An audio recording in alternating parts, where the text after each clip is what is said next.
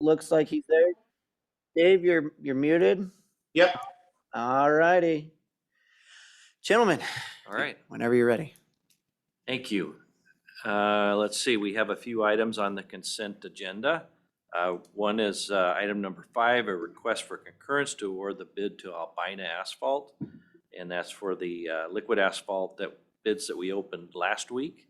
Albina was the low. And we want to move forward. It was a great bid price for us and unexpected. We thought it would be more. So that's good. Yes. Everybody else was more. So, yes. Yeah. You got lucky. Yeah. Item number 6 is a licensing agreement so that the American Legion can have a Easter egg hunt again. So it'll be the first time in a couple of years that they've been allowed because of COVID. So that'll be a good thing for the community. Item number 7 is a request to publish notice for our planned county force work, and that's work our crews do on capital construction projects. So typically we will put the hard surface of the BST on a road construction project the following year. So this year it'll be Old Mountain Road. Mm-hmm. That'll be counted as county force work, which is work our crews do. There's a limit of about 810,000, 815,000 ish. That our county can spend. Just because we don't want to take work away from contractors, there's a limit. So all counties in the state have that limit. Ours, and they're all different, depending on if you're a big county or a small county. Item number 8 is a contract bond and contract between StripeRite and the county. And this is for our annual striping contract that we contract out every year. Item number 9 is authorization for the chair to sign our digital submittals for CRAB, and this is to get our standard of good practice for doing the things that we need to do per RCW and WACS for managing funds. How do we do that digital signature? No, you guys sign it, then we'll send it. We'll digitally send it to them. Yeah. We'll send it to them. We send everything into them digitally. Got it. And not a digital signature. Right. Okay. Yeah. Because I was going to say we're working on the signature policy right now. Yeah. I have a question on item number 6, and this is kind of for my seat mates as well.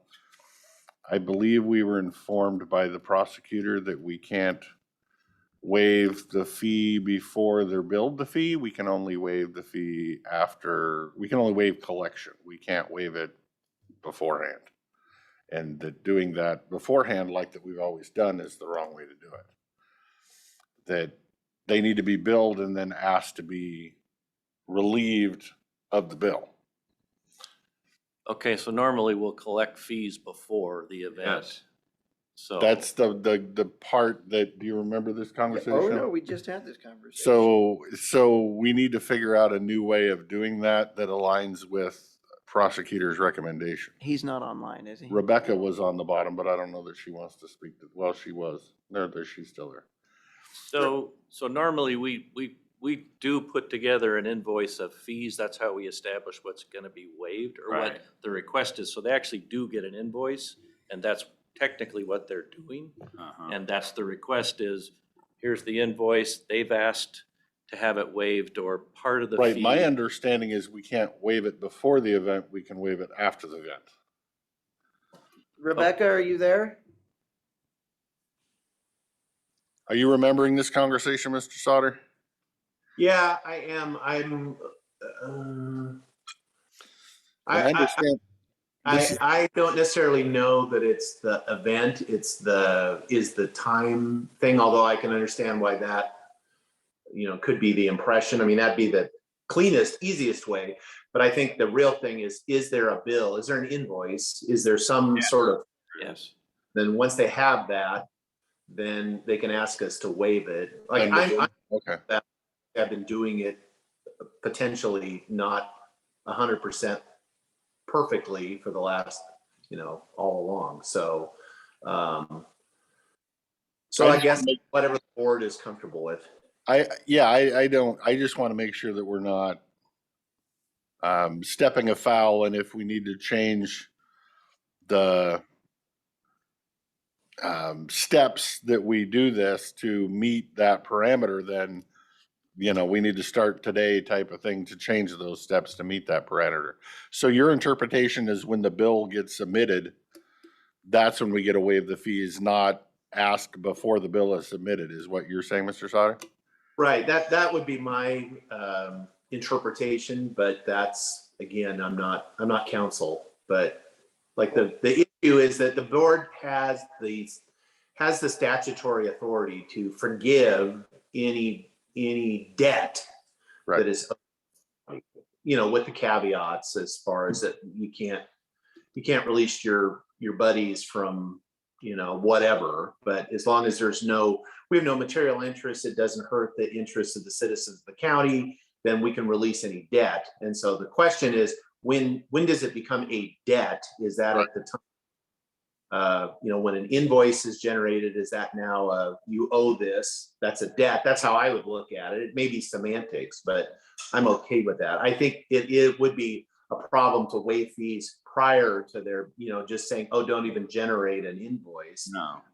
I think we have authority to do that. And we can work with the prosecutor to Yeah. make sure what our process is okay, or it needs to be modified. And did we take the item number 6, did that have the reviewers to form by the prosecutor on that? I would imagine. It's our form that I they was gonna have say, I don't reviewed in think the it's- past. Yeah. Yeah, it's our standard form. So that makes sense to me, like Commissioner Sauter said, is after they get the bill, not before they get the bill. And then we can, I guess, double check that with the prosecutor later. So I'll be a yes on your 6 and just clarify with the prosecutor later to make sure Okay. we're on the right page. Yeah, I mean, Okay. the only thing I could think of is we might need to change the wording of how we explain it so that we follow the way that the prosecutor said that this is waiving of the debt, and we make it very clear, would be my thought. Yeah, because we usually we get their invoice together, we bring it before you guys and say, this is what you're gonna be waiving, this is the cost. And if we weren't waiving it before they moved in, we would ask for the fee, because some of the people that come in for a one-off, you might not get there after their event is over. The local people, that's not. Well, that was kind of my question for the prosecutor. What do we got to charge the people $1,000 up front and then afterwards return it to them? I guess that's kind of the. But then you're not waiving the debt, you're refunding it. See, so I think the best thing to do is, if Rebecca could look into this, make sure that the way we're doing it accordingly here is the proper way. Or maybe Mr. Cannell, and then we can move on from there. Does that make So you're sense? saying hold item number 6, or you're saying do item number 6 and re-clarify with the prosecutor this afternoon to make sure that way was Yeah, correct We going can forward? pull it. Yeah, if you want to pull it, we can. I mean, we have So we have time. time. We have time. So Yeah. we've got a week. So if we could send it over to the prosecutor and make sure that this is the way that he wants it, that Done. would be the right way to That's- do. I just want to make sure we're not running afoul with. Does that work for you, Dave? Yep, that sounds good to me. Perfect. Thanks, guys. I had the same question, just so you know. Okay, continue on, please. All right. Construction program, we will restart work on the grant-funded signs and guidepost project on the 11th. Roosevelt Grade Road paving project restarted this week. Courtney Road, they're gonna put out signs for the closure and get ready to start on the 4th with the full closure of that short segment of Courtney Road next week. Let's see, still working on Klickitat Path, working through the design details, and we have our open house, which you should have got notice for. That'll be, I think it's let's say week of the 11th. I believe so, yes. Courthouse parking lots, we're finalizing the final details for those. And then we have our request into the city for they have a hearing set for the 4th, next Monday. So the open house is on the 11th, but we're closing it on the 4th? No, the open house for the path Klickitat project. Path. Oh, that's for sorry. Klickitat Path. Yes. Okay, sorry, I put Courtney Road there. Budget straight. Yeah, the week of the 11th. Oh, if you didn't already get notice, you will get notice. And you today. did the open house on Courtney Road already? We had Yes. 5 people turn out. Okay, thank you for the update. And that Yes. were they all people who lived along the road? One person that lives in the closure, and then 2 other ones that live below the closure. And then we had people that are like one guy from Bristol and another person up above. We've heard from some other people up above that couldn't attend. So there's, A lot of money. Yeah, Not it's to a be- big project. yes. Yeah. Okay, then we're still trying to sort out, we'll have a list of bridge projects for you when we sort it all out, probably later this week, so maybe next week we'll maybe talk some more about what we think should be done, or what we should go after for the 100% grant funding for bridge repairs or replacement projects. On the maintenance side, Goldendale to Bickleton crews are removing Annex 3 this week. We were hoping to get word on the hole to continue filling that, but we decided not to wait because we keep hearing, well, tomorrow we'll make a decision so you can fill the hole, but that's been 8 days ago and now we're just moving on. And once we hear back from them, we'll finish filling the hole, which will take a couple days. It's not gonna take that long when we get back to it. Too bad you couldn't take the building and just throw it in the bottom Yeah, that of would it. take care of 2 birds. Just crunch it up and throw it in the hole. Construction debris, yeah, that's brilliant. Be an archaeological find for somebody. Yeah, in the let future. it. It only seems fair. I mean, somebody left us a friend. Yeah. Just leave an empty 55-gallon barrel at the bottom. Just an empty one. Just an empty one, just to scare them. Yeah. With the time capsule inside, of course. Of course, And a ha yeah. ha ha. Aha joke, yeah. Oh. Okay, and we're also doing sweeping sand and grading roads as well. And we removed the brush from Carr Road. Oh, you did? Yes. So was it pretty full or was it A bad? lot of it folded over due to the winter, which is kind of common. You know, the brush gets tall. Right. It actually grows outside of our right of way Okay. because we don't have much for right of way on Carr Road, Right. very minimal. Right. And then the snow packs it and then it falls into the drainage. Okay. into the ditch. Where's Carr Road? Once you get to the top of Camp 5 Hill going out of BZ, where you keep going up that straight, Carr Road goes off to the left there, right past the Green Bridge. There's the Green Truss Bridge on the right. It's well before you get to Trout Lake, before you even see the mountain. Right when I you, think I know where it is, yeah.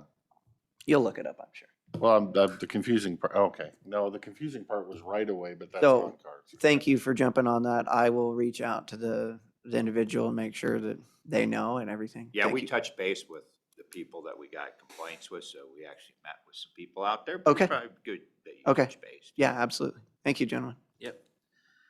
Let's see, so they're also finishing up hauling gravel on Sleepy Hollow Road and this week, or today. Today. And then they're hauling more rock on the end of Snowden Road, grading, and that's pretty much it. Sanborn is done. Yeah, Sanborn's done. So I know I'm gonna open up a can of worms here, but like on Sleepy Hollow where these guys are hauling during the muddy, nasty part of the year and it's definitely degrading the road. I'd hate to say it, but you know, on projects valued over $1 million, we need road haul agreements and all this kind of stuff. We do that when anybody's doing construction, when you're gonna log 300 acres of ground with, 500 plus loads. And we come in after the fact and clean it up. Do we have anything with these guys to be like, you need to grade this road too while this is going on? We don't have a formal road haul agreement. So with these, when a logging company comes in, they get a forest practice permit. They're not required to talk to the Us. local agencies. Right. And so those slip through where we apply our road haul as these large projects that come in and they have environmental documents, a SEQA Mhm. that they're processing. And it gives us an in. That's how it works. So we've talked about adding that because some of them do slip through, that we have in our ordinance, we have a road haul agreement process. Right. And that would be part of that change to Well, capture. I'm just looking at the fairness here, because when they do the rally car races and we come in and, make them clean it up Yeah, versus, 500 log trucks, I mean, what's going to have more of an impact on the road potentially? yeah, the big companies, they're pretty good about working with our guys. Yes. But it's these smaller sales that, people, log in their property that Mhm. aren't from here maybe in. Right. Right. So when we eventually get through redoing Title 12 road, that can be a potential add into that. Yes. Yes. Yeah. Well, it's something Sounds that, like you got two of us anyway, and I don't know about number 3 that wants that discussion later. I'll have the discussion later. I agree as far as, I think it's a fairness issue, and I think we do have, I think we've all seen damage to our roads, and it's just not fair as far as, I always feel like if my project harms the public road, that I should be responsible for fixing it. And, we require that for anything that we have sort of jurisdictional way to do that. That's kind of our job as the board, is to look after that public asset. And if the way to do it is in Title 12 in the ordinance, to have some standards in there that we can enforce. And I know we talked before about maybe it was through SEPA, but they're not really triggered in that. I know we have some other tools that we have not used, but I think the ordinance is probably it would be the cleanest, easiest, most transparent way, so that it's just plain language in there. And so I would definitely be supportive of that. the Forest Service requires it on all logging sales that you fix the road, maintain the road. Usually you have to rebuild the road, and that's how they're getting their roads built. And everybody else, every private landowner does it, and it's kind of weird that we don't. Well, I don't know that I'd use the word weird. There's a shifting of opinion over the last 20 or 30 years. So. Okay. Continue. Okay, facilities, probably the big thing on the building is crushing up the Annex 3, removing that. And then we've got our HVAC people scheduled. They had to get some parts for slowing down the fan coils in about 10 to 15 units, and they'll be here Thursday to start that work.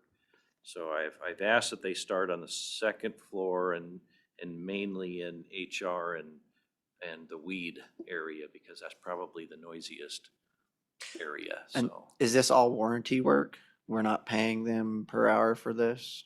we want to get it done. It's 3 days worth of work. There'll be other things that are warranty work. We can argue over the payment, but we might be here a long time if we do. Right, if we don't. So Yeah, we're gonna so pay now and then ask we for can argue, reimbursement later. Yeah. Okay. So Isn't that also, that's what retainage is for, is that we have some, we do have some all the way to the end. So, Right. we don't haven't get- taken all their money. No. so that'll get their attention. All right, thank you. Yeah. Let's see. Radio sites? Nothing new from last week. We're still waiting to get a geotech up there, finalize some stuff. And when we do, then I'll let you know where we are. So We'll tie down the estimate a little bit better. the radio site is to the west of those tall towers that are up there on the east side. So we're further east than those ones. So is the Yes. power coming from that location Yes. across? Yeah, Okay. that's what makes it so reasonable, Okay, because, PUD's gonna pay for it, but it's $10,000. Not that $10,000 is, but when it's a $1.5 million project, that's pretty minimal. Because the power runs right across, right just north of the site. mm-hmm, It's only like 130 feet away. So that makes it real nice. That's the other reason we looked at setting the site there, was because I figured we needed that as we were Close to hauling. power. Yeah, and most of it's underground that services the site too. All the way from the I have an actual I got from the PUD, their Down outage below, rate. right? Yeah, for that whole circuit, and it's pretty minimal over the last 3 years. Good. So that's real good. So is that gonna help us define how much battery packs we need? and- Yes, yeah, we're gonna meet one more time. I'm gonna pull Jeff in again with our consultant on next week, and we're gonna end this battery discussion once and for all, hopefully. Okay. Sorry for Right. interrupting. Let's see, so moving on to the end of April, I have review of RFPs for the bridge project management team. And so that's probably about a week and a half. I'll be tied up with that, where I'll be more focused on that than the other duties here. Talking about the Hood River Bridge. Than Hood River Bridge, sorry. And so Jeff will be here though. Yeah. And then. They can't see though. And then also the week of, the second week in May will be the oral interviews, and so there'll be a couple days, and I think it's Monday and Tuesday are the days they picked out, so I'll miss another Tuesday that week. So just wanted to let you know, and then hopefully that'll provide a team to work through the bridge design. So. Thank you. I know that is going to be a huge amount of time suck on you, but I'm really glad that you're willing to do that. Yeah. It's a heck of a lot better than me sitting there doing it. At least from my perspective. Yeah, it'll be good. Good to see it move forward. I'm kind of surprised Hood River didn't demand to have their guy. Hood River County has someone on it, don't they? They Yeah, do, they, yeah. one of their guys. Yeah. Yeah, no. So Okay. we've got Gordy in Hood River County, Okay, and okay, so okay. that's our technical. Okay. Yeah. And then Commissioner Fox is going to be involved as well, who's the who's the chair of the, co-chair of the bi-state working group. So, and he's retired and has time, and I said, I can't. Well, Yeah, there's two other guys, another guy from the Oregon side in Portland, and I think he works for ODOT. ODOT, and then I was a And- WashDOT guy. Yeah, a WashDOT guy out of Vancouver area. So we'll be busy. But it'll be good. And then the last thing on my list is every year we hire some summer temporaries to help us out during our peak and our construction season.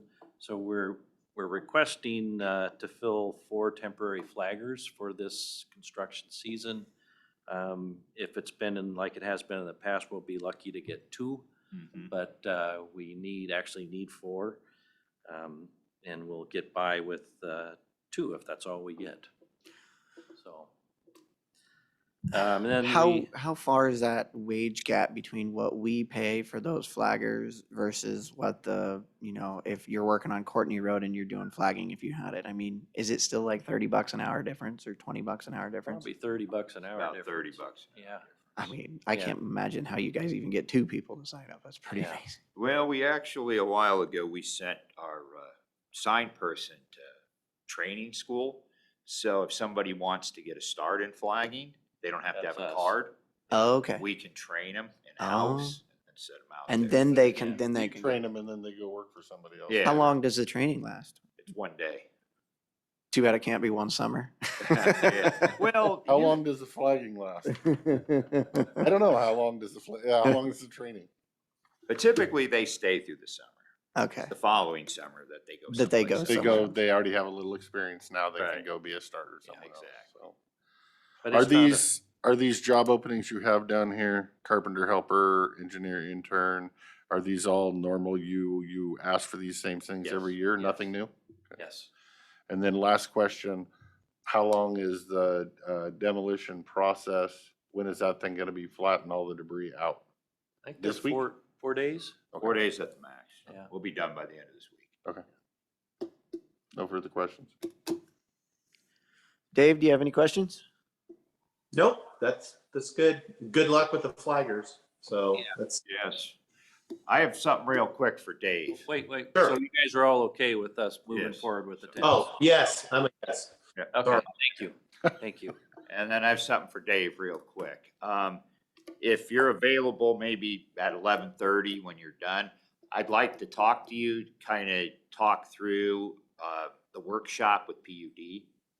Yes, really is a workshop, so. yes. Boards. No, I appreciate that. I was kind of hoping for that because I was hoping we could have some preliminary stuff prior to that, since I'm going to be coming in kind of hot into Yeah, that up. I need some backup. So, okay, so I'll call you around 11:30. perfect. Okay, thanks, Dave. And then, I'm not sure if you're aware, we have the industry day for the bridge replacement Thursday from 1 to 3. If you're available and want to listen in, because they'll ask questions, it might help you in your process, to see who's gonna be there. I can send you that Zoom link. That'd be great. Thank you. Thank you. And if you're too busy, that's fine too. Okay.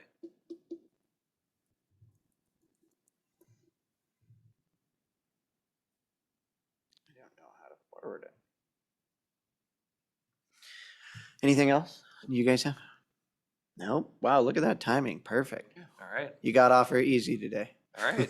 Thank you, gentlemen.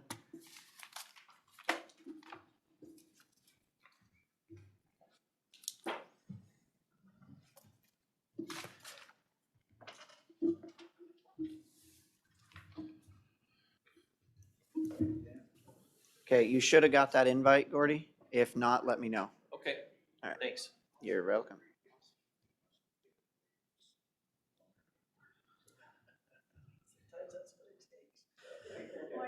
Good morning, Under Sheriff Neer and Miss Ellings. That beautiful paper. And I brought toys. You Bought brought new paper. I toys. saw that in there. What is this? Deal, did you run out of old paper? Oh, great. I saw Oh, that in the bill great. I folder. know you have boats. Boats, what's boat? Yeah, we both have boats.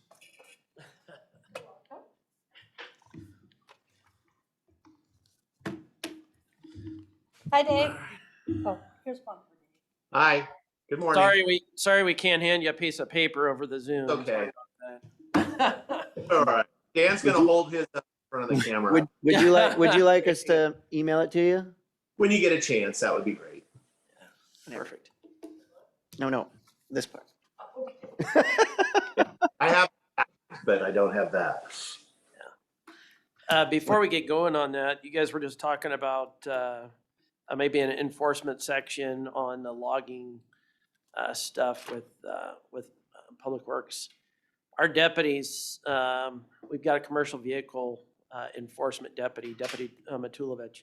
He's asked to be able to do some of that stuff or some of the commercial stuff that's on county roads. So if you put an ordinance in there, we have somebody that is trained that could kind of take on that responsibility from the sheriff's office. So what would you be thinking with regards to like the logging operations and the enforcement? Are you thinking of scaling, wait, what are you thinking? So so I believe that he can do any of that stuff in the state as it is now. But basically, if you had some type of enforcement section in the ordinance when they're driving out on the logging roads, potentially, or excuse me, on the roads, potentially causing some type of damage to the roads, if there was an enforcement option in there, and I don't know how that would look.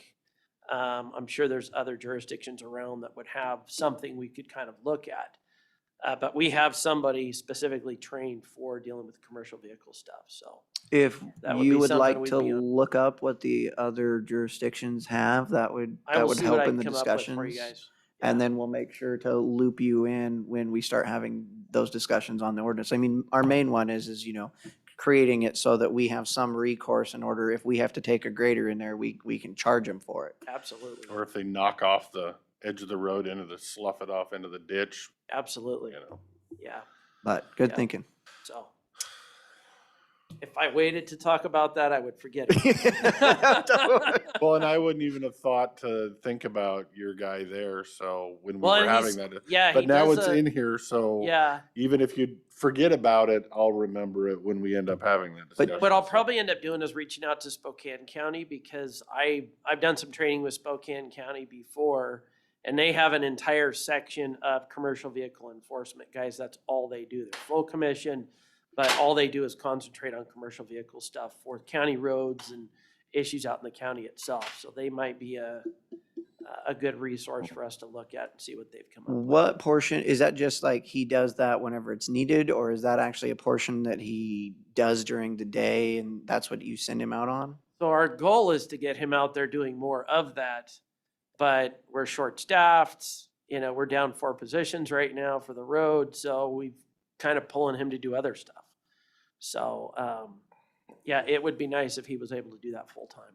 And he But- takes the scales and all of that in the That's- back of his rig. Yeah, that's why we had to buy a bigger vehicle for him. He has a Ram 2500. The rest of us are, in Ram 1500s are moving into those. So the 1500 did not have the weight capacity or the size to To carry hold those those scales things. and other stuff, because that's pretty heavy stuff. So, So is he able to pull those out by himself then, yeah. if they weigh that much? Yeah, Wow. because they're in different pieces. They basically assemble it underneath a truck. Okay.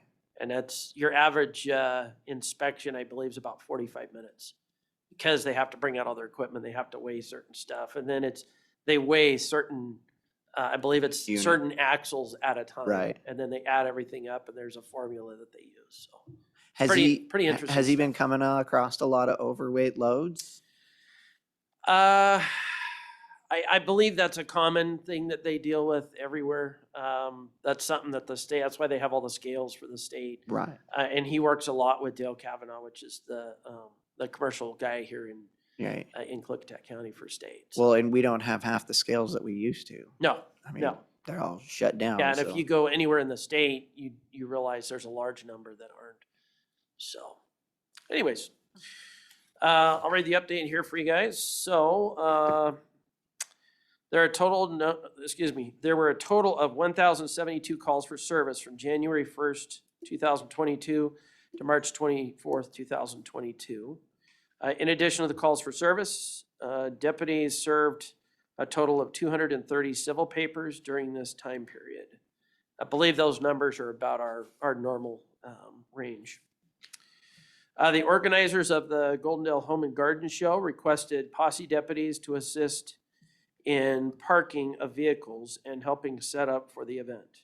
The event will be held May 6th through the 8th, 2022 at the Klickitat County Fairgrounds.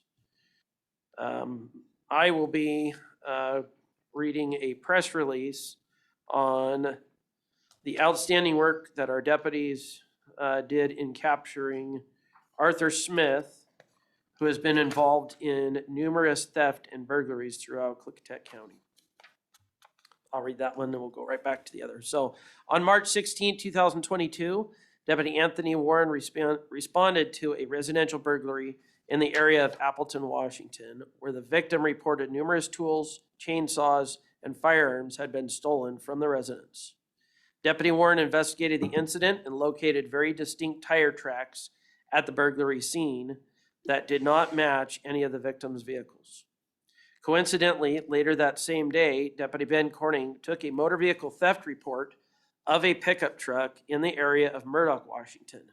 Deputy Warren had previously met with the owner of that stolen pickup truck on an unrelated theft case and suspected the stolen pickup truck may have caused the tire tracks at the burglary case. On March 17, 2022, Deputy Warren shared the photographs of the tire tracks from the burglary scene with the owner of the stolen pickup truck. The owner of the stolen pickup truck confirmed the tire tracks appeared to be made from his truck tires. Deputy Warren checked around the Appleton area for the stolen pickup truck, but was not able to locate the truck. On March 19, 2022, Deputy Warren responded to a burglary report off Snowden Road in White Salmon, where he located the same distinct tire tracks. In that report, tools, gas cans, and a rifle were stolen from the residence. On March 20th, 2022, Deputy Dwayne Matulovich responded to a second burglary at the same address off Snowden Road.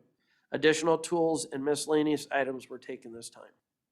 On March 22nd, 2022, Deputy Warren, Deputy Randy Wells, and Sergeant Joe Riggers located the same distinct tire tracks on Fisher Hill Road in the Appleton area. The tire tracks were followed and the stolen pickup truck was located at a camp near some power lines just off of Fisher Hill Road. A newer travel trailer was parked at the campsite and numerous items could be seen in the back of the pickup truck. Deputy Warren, Deputy Wells, and Sergeant Riggers surrounded the campsite. Arthur Smith, 42 years old of Appleton, Washington, fled from the travel trailer and ran into Deputy Wells. Arthur Smith had an outstanding felony warrant for assault in the second-degree domestic violence, and the Klickitat County Sheriff's Office had actively been looking for him since August of 2021. The Sheriff's Office had received numerous reports from community members that Arthur Smith was armed and dangerous. Deputy Wells and Sergeant Riggers drew their service pistols and ordered Arthur Smith to freeze. Arthur Smith complied and was taken into custody without further incident. Arthur Smith was transported to the Klickitat County Jail on the outstanding felony warrant. Deputy Warren confirmed the tire tracks on the stolen pickup truck were the same tire tracks that he had seen at the various burglary sites. Upon further investigation, the Sheriff's Office learned the travel trailer had been stolen from the Dalles, Oregon. The Sheriff's Office seized the travel trailer and the stolen pickup truck. On March 23rd, 2022, the Sheriff's Office served search warrants on the stolen travel trailer as well as the stolen pickup truck, recovering most of the stolen items, including the stolen firearms. Deputy Warren submitted charges to the Klickitat County Prosecuting Attorney's Office, charging Arthur Smith with 2 counts of burglary in the first degree, 1 count of residential burglary, 2 counts of theft in the second degree, 5 counts of theft of a firearm, 1 count of possession of a stolen motor vehicle, 1 count of possession of stolen property in the first degree, 1 count of malicious mischief, and 1 count of unlawful possession of a firearm in the second degree. The Sheriff's Office is continuing to look at other thefts or burglaries in the area to determine if they may be connected with this arrest. Sheriff Songer wants to commend Deputy Warren on his outstanding performance in investigating this case. Deputy Warren worked hard putting the pieces together in this case. Sheriff Songer would also like to commend Deputy Corning, Deputy Matulovich, Deputy Wells, and Sergeant Riggers for their hard work in assisting with this case. Sheriff Songer is proud of the deputies. The teamwork and cooperation from the Sheriff's Office employees is a great example of what the Sheriff's Office does to protect the rights of the citizens we serve. And there are a number of other burglaries that we are looking at to try to tie into this stuff.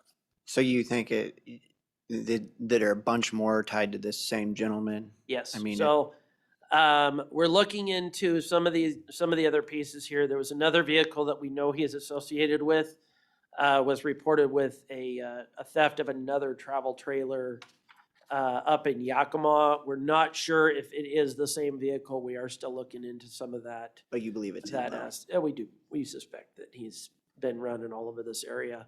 Basically since August, we've been chasing him. So. And Yeah, you knew it was him for a long time? We Suspicion. we've suspected. So we're working hard on it. We're a big county and the guys are running from call to call right now. So it takes time, but we catch up to it and we address it as we can. So. I mean, I saw this on Facebook and Yeah. I was just absolutely like, good job, Yeah, guys. absolutely. Good job. Well, and there's been a number of suspicious characters, that didn't equate to a break-in, and it makes me wonder if some of those will stop now. So if you, probably not. So the citizens are getting really good about calling stuff in. If you look at the number of calls, you look on the, I don't know how many pages back we are here, but we've got some statistics for the Sheriff's Office here. And you look, we've got 2 pages of the various statistics here. Citizen Assist is our highest at 96. And next to Citizen Assist, I believe, is the suspicious persons and circumstances. So we're getting a lot of good citizens that are calling stuff in. People are, in the past, we've had people that will call us days later and go, I should have called you the day that I saw this guy, but now 3 of my neighbors had their houses burglarized, so now I'll call in about this. And we've been encouraging people, don't wait to call that stuff in. Call right away, and people have said, well, we don't want to bother the Sheriff's Office. You guys are busy. We are, but if you call that stuff in while it's going on, it's a lot easier for us to go up there, contact somebody who maybe hasn't done anything wrong, but all of a sudden they see the Sheriff's Office there and they decide to go somewhere else to do their bad stuff. that actually saves a lot of work for us down the road. So that's our encouragement to people, is just to keep calling stuff in. And that number reflects that. Are you, I've been seeing stuff online. Are you guys seeing much mail theft? Are you getting a lot of reports for the mail theft? I mean, We've consistently had that. Yes, Okay. that is a continual problem. is it going up or is it about the same that you've seen? I mean, It goes up, it goes down, it gets reported, it doesn't get reported. I believe that it's about the same number that it's always been. So it's been consistent. We get reports from, as an example, we had Turkey Ranch Road. We had a number of them reported off of Turkey Ranch Road. Around the same time, we had a number of mail thefts that were reported off of Box Canyon. There was an arrest made in the city of Goldendale, not by the sheriff's office. And it stopped some of just that. like that. Yeah.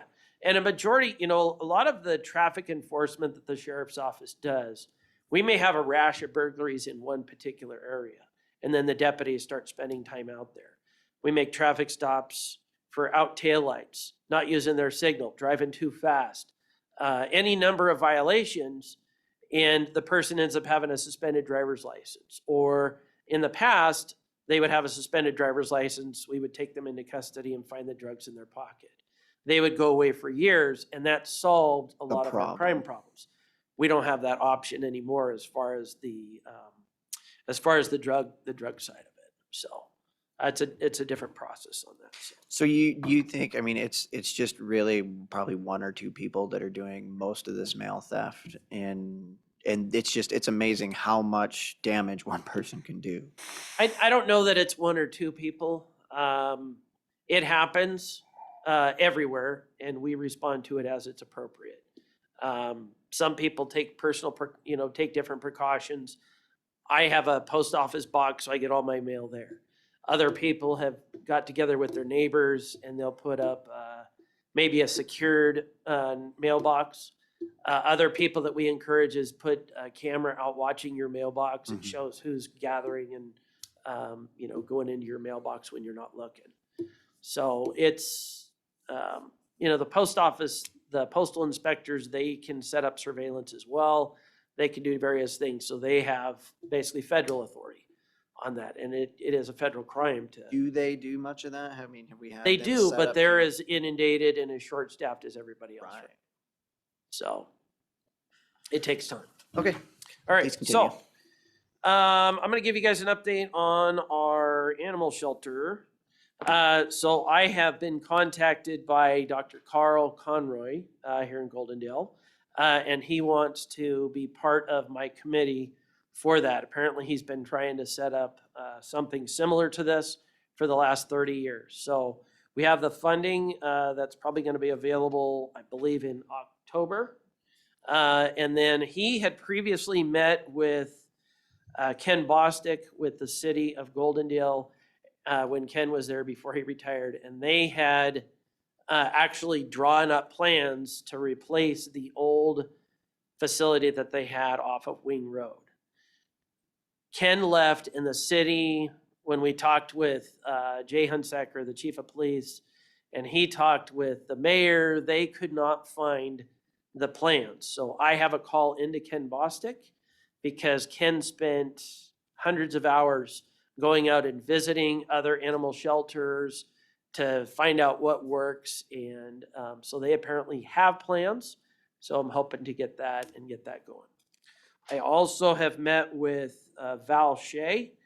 She's a local member here, or local resident here. She wants to be a member as well on the committee. And there's a number of other people that she is friends with. We have met with 3 of those individuals before we even put in for the funding. And so they want to be part of like an oversight board over our animal shelter. So we're making progress on that. And we are going to have, so we had previously mentioned about doing something in the Dallasport area. When we submitted the funding request, we had to list an address where we already had property. So, and we have property in Goldendale. So we did that. We have met, or we have spoken with Representative Gina Mossbrecher. Yes, we can move it out of Goldendale, but they would prefer that we didn't because there's a process we'd have to go through. So we're gonna have to look somewhere here in the Goldendale area. We do, the county do have property in Dallasport. Yes. On that one triangle piece. Yes. That and out there. Yes. But I mean, when you came in last time, you were talking about getting volunteers to Yes. help man it. And I Yep. think Dallasport would be a lot harder to find volunteers to man it. I don't know From- that though. From Goldendale, you Because think? there's a lot of people actually on the west end that want to be, that have kind of reached out and said, hey, we'd really like to be part of this as well. And so we're actually finding people all over the county that really want to be involved in this program. So I'm not sure that if, it's easier if we just leave it in the Goldendale area. So I think that's the direction we're looking at on this, but we're doing lots of work. Do on we it. have more issues in the Goldendale area than in the White Salmon area with regards to dogs? We have issues all over the county. Goldendale had a facility and they, so they were kind of the go-to place. Like we didn't have options as far as where to house the dogs and things of that nature in the past. So we would work with Goldendale on that and they were very, very good to work with. So Have you guys thought about expanding the scope of it so that, I mean, one thing I know we have on the west side is finding somebody to watch your dog while you go out of town or whatever is really difficult. And I don't know what it is. I don't live up here if you have the same problems. But expanding it so that you could also not just do, that kind of a clinic, but also have another side of it. Like a doggy daycare. Like a doggy daycare almost. Well, I don't know if you saw on the White Salmon Happenings page, the dog, in Bingen, the dog training Mm-hmm. is reaching out to find the interest on doggy daycare. If he expands his business model to include that. Okay. Yeah, because I mean, that makes, We need it. we definitely need it. And so I'm I think looking. that's a pretty decent funding option, because you're not gonna get funding from a stray dog, but no, well, somebody $40 yeah. a day to watch their dog. And this there's is- a funding option. yeah. And one of the big reasons that we're looking at something like this is the vicious dog aspect. And when we when we build whatever we're going to build on this, we're going to have to be able to isolate those animals away. So if we were doing like a doggy daycare type of program, there's some potential liability on us by that dog even being close to some of these other animals. Because these dogs that we're taking, we're going to have to bring them in. We don't know whether they have shots, whether they've got, diseases that can spread to other animals. So there is some issues related specific to that. That isn't something that, that we've talked about so far, but obviously we have looked at, what other areas around us are doing. So, I have a contact that managed one of these facilities for years up in northern Washington that I can Okay. get in touch with you Yeah. that has done all of the fundraising that probably has everything that you could need. and we have met with somebody who did that in Cowlitz County Okay. already.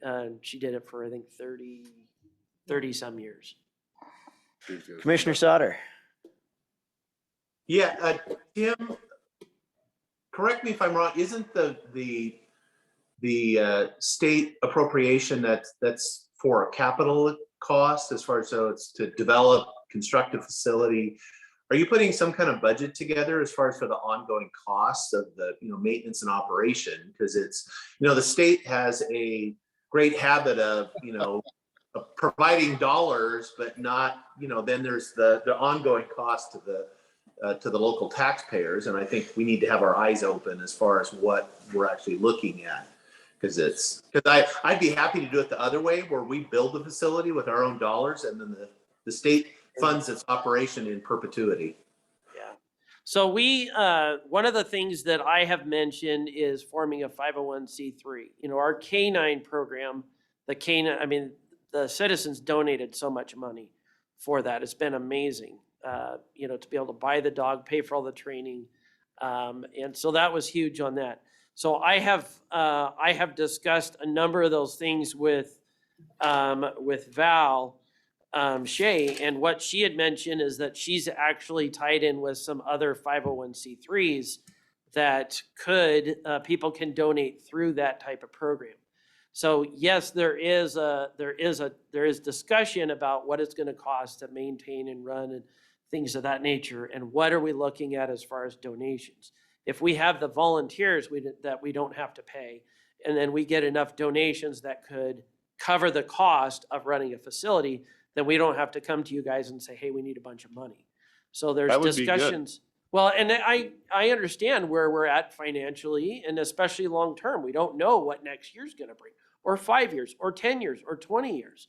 So those are things that with this other person that we've been in discussion with, who did this stuff for the last 30 years, you know, how their facility was run over, I believe she said over the 20 or 25 years that she was in charge of fundraising, they got somewhere in the realm of $5 million over that time frame. So there's a lot of people that want to donate, want to be part of this, and if we can do that with no cost to the citizens, other than what they choose to donate, I think that's a great way to look at it. We may be forced to come to you guys and say, hey, look, you know, we need some money for maintenance, or we need some money for utilities or something. So We may have to look at some of those things, but we're gonna try everything we can not to. the application through the state was for the county, correct? Or, I mean, you got the dollars and it's gonna go to the county for construction of this? That's correct. And so it's still going to be county-owned dog shelter in Yes. your mind, but you're gonna have a 501c3 for operations. That was our thought, because that's kind of the way that we do search and rescue, right? There is a board that oversees search and rescue. The sheriff's office does have a small budget for them, but there's a lot of stuff that it is a 501c3 that they get a lot of their equipment through that, because they can apply for donations, they can apply for grants, different things like that. So Can I address Commissioner Sauter's question? When we wrote the proposal, there was a section for the building, and then there was a section for an animal control officer. And we've been in contact with Chief Hunsaker, and we're hoping to get buy-in from the cities, similar, not like the dollars that we get for the jail, but that they will cover half of the cost of the animal control officer.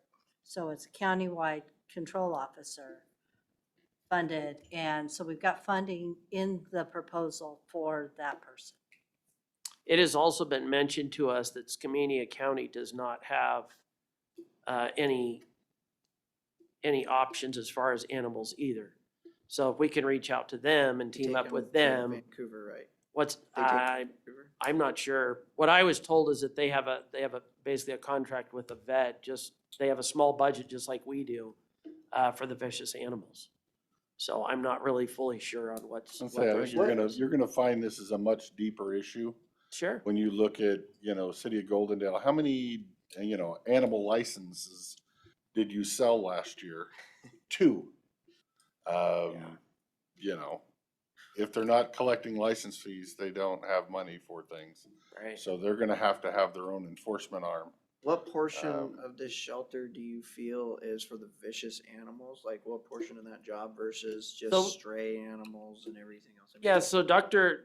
Conroy and we kind of discussed, and what we have talked about before is that we want to basically have it a kind of a minimum number of 20 animals that we can take at one time for basically strays or whatever the issue is with them.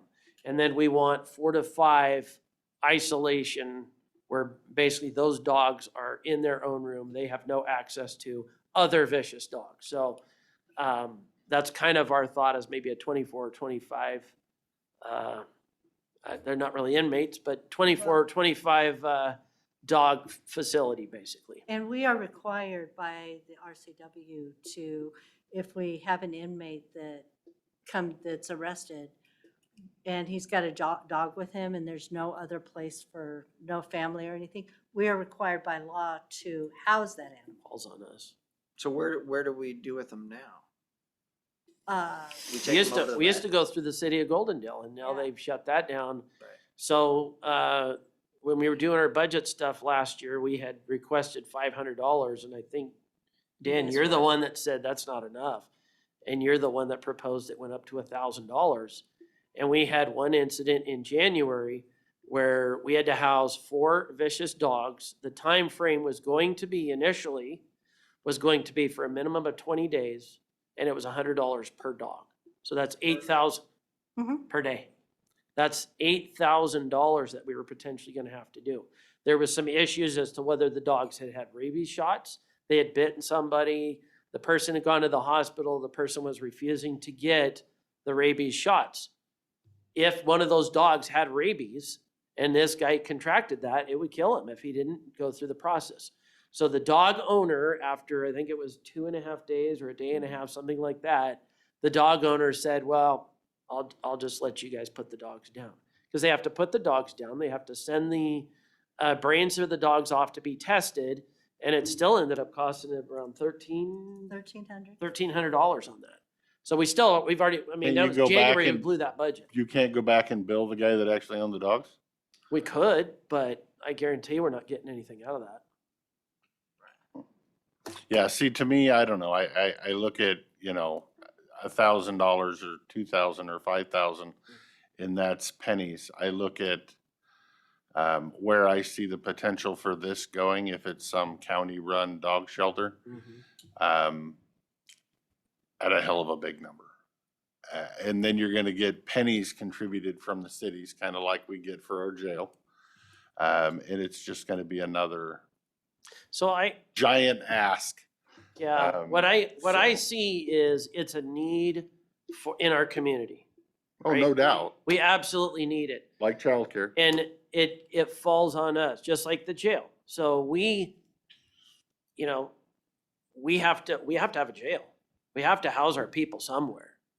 And the more that we can get from other people to contribute, it just lowers the amount that we're gonna pay out at the end. We have to pay for this stuff. So how do we get additional funding to kind of offset that and Is help the- that stuff out? Is the dog shelter, is it staffed 24/7 or do they No. shut the lights off and go No. home at night? Now, most shelters are not Okay. staffed 24/7. Basically, what you do is you have a group of volunteers that come in. They run the facility during the daytime, care for the dogs, everything like that. And then throughout the night, let's say one of the deputies gets an animal call. There's 2 different things they can do. If it's a cooperative animal, they can put it in their vehicle. They drive it up here, and then there's usually they'll have some basically some isolation kennels, if you call them, that are all ready to go. They're pre-stocked with a little bit of food and a little bit of water. So they just put the dog in there, maybe write their case number or a brief little synopsis of what's going on with that dog. And it's sitting there waiting the next morning when the volunteers show back up. My other question would be, what is gonna be the county's liability when we have these volunteers working with these vicious, dangerous dogs? So, and that's something that we did talk a little bit about, and we have more stuff to kind of explore on that. Training is a big thing on that, and then getting the right equipment is kind of the biggest ways to offset any issues. I on guess that. I was unaware when you were applying for this grant that it was going to be a county facility and not some kind of a private facility. Are you still thinking private facility, or is this gonna be Klickitat County Dog Shelter? Yeah, I don't think we've ever relayed the message that it would be private. Then It is a why need. was the board not asked if they were willing to fund and operate a dog shelter before the grant was even submitted? Or the funding was asked for? I don't know the answer to that.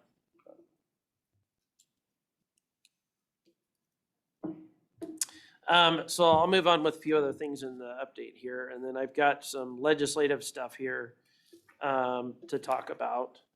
Or maybe I'll just start with the legislative stuff. So the 2022 legislative session, so I'm a member of the Washington Fraternal Order of Police, and so I got a nice update from them. I'm also a member of the Washington State Narcotics Investigators Association, and I got an update from them. Some of them are overlapping, some of the stuff is not.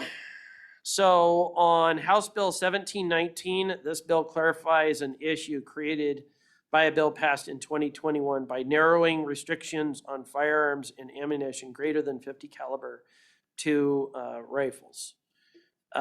This effectively confirms that law enforcement agencies may acquire and utilize non-lethal equipment and ammunition for greater than 50 caliber. The bill passed both the chamber and the legislature and has already been signed into law. So if you remember last year, we talked to you guys. Guns, What's that? for the beanbag guns. Beanbag gun. So if you remember, we had to get rid of all of our lethal shotgun ammunition. So they've changed the law. We cannot bring the lethal shotgun ammunition back. So we had to, remember we had to have it out of our inventory by a certain date. And we went through the auction process and got rid of it. The less lethal stuff, we had a decision to make because the wording in the law said, very specific, nothing larger than 50 caliber. Well, a shotgun round is actually 50% larger than 50 caliber, just because of the size. So we had to make a decision on whether to pull all the less lethal shotguns or leave them out there. Half of the law enforcement agencies in the state said, in the law it says we have to provide them less lethal shotguns. In the same law it says we can't provide them with ammunition larger than such and such.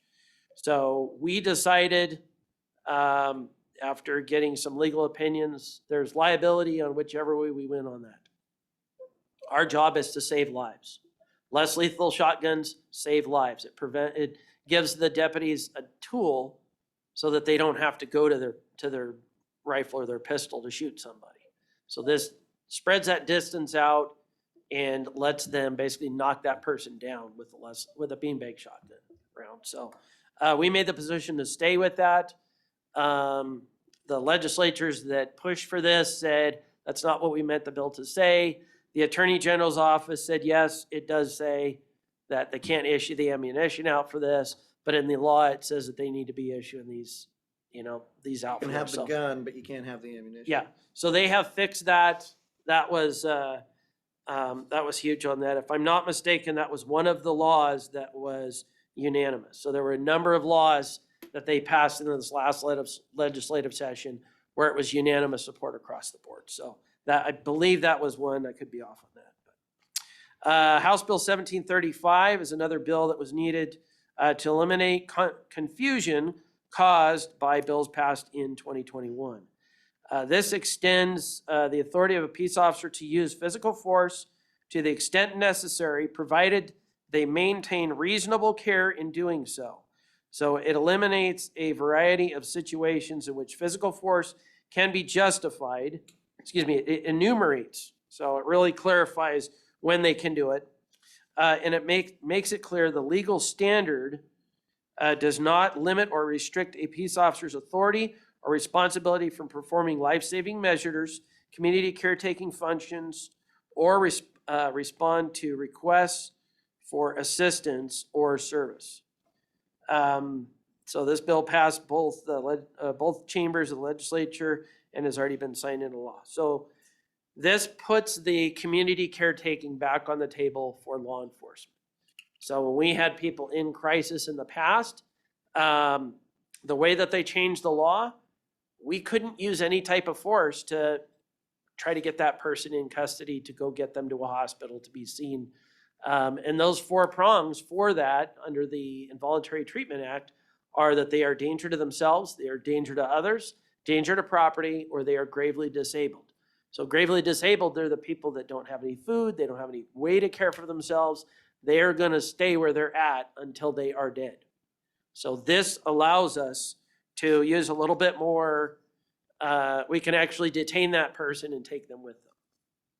In the next one here, House Bill 2037, this is final clarification that confirms that police officers may use necessary reasonable force when there is probable cause that the person has committed or is committing an offense to prevent the person from fleeing a temporary investigative detention or take a person into custody when authorized or directed by statute.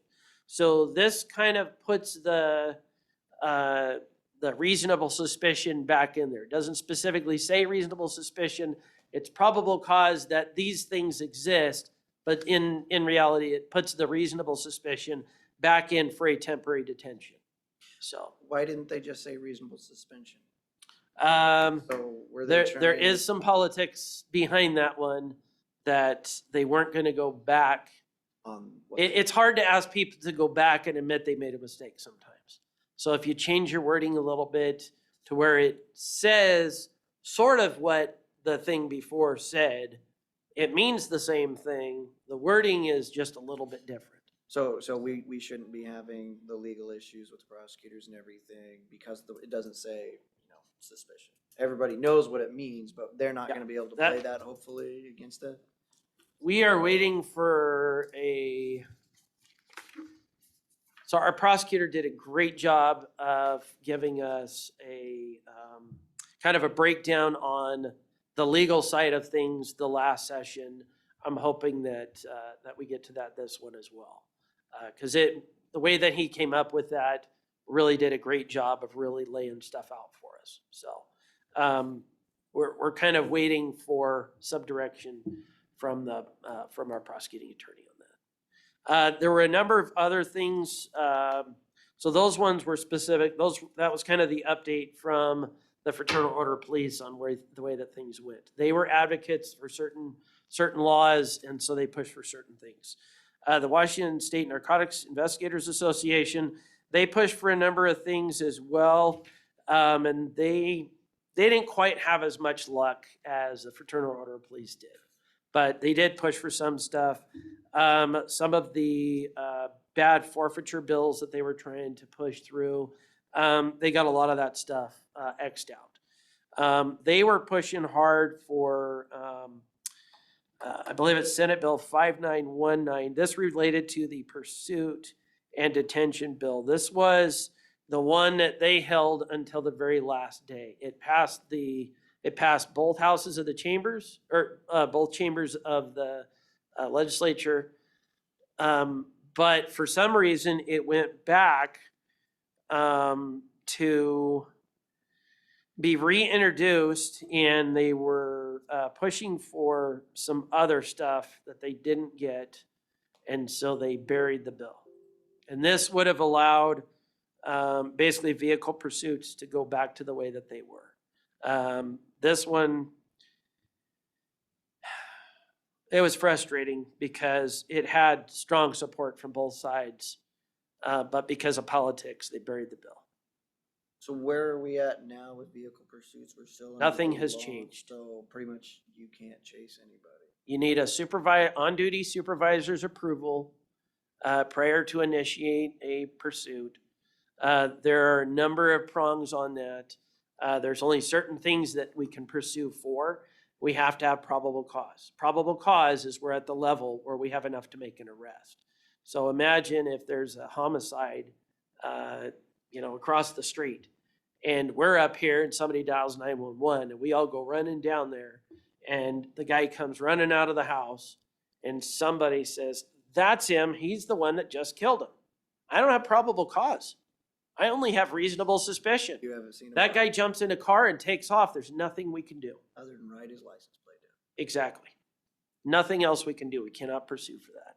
So this was, and that's led to a lot of the crime statewide. We have an increase of crime going on in our communities. We're busy. It's more violent crime, but the level that we're getting compared to what the rest of the state is getting, we are lucky in our community.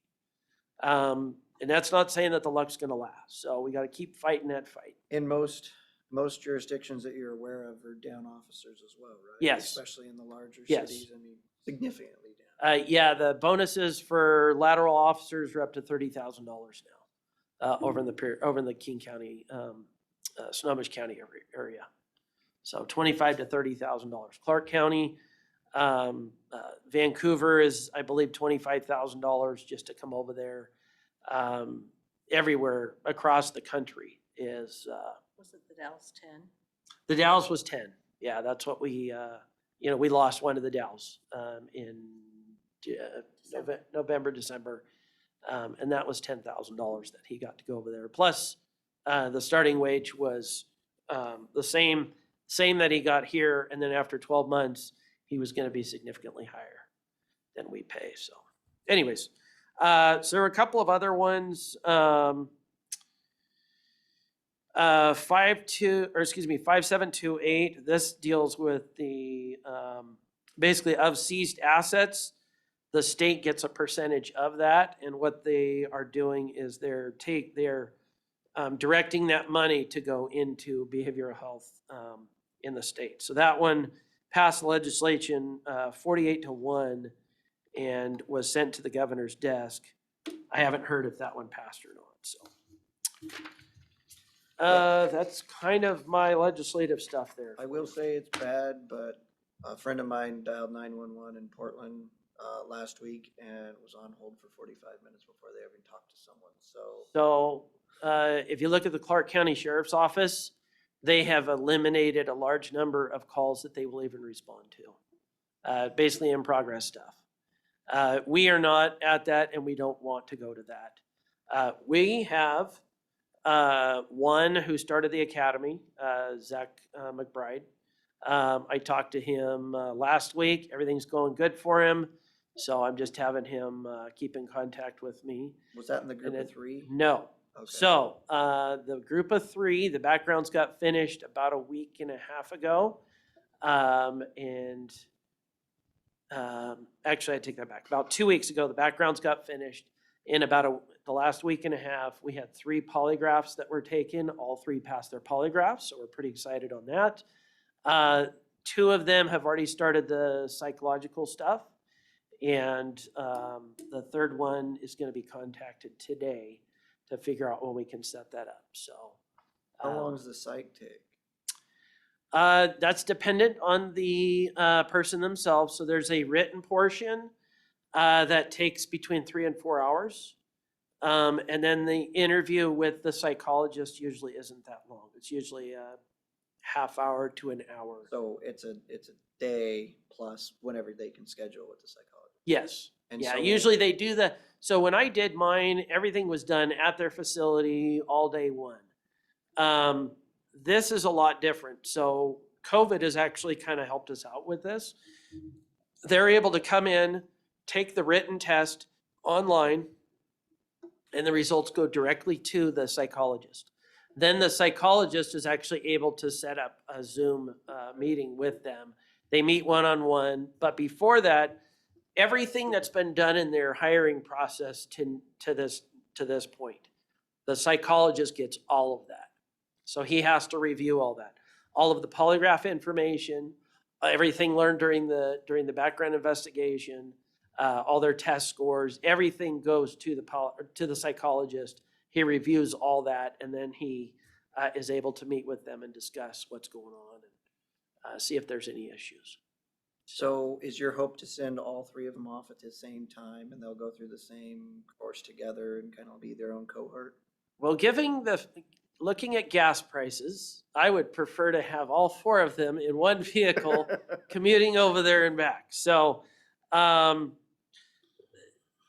benefit of one of the 4 that we've hired is he is a reserve deputy now. So he's already been through the training. He can go out day one and start helping out with calls. So that's going to be a bit of a help there because we are anticipating another retirement in probably the next month or 2. So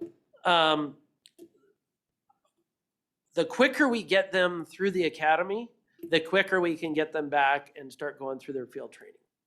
So because we're going to send them off to the academy for, close to 5 months, and then they're going to come back, and then we're going to put them through their field training. That is assuming that they don't have to go back to the academy and repeat certain things, because that does, it's not a guarantee when we send them to the academy that they pass. There may be things they have to go back for remedial. not uncommon that people will not pass the academy and we have to start over. So my hopes are we've got, some really great candidates here. My hope is that they are able to go back, finish the academy all together, come back, and then we can put them through the field training. What and pass percentage on. of candidates don't pass the academy? It's pretty low. I think it's down around the 2 to 3% don't actually pass the academy. I wish we could My get class that. when I went through, it was everybody that we started with, we passed. The class before us was a class of 30, and there was one that didn't pass. And so it does happen. It is occasion. The bigger issue is the field training programs. A lot of departments are getting away from an FTO program, the field training officer program, and they're going with what's called a PTO program, which is a police training officer program. And basically that is where they go in the field for a month, and then they're doing like a 2-week class where they go through everything that they learned in the last month, and they kind of see what areas they need additional training on. Then they go back in the field for another month, and then they're back in class for a week or two, and then they go back into the field for a month, and then they're kind of judged from there on how things are going. So we're part of a field training officer program. When I went through, there was one area that they wanted additional training on, and so we just, in between calls, went back to the office, and they brought in one other deputy and then one of the city officers for Goldendale, and we just role played, worked our way through that. Everybody will have an area that they need improvement on. So are all of our deputies, training officers certified so that these 3, when they come back, they Not can work all. with I think, everybody? yeah, I think we're, I'd have to look at the numbers. I think we're around 6 or 8 field training officers. And so you go to one for a month, that's your phase 1. Then you go to one for a month, that's your phase 2. And you go to one for a month, that's your phase 3. Phase 1 is the show me phase. Phase 2 is the help me phase. And phase 3 is the watch me phase. So under the show me phase, the field training officer is doing all the work, and they're showing the trainee how to do certain things. Phase 2 is the help me phase. That's where the trainee is now trying it, and the field training officer is helping them through that. The phase 3 is where the trainee is doing everything, and the field training officer is standing back, only stepping in if there is an issue. But we will be able to handle with the schedule, Yes. having that many guys at the same time. Yes. With that many trainers, okay. Yeah, because they're through the academy, they're certified. The field training officers, you basically have we're going to have 3 2-man cars running around at the same time, basically, or they'll be on different We're shifts saving and gas things at like that. least. But yes, and that has been a thought, so that is helpful in that. So Congratulations. I mean, the fact that we've got this many guys that are willing and able and willing to, when other people are offering 30,000, that's just. we are and that's for the lateral stuff. So those are guys that have already been through it. So entry levels, yes, some departments are offering bonuses for entry levels, but those are the really big agencies. And I will tell you, the best way to recruit people to stay in Klickitat County is to recruit people from Klickitat County. Absolutely. They're born here, they're raised here, we know these people, they want to be here, it's their community, and they want to be involved in it. So 100% agree. and to the credit to you guys, Klickitat County, I think the pay is very fair. I think it's incredibly fair. So that's usually one of the reasons that people will leave is Did you hear that, advancement. Dave? You didn't do a good enough job in the union negotiations. Yeah, I was waiting for that. Yes, No, you did a great job in the union negotiations. So the pay is decent in Klickitat County. That's great. And then what we really need to look for in the future is advancement opportunity for people. Because if they get hired as a deputy and they do a 25-year career and all they did as a deputy and they didn't have a chance to do something else, there's kind of a 7-year cycle for law enforcement. And every 7 years they go through a burnout period. And they really have to think, am I That's why gonna you keep doing change your this? detectives regularly, right? Detectives, On a shorter rotation, right, usually? well, and that's, Well, you're full of questions today. yeah, but I don't know that I want to answer that. So detective rotations have not been, I mean, you Voluntary. get somebody that's a good detective in there, you want to leave them in there for a while. So we've had some other issues with detective stuff where maybe the work wasn't getting done, so they were moved back onto the road and they try somebody else. It creates experience for everybody, and it is what we need to do is after somebody graduates the academy and then they do their field training officer program. When they're done with that, we really need almost like a detective school Process to roll. just to get them more experience for handling burglaries and thefts and things like that. Send them back out on the road for a couple of years, then put them in a detective position where they have time and they have a little bit more exposure on some of the nastier cases. But I will tell you, a lot of the deputies don't want to go to detectives because your sex crimes will just eat you alive, especially if you got a family. So, anyways, Are we okay on time? yeah, where are we we've at? got We've till- been just we've chatting got for till a noon. while. So Carmen had her update here, and then something came up, so she wasn't able to make it in this morning. So she's hired a couple of people. She's always been down on corrections officers, and so every time that she gets up on corrections officers, I think we try to hire them for the road. The nice part about that is we know the people we're getting. The job is different, but we kind of know the mentality and the temperament of the people that we're Didn't looking it at. used to, like, when we had no problem and, there were plenty of officers, didn't we usually just pull right out of the jail a lot? Because it was kind of like, if you want to become on the road, you got to put your time in the hole. It was, so some law enforcement agencies, that is the way that it is. You're hired as a deputy and then they assign you to the jail. And based on your performance in the jail determines if you go to the next academy. So everybody is hired as a deputy. They do that. In Klickitat County, we don't really have that, but we have a good reputation of hiring from the jail. So people want to go in law enforcement. Hey, go do some time in the jail, and then you got a good chance of coming. We got Melissa Wykes that way. We got Ed Gunyon that way. We got Dusty Force that way. We got Randy Wells that way.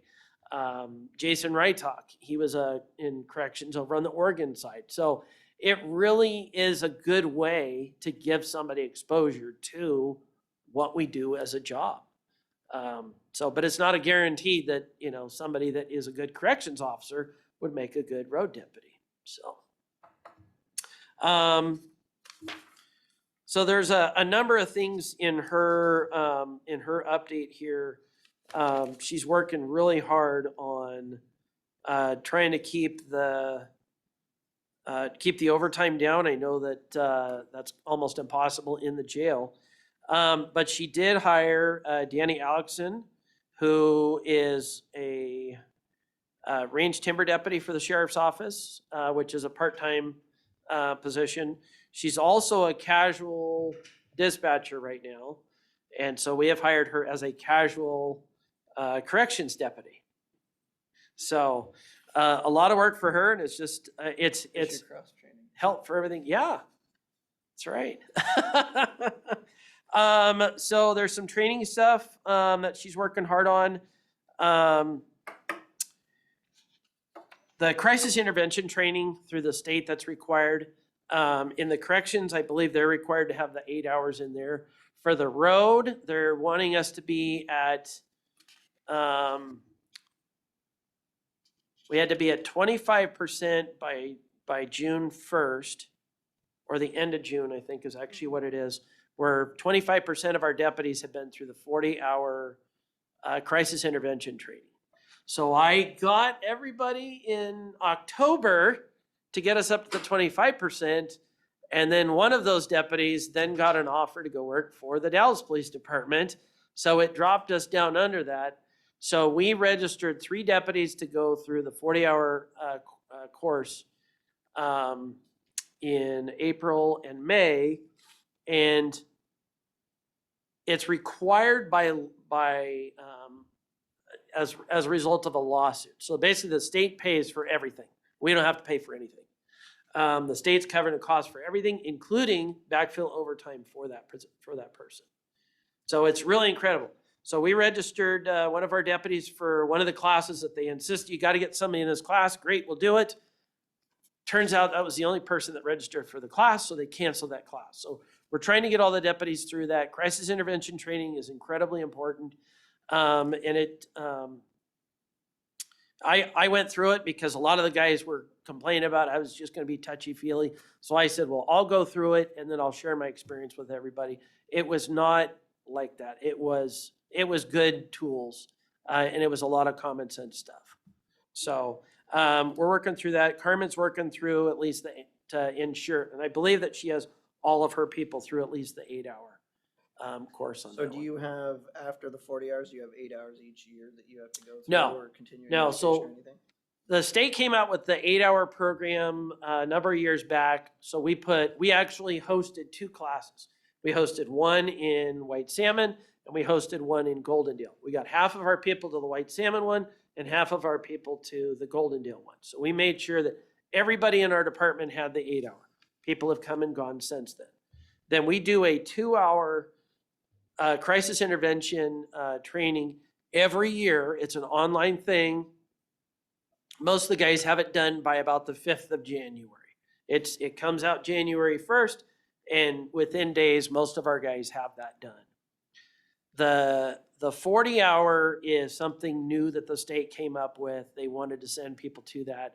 Like I said, I went to it back in, I believe it was October last year, and a number of other people went through that as well. And so going forward, once I have the 40-hour, all I will have to do is that 2 hours, unless the state decides they need to update something, and then they may require like an 8-hour or a 16-hour update to the 40-hour. So, but most of the time they just continue to do that stuff every, just with the 2-hour section on that. So,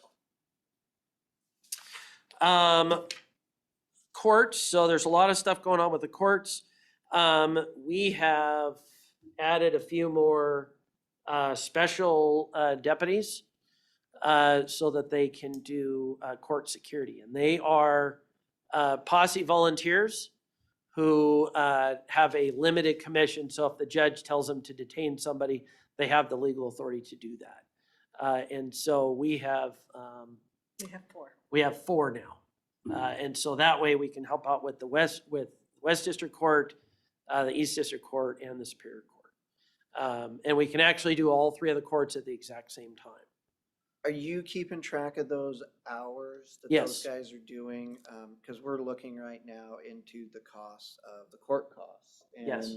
one thing we haven't included in is the value cost of those people that isn't a commissioned officer sitting there. We are. But we need to look at that. So Yes. if you could help, or Karen, if you I've could. given Jen the numbers. Okay. Yeah. I've given her the hours, and I will continue on that. Great. Thank you. Absolutely. Yep. Transports, they're doing a lot of transports. There is some stuff coming up with mental health related stuff.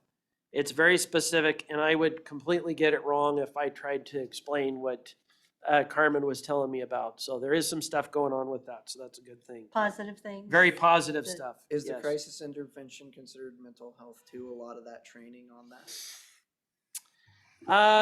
in your 40-hour? Well, so the part that I'm referring to in her update would be basically the mental health of the inmates, the services that they receive for that. So that would be separate from our 40-hour. Our 40-hour is more into like recognizing that somebody's having a mental health issue, as opposed to, and a big part in that training was recognizing that somebody had a mental health issue as opposed to maybe a behavioral issue, right? And focusing on the mental health side of things, realizing, hey, this is somebody that's in crisis, as opposed to somebody who's, trying to not cooperate. I mean, That was one of the this has things. been a big deal, where in some of these big jurisdictions, you're saying we need a Yes. mental health professional whenever the people show up. And I mean, the fact that you guys are all going through this 40-hour training, I think that's great. We're one of 3 counties in the state that are doing this. Oh, really? We're And it's True Blood. it's called a true blood. It's as a result of what's called a true blood lawsuit against the state. And so the state is being forced to provide us with this additional training. But there's only 3 counties. Only doing it. 3 counties. It's us, Clark County, I think, and Yakima? no, it's over on the west side. Oh. I can't remember the exact county, but it was like Thurston or something like that. But anyways, so there's 3 counties that they're required by law to provide this stuff to. But when I went to my class, it was probably 50 or 60 people in the class from different law enforcement agencies around, where the department themselves are saying it's not required of us to send them to this 40-hour, but the tools and the resources that they learn by going to this is going to be helpful for us. So. So the Beacon contract that we've had in place for a few years, they just sent out an amendment number 3 that's going to assist with some of the future things that Carmen's got noted in here. So that'll go to the PA's office this week. And so in a couple of weeks, you guys get to approve it. I probably talked too much already, so I'll let Karen go over the budget stuff. I can be very quick. Don't have to be. Okay. Budget-wise, we are on track. We're 3 months into our budget and our spending is remaining is at 82%. So that's much better than 75%, which would be projected. Yes, fuel is higher. However, we are also reaching out to Public Works to possibly fuel from their facilities at a lower cost rather than retail Chevron and retail Pack Pride and Carson Oil. So we're not putting all of our, How much savings would that be? not sure of the dollar amount quite yet, but we do use about 3,000 gallons a month. So That's it? yeah, so we're kind of run efficient. yeah, we try to stay quite efficient.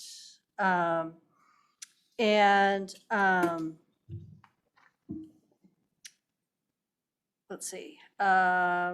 If you're looking at our budget and our expenditure percentages, et cetera, operating supplies and patrol, we're spending a little bit faster than we had anticipated. So we're going to continue with our monitoring. We have a 2-system approval process for any purchase in our department. So say you want something, there's a log that you put it on, your supervisor has to approve it, and then I approve budget or not. So we evaluate every purchase. Nothing just gets bought willy-nilly. And so that is throughout all aspects of our budget. Minor equipment, you're going to see that higher right now. The bar's 3,500. That's because that's where some of our service contracts are, our Axon tasers for both the jail and patrol. So those annual lease contracts have just been paid out. So that is why you see those high numbers there. And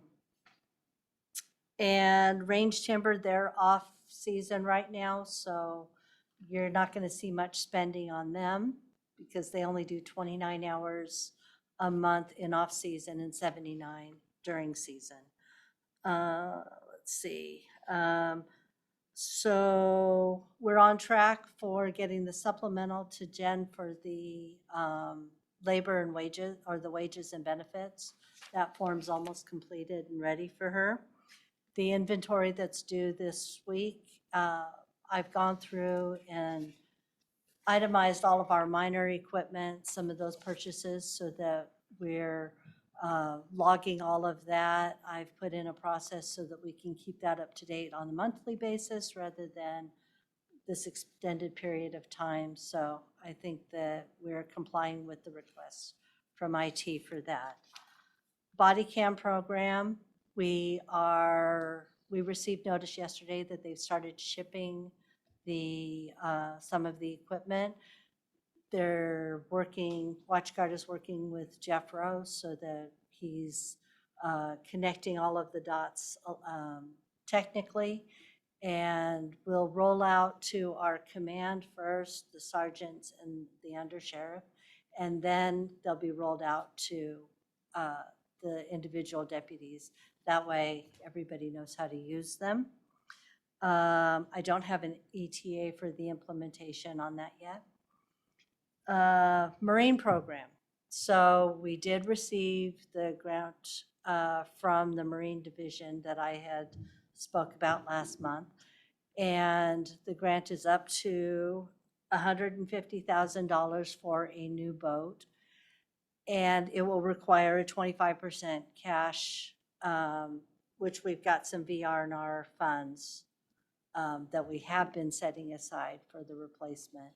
I don't have the actual dollar amount with me right now for what our VR&R is for our boat. What are the plans for the old boat? Well, I met with Matt Stowers, great meeting. He even showed us some tricks on sector and things that we can do. And he concurred because of where our dam, where the Dalles Dam is, if we can show our numbers of where we have a primary rescues and operations on one side of the dam, the new boat can go there. And if we have secondary numbers. You want to add to inventory?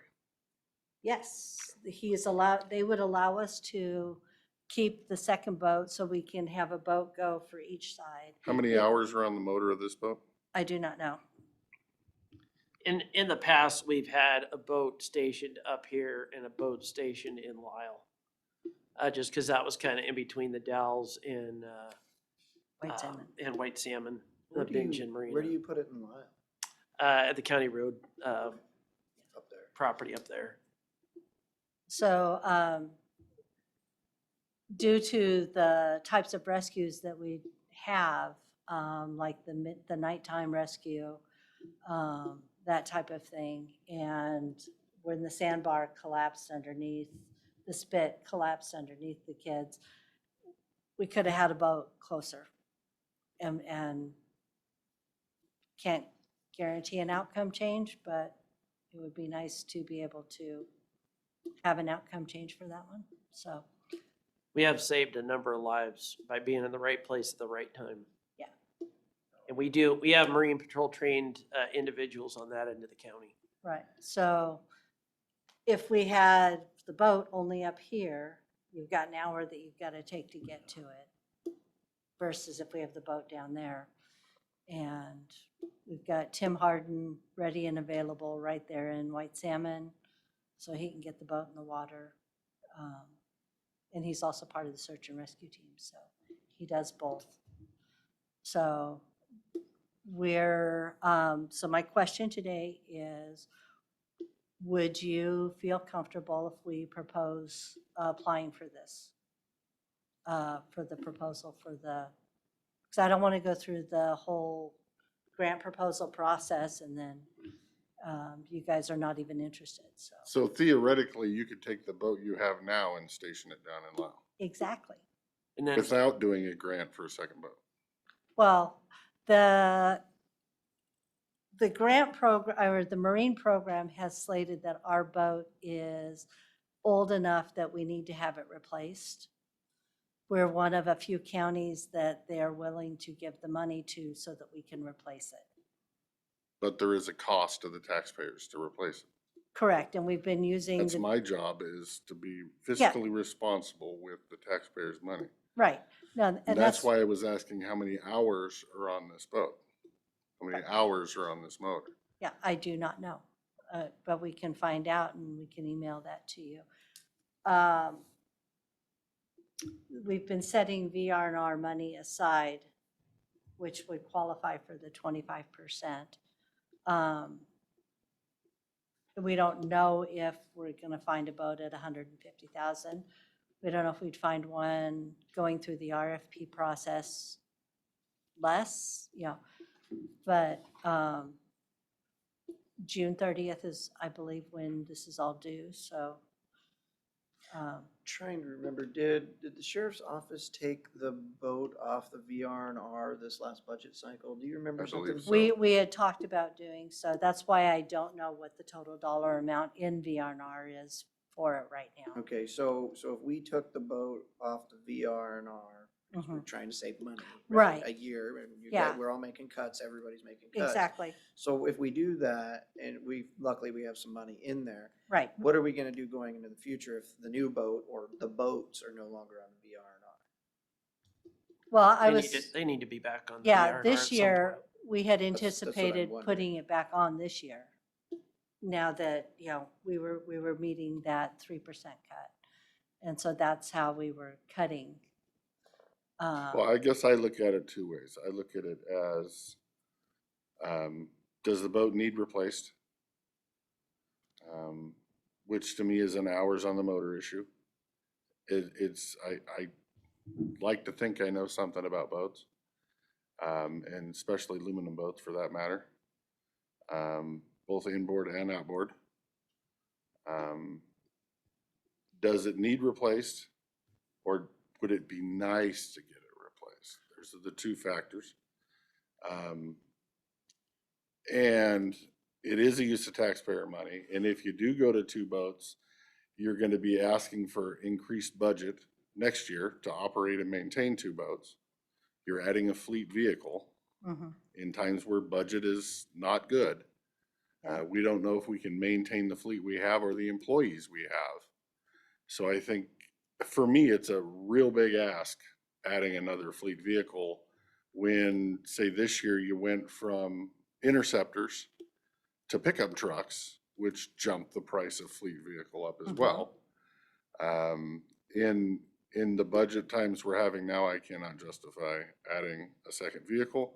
And to replace this one out, if you're getting a grant and you can sell this one that would cover our contribution, that's one thing. But having to come up with a contribution and then add another vehicle, that's a different story. That's my take on that one anyway. I hadn't even thought, I mean, I know what it costs. I've got a boat to maintain the boat, how much it costs to maintain it, and I hadn't even thought about those costs, so. Thank you, Commissioner Christopher. Commissioner Sauter, any thoughts on this? Yeah, it's gonna be a stretch for me to, to add to the fleet just because of the ongoing costs. I would be cautiously supportive of replacing the boat if it's, although I'm sensitive to Commissioner Christopher's comment about, depends on, do we need to replace it? Although based just on the age, it's probably time if it's eligible. As far as using VR&R, I mean, those dollars were set aside for the replacement cost of the boat. They can't, I think it would take, some kind of change to be able to repurpose those dollars. So it's not like we,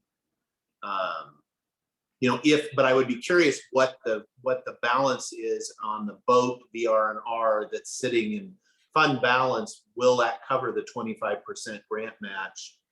And then understanding that if we do, it will have to go back on VR&R because, we don't buy something that we don't plan for eventually replacing. That would be, irresponsible. And so I think there's a cost there, but and again, it's your work to submit the grant application, and I respect that you don't want to waste your time. If it's a hard pass on the part from the board, then don't waste your time. But I will remind us that just because you apply and we receive, there is another off ramp later to say, no thanks, but no thanks, keep your money. So it doesn't lock us in other than you've wasted your time submitting it. So like I said, I think I would be okay with you submitting at this point. I would support that. As far as I don't think I could support keeping increasing the fleet. Okay. Right, and I would also, I don't know if the word caution or bring to light. If you replace the boat, it's not just a matter of the boat. We would need to see expenses or cost estimates for new lighting, new CBs, new, all that other stuff that may or may not be transferred from one boat to the other boat. And is there a cost on there that's more than what this grant covers? So Well, I'm and- willing to, with one boat, I'm willing to look at new boat and potentially selling the old one at auction, which will make up for the difference of taxpayer dollars to get this one. Mhm. I can explain that to the general public. Still curious about how much money's in the VR&R and how many miles are on the motor, or how many hours, because there will be an hour meter on that motor. Right, Well, yeah, I and just didn't know. keep in mind that the hours that we spend on that boat, they're under the hardest and the worst conditions. This is not a boat that's in pristine condition that we're going to get any money out of. You know, we go out when people have made poor choices. We have to go out there and try to save their lives. So these boats have been in the worst of the worst. The jet skis that we have, those are probably in the better condition because those are what we've gone out, we've done a little bit more patrolling on because those are much more efficient. We can run both of those jet skis for less fuel than we run that boat for. So those are a great asset for getting out there. The reason that it is important that we do consider a second boat is the public safety aspect of that. We don't have time to come up to Goldendale to get the boat, to get back down to, say, the Bingen Marina, or a lot of times we'll launch actually there in Lyle. We've got to launch this boat. We got to get out there and try to save somebody's life. That's the business we're in. There is a cost associated with that. I understand we don't want to add another boat to that, but the other boat, if we had a boat down on that end, the other boat is essentially covering everything from, say, this side of the Dalles Dam all the way out to the county line. And a lot of times we're the closest boat to be able to deal with some of that stuff. So in the long term, you know, if we don't do it this term, in the long term, we do need to think about having two boats in our county, one on one end, one on the other one. You know, we've got the jet skis for patrolling and that's great, but it's the emergency call that comes out. You know, we spend thousands of dollars on firearms. I've only used my firearm to put down deer so far. You know, we spend a lot of money hoping that we never have to use it, and we get lucky a lot of times. We probably use those boats in more emergencies than we do our firearms. I understand that, but there is no more money. So Right. unless you're We're- willing to we're not trade trying off to- personnel for Yeah. a new boat, No, we're not trying to take more money. We're trying to find a way to efficiently work within what we've got. So yes, there might be some minor maintenance costs, but we might have to look and that's the find. difference if there's a budget ask or if Right. you're gonna live within the budget you currently have. Which is what we've done so far. We're trying to figure out a way to do that with what we've got. Okay. Do you use the jet skis for like those emergencies, like somebody's in the water, you launch jet skis and they have a. It depends on the circumstances. So understand that if you've got some pretty good swells out there and it's raining, it's dumping, the wind is kicking, if you take those jet skis to try to recover that person, or to try to save that person, there are circumstances where you're probably going to be the victim too. But there are a lot of times where it's not like that. And yes, those jet skis get deployed and they go in and they're able to save somebody. What degree V do you have on that boat, you know? I don't. That'd be What another degree question, of I'd what? be curious. The degree of the V, the cut of the Okay. bow, Yeah. whether it goes over waves or through waves.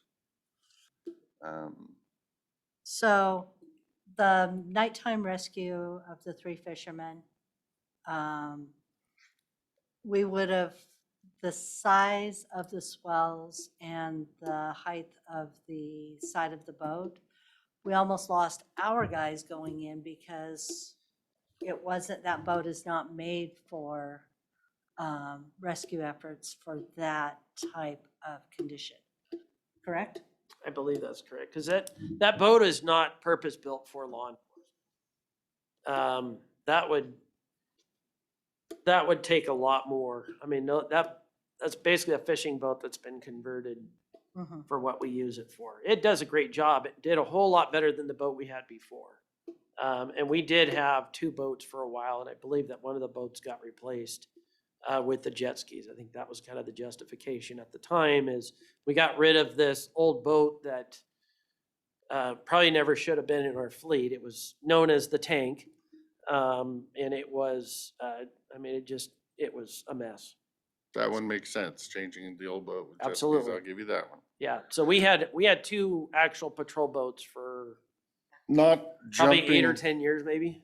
too far ahead, did you get the answers you were looking for on that? I had a question on something different, but I don't. So what know. we We're will, kinda what running we'll out of do time. is we'll go ahead and continue our inquiry and see what pricing is. That's what I'm really And- worried about is the price of boats, 150,000 right now is, prices of boats have went through the roof, have they not, Commissioner Christopher?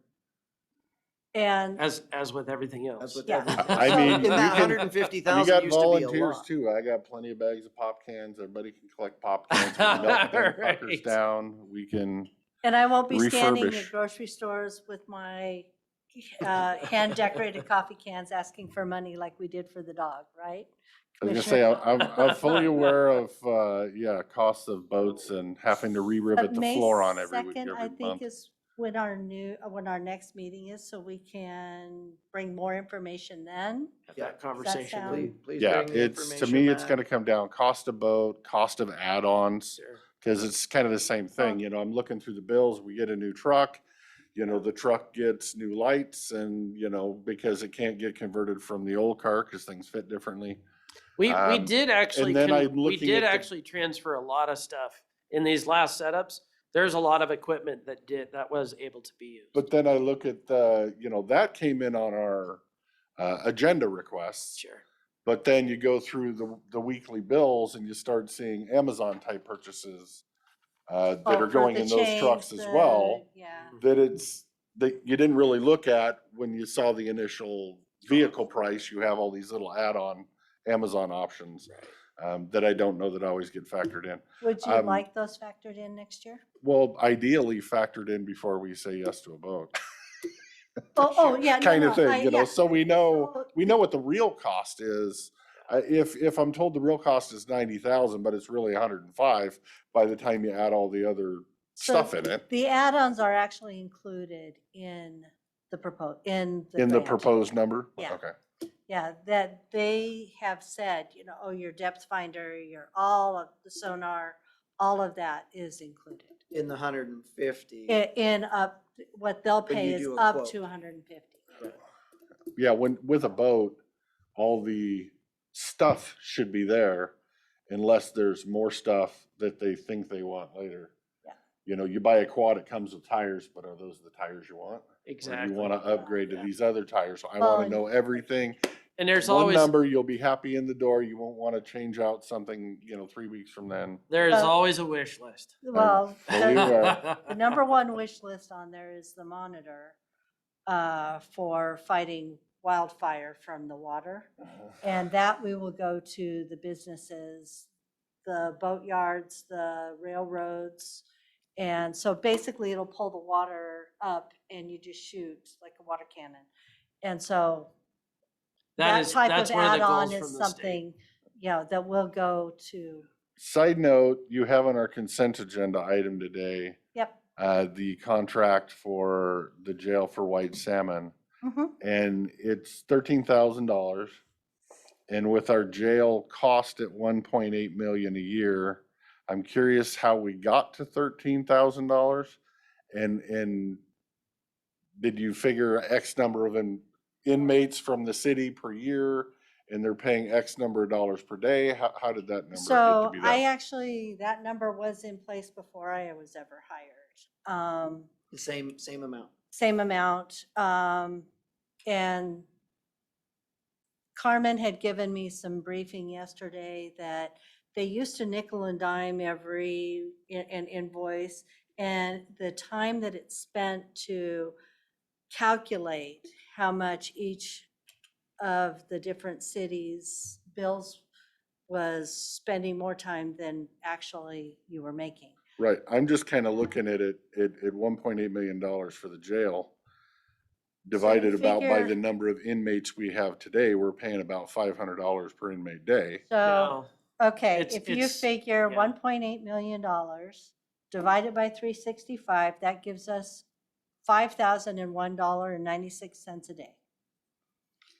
Now, we have a 49-bed facility, Right, but we only So, have 25 yeah. people in it. 20. but Anyway. if we had all 49 beds, it's $102. We've got 20 people in, which makes it $250. At times, we'll go up to as high as 70 in that jail. Right, but that was years ago before the drug laws changed. Well, I yes, don't know that It we're was getting there again. pre-COVID. but, And before the drug laws changed. Half the people in that That all jail were happened right drug about the laws. same time. but to give you better information, Carmen is currently pulling, I called Carmen and asked. yeah. So we're working on getting you the actual numbers for how many each of the cities, because if Bench and White Salmon arrests somebody, that doesn't mean that that's actually their prisoner. They could be arrested for a County Goldendale trips. warrant. They could be arrested for Oregon warrant. So it's not necessarily their prisoner. And so, But somebody's looking into that data on how many of their prisoners, Yes. and I will sign this because it's only got a Thank you, yeah. 120-day cancellation clause if you want to But we're also, reevaluate. we're also Well- going into the big negotiations. Right, that's what I'm saying. We don't have to carry this 3 years if we don't want to. right, and my theory was that in December, we'll write the contracts for all of the jails for a 4-year term for the new sheriff. You know, so that in January, after the board has shifted their positions and everybody's been sworn in, then we're ready to go with the contracts. And you can start negotiations if you're wanting. The problem is for our budget, we need to know what that number is through budget time, not through the beginning of next year for contracts. So No, like- I'm aware of that. So yeah. that was why we would need to start this discussion. So what we just did, I Right don't know now. if you guys are aware, but what we did is we said, we're going to renegotiate, we're canceling the county code that dealt with, we used to just pay, the cities just paid a portion of the judge's salary. We subsidized everything else, and it's a big Mhm. number. And I was asking Carmen about this because if we're renegotiating that, and these guys need to know about their budget for next year as Mhm. well, and they're going through the same Right. budget cycle, we need to be knowing this right now. Mhm. And so my personal theory would be, this should be done, year to year from January 1 to January 1, or a 4-year term or whatever with Yeah. cost escalations and everything else, because, Right, But it everything needs is to be going up. looked at and reevaluated from time to time. Like you said, this was the way it was when you got here. right. When was the last time it was looked at and evaluated? And what was And I've brought what it was up the total multiple times budget over back years. then when they agreed to the 13,000? It wasn't $1.8 million for the jail, I'm sure. Well, yeah, but you also had more inmates, so price per inmate comes down. Right. Where I don't think we're gonna have 70 again, because I think half of the ones that were in there were drug charges. Our numbers are going back up from violent crimes. Yeah. And that's what you're gonna see is we could be back up at 70 with every single one of them being violent crimes. Do you think it could That's be the that trend. high? I think it could. That's the trend. We got a lot more people living in our county than we did probably when those contracts were negotiated as well. The drug problem didn't go away. They're still using the drugs. They're just getting arrested for different crimes. Other crimes, yep. So it's not changing anything. It's actually making it worse. If you had the drug problem, if you were able to make the arrest for the drug problem, you could get things like drug courts or some of the treatment issues, things of that nature. And then you're able to bring your populations back down because you're able to actually address the root cause of these issues. What we're finding is the drug problem hasn't gone anywhere. Same with it's causing mental health problems. It's a mental health crisis in our country. It's all rooted in the drugs. And so your violent crimes, everything else. So your populations are going to go up and we're going to see fights in the jail. We're going to see everything else because these people are coming off this stuff. I mean, it's just a mess. So I Mr. guess, Chairman, I forgot Commissioner Sauter had a meeting he was Yeah, supposed to it's take during covered. lunch, and Oh. we're past noon now, so so I'll I, keep talking until I'm Go told ahead. not to. I would say I we guess finish up. my personal, because I saw this, I asked Carmen to do the research. The way that it's written, you know, I don't like canceling the contract. I would rather write the contract for this amount for the end of the year so that at least they know what they can budget right now. And then we get the numbers and we enter into negotiations with the cities to do this now. And I mean, So instead of approving this contract, which has a, what was it, a 3-year term or 4-year term? Well, this contract ends December 31st of This one right here. Yeah. that we're Just for signing. this year? It's just Okay. covering a gap that we had that we both thought there was a perpetual part in there. oh. So I this thought is this one had a just, longer term. I get thought it had a us- longer term. it's a 3-year, but it goes from 2 years ago? 2 years ago to now. Oh, We well, thought that's there why. was, Okay, we're good. So we're it good, we're really started signing. 2 years ago. But what we're saying is once Carmen gets that, we want to start the Uh, negotiations. with the real cost, Okay, because, that answers that Yeah. I one. mean, if, we all know, if they pay a little bit more of a share, that helps your guys' budget Well, out, and it's sure, only yeah. fair. All we're asking is everybody to pay their fair share. Yeah. Absolutely. now, the $500 per inmate that you were covering, Dan, Yes, I'm listening. how did you come up with that? Are you building in like building repair costs or things that are covered from other departments into?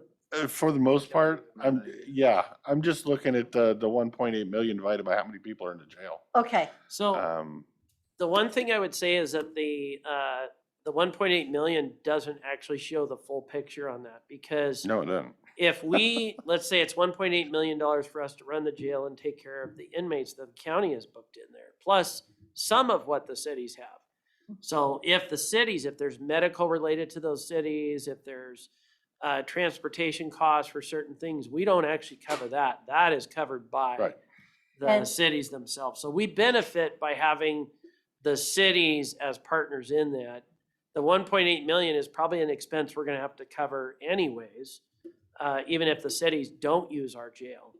But every dollar that we can get out of the cities to help with running that jail just helps lower the, Right. the overall amount, so. Well, and I mean, not to belabor, but we need to like start looking at this, like if we have availability and looking at Yakima County, if they're getting full or something, about finding ways to fill this thing up so that we can reduce some of these Okay. costs. So long-term, I mean, that's what Skamania County, they're doing a really good job. They're full all the time, taking Clark's overflow. Wow. yep. And that's how they're, I mean, because otherwise Because I there's was no reached way gonna they say, could afford it. take their overflow. and Or send Well, ours in there. long-term, that's something we should look at for the next, 10 or 20 years, what we want to do as far as a correctional facility.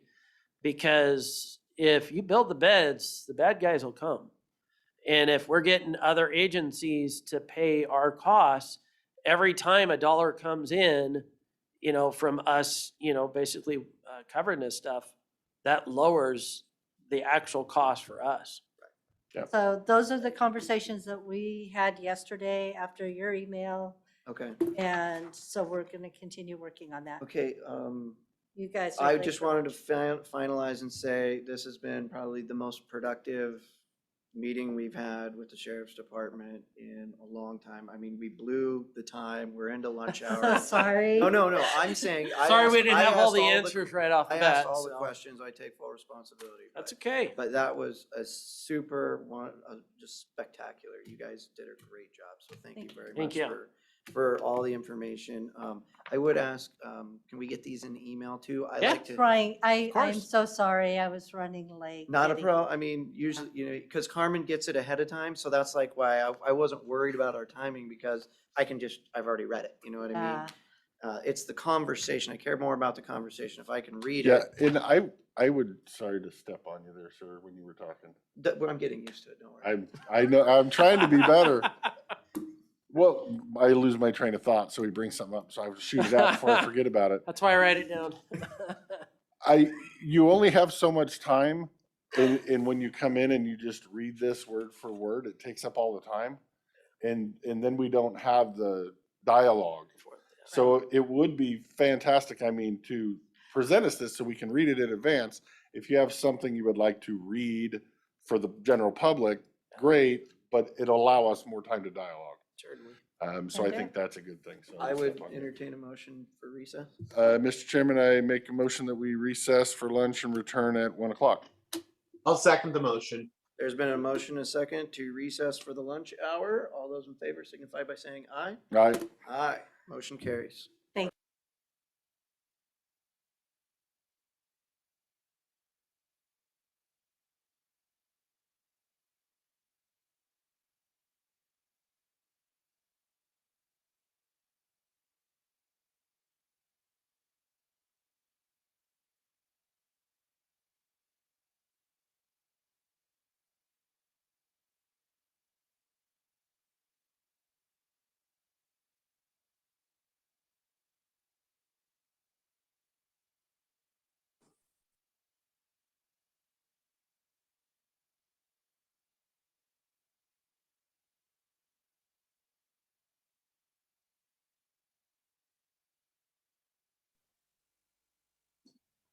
Okay.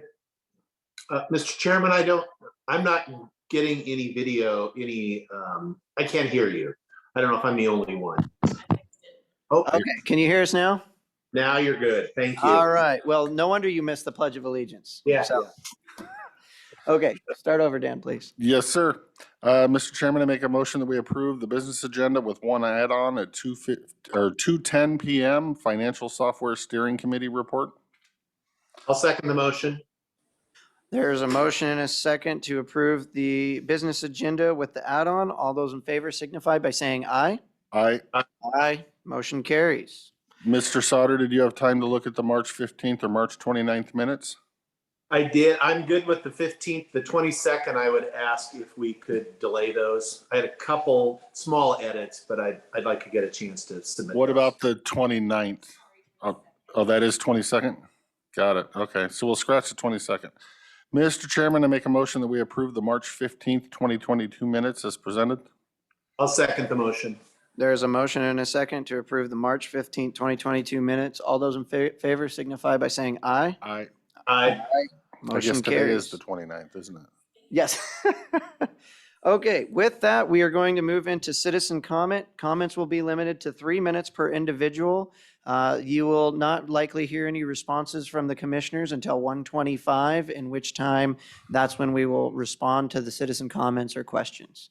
What we usually do is we go between online, or we start in the room and then we go online, alternating back and forth. We have quite a few people here who are interested in speaking.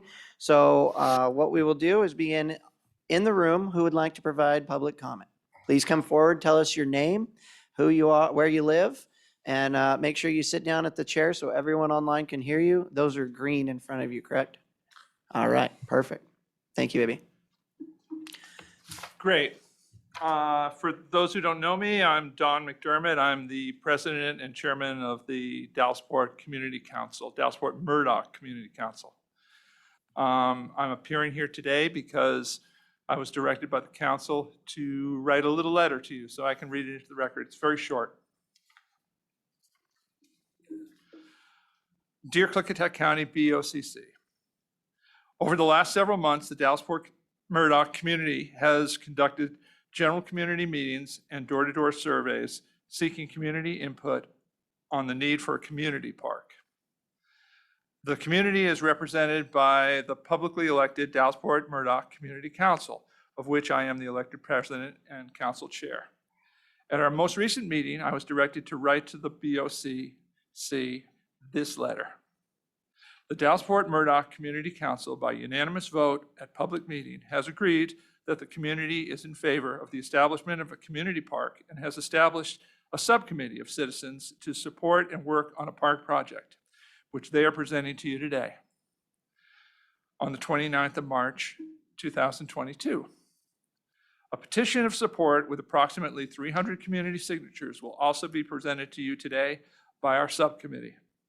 All your help, consideration, and support will be greatly appreciated. Sincerely yours, Don McDermott, Dallasport Community Council Chair.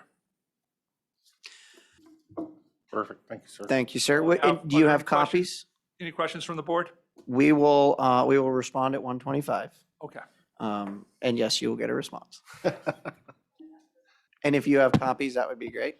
Okay, next we are going to go online. If anybody would like to provide public comment, raise your hand, turn your video on, *6 to unmute yourself if you're on the phone.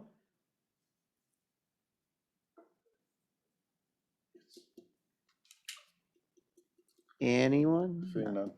I am not seeing anyone.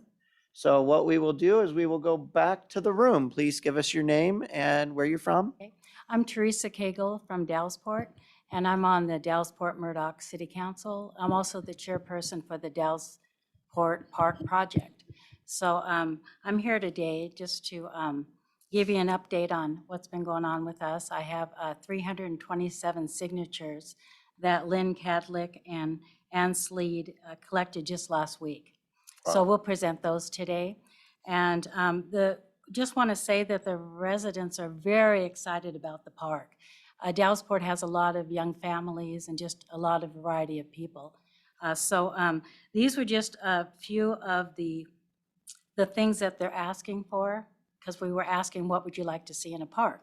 They said pickleball is really a popular one, a dog park, a children's play area, exercise area with equipment, basketball court, a pavilion, maybe possibly that has a windbreak.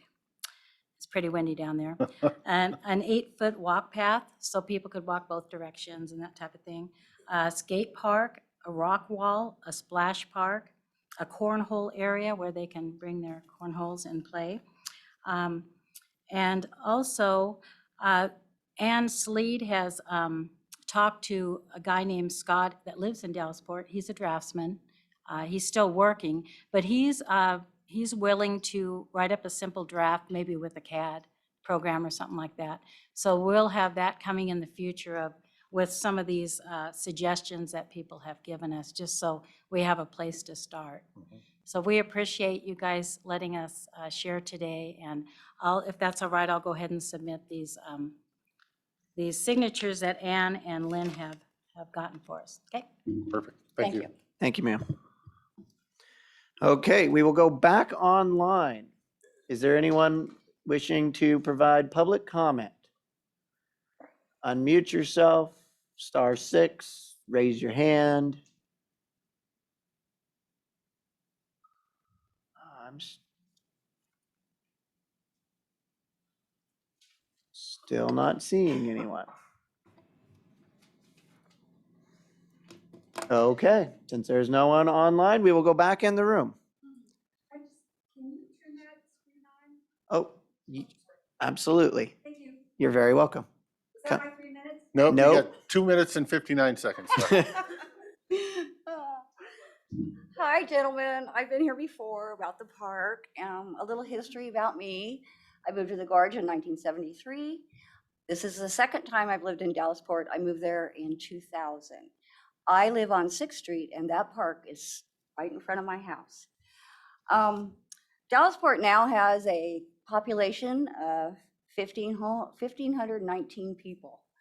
So we are a very fast-growing community, and surprisingly, we have a lot of kids. When Ann and I went out, there were a lot of littles that came to the door. So we no longer have a central area in Dallasport. The school is gone. Our little store is gone. The cafe at the airport is gone. So we have nowhere to come together as a community. And that is one reason we're really, really interested in having a park. A park is a community's living room. And that's what we need. We're hoping that you will, I hope that you will all consider the needs of our population, from the littles to the elderly. Dallasport needs a park to bring the community together, and it's healthy for an area to have a park. So a lot of people were saying that they have come to Dallasport to move to Dallasport. They have small children. They see the school is 10 miles down the road, and there's no park. There's no place for the little kids to go and play. So we're really, really hoping that you will support us in this endeavor. Thank you. Thank you, ma'am. Okay, we will go and give the online audience one more shot at it. Is there anyone who would like to provide public comment? If so, please raise your hand, unmute yourself, *6.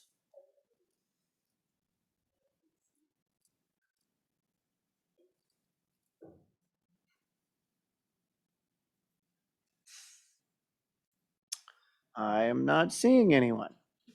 Well, we will go back in the room. Let me guess, Dallasport Park? It's a popular topic. Parks are popular topics right now. They are. This one's near and dear to our heart. And my name is Ann Sleed. I live on D Street in Dallasport. We've owned property down there since 2002. We've built 2 houses since 2007. We're planning on staying there a long time. The activity that we've been doing in the community, as we have literally been the boots on the ground, going out, walking through the neighborhoods and talking to folks, is that people of all ages, it's not just for kids. We have people in their 80s who are so excited about this. A whole lot of folks had no idea that that land there was county owned. Not only that, it's been zoned for a park. Who knew? So the question we're getting is, why is it sitting there full of goat heads? Why hasn't it been a park a long time ago? What do we need to do to change that? Don't worry, that was not your 3 minutes. That was her 3 minutes, and I'm going Oh, to okay. I'm glad to continue. hear that. Out walking around in the neighborhoods, I have literally had people stop me in the street when they see me with my clipboard and say, "Hey, are you the one doing the signatures for the park?" The word has gotten out that we are soliciting community support. People want to sign, and the next step is people are saying, how can we help?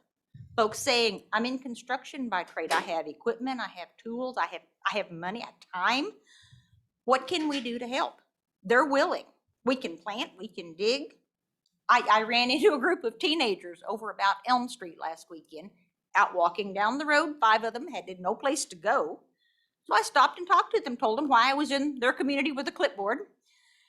They were so excited. They had not heard anything about this yet, but 2 of the boys who looked to be 15 or so, first thing they said was, "We'll help. What do you need us to do? We can paint, we can dig, we can plant, we can build. What do you need us to do?" I said, hold that thought. Go back and tell your parents what we're doing, and we need community involvement. And the word has spread. I walked past that same group of teenagers, 2 of them in Fred Meyer, a couple of days later. I didn't see them, but what I heard was, "Hey, that's that lady that's working on the park in Dallasport." The park lady. And I said I have been known as worse things, so that's okay. But the word is out, and people are so excited. I have not seen Dallasport united like this in years. And the last time they were against something. This time they are for something. They are wound up. And it's not just the people, you think of Dallasport proper as being like 7th Street South. No, we have been out to the mobile home park. We've been to the section across from there, the Elm, Dasso, all the tree streets out in there.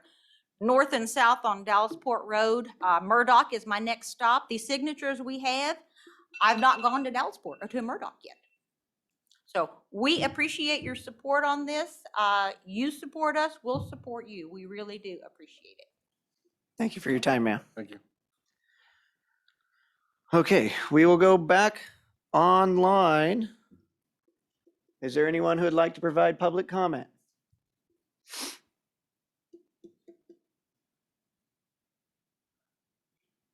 *6, raise your hand, turn your video on.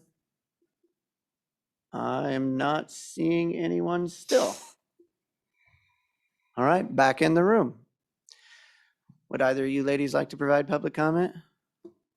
Not today? Okay, we will put it back online. I will give another 15 seconds. If somebody doesn't unmute themselves.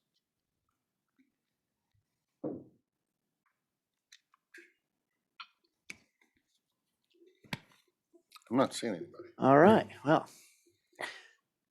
Would either of my seatmates like to respond to these signatures, requests, and very eloquent desires for a community park in Dallasport? Commissioner Christopher. First off, thank y'all for coming. It's exciting to me to see community get involved in any project. I agree with you about parks and the need for parks. Trying to work on one up here, kind of like you guys are working on the one down there. To answer the question on why it's county owned and why it's still not a park, I don't know. I wasn't here. But I'm here now. With that, you have my support. You talked about collecting more signatures. They might need them, I don't. The community development funds in the county have been kind of sifted away for the last 10 years to pay for the radio projects, the radio towers. The last one of those is being done this year. So my hope, and I've already dropped that to my seatmates, is that come this coming budget cycle, this fall, that hopefully we can put some dollars back in that community development fund to help grant match, things like that for parks. So yeah, with that, I don't know, I can talk for another 20 minutes. I'm kind of excited about your park. Not that I'm gonna go skateboard at it because I'll break a hip, but I've seen that online and I'm like, boy, I probably have a heart attack doing that because that we're national. Yeah, that's the state sport. I saw that on the thing today. So yeah, no, I'm encouraged going forward. I'm hoping that the only downside to it is I think my park project up here and your park project up down there are going to be competing for the same grant. Hopefully we can both get them.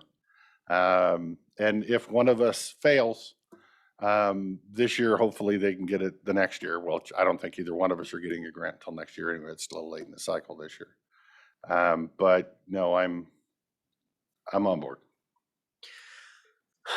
Commissioner Sauter, your hand is raised. Let's see how polite I'm being there.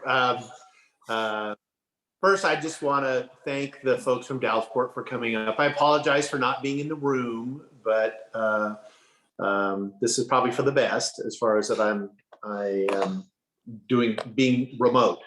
Obviously, I'm very aware of your park proposal. I'm definitely supportive of development of some kind of plan down in the Dallasport area as far as for what you want. I'm really excited that you are going to the work, going through the neighborhoods, getting that kind of input, because that's going to really help us when we get to the planning process where people are already thinking about what they'd like to see, understanding that, when you ask people an open-ended question, there, of course, it's a wish list. And so, I want to temper some expectations that we're likely not going to break ground next week on the pickleball courts, or the, goat head courts, as I guess we would call it. Why don't you invent a new game for Dallasport that has something to do with, goat heads or something, and we can license it and that'll pay for the whole thing. But yeah, and I have been, we were happy to hear as far as Public Works, that there is a new grant opportunity for planning. This is in the earliest, this is a new program with RCO grant. So hopefully we can be successful. And, if we're in the first round, maybe both things could get some dollars to go. And if not, we know which one should win. If it comes down to, if we've got to pick our favorite child, then I guess I've got to stick closer to home. But you definitely. Come on, I'm just throwing the bait out there, Dan. It's okay. I've learned my lesson, sir. Okay. So yeah, so I look forward to working with you, and let's see if we can get something done. Okay, and I will reserve my time until I give another opportunity for public comment from those online. Is there anybody who would like to provide public comment? If so, *6, raise your hand, turn your video on, get a hold of us. I'll give you 15 seconds or so.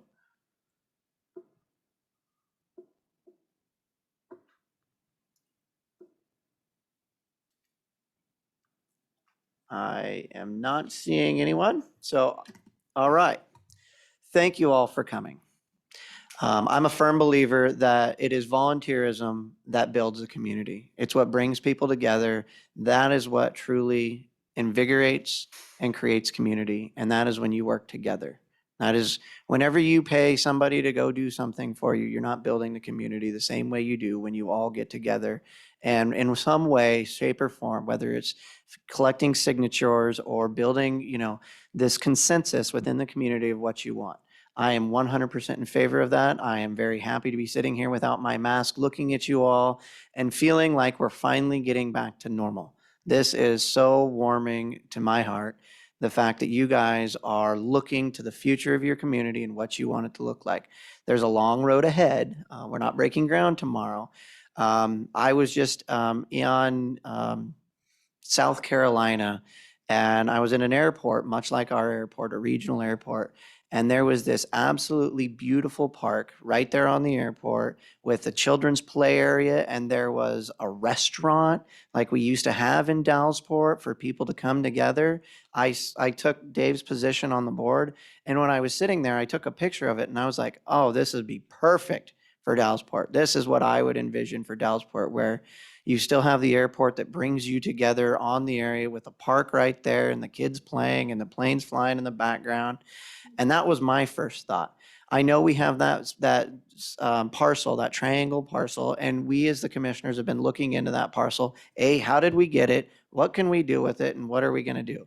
My first thought was, well, one thing we need housing, and that would be a good public-private partnership area that incorporates the housing in with a park together, so that you would have housing for young families and couples, and that you would have a park incorporated into that area, because in the end, it all comes down to funding, right? We don't have a whole bunch of money to throw at parks. We have a hard time paying, everybody's, wages right now, and, not going in the hole with our budget every year. So I think in the best way to do that is to find funds through the RCO program or other state grants. And I would be glad to talk with our economic development specialist to help where you guys work on finding those grant funds. And then we need to figure out where's the best place for a park based on what the community wants to see. We also have another piece of property that the county owns there that could be used as a park as well. There's also the DNR who just purchased that big the school, and a lot of that is, it's going to be their fire training base area, and that used to be, an area that was a school that was green with, grass. So what we need to do is we need to start that planning exercise. We need to figure out what the community wants, where you want it, and what you want to see. And I'm not saying that a beautiful park right next to the runway. I'm a pilot, so of course that's what I would prefer. But it's your community and it's your guys' choices, and I would be more than willing to help you guys get to the end goal of getting a park in Dallasport. I firmly believe.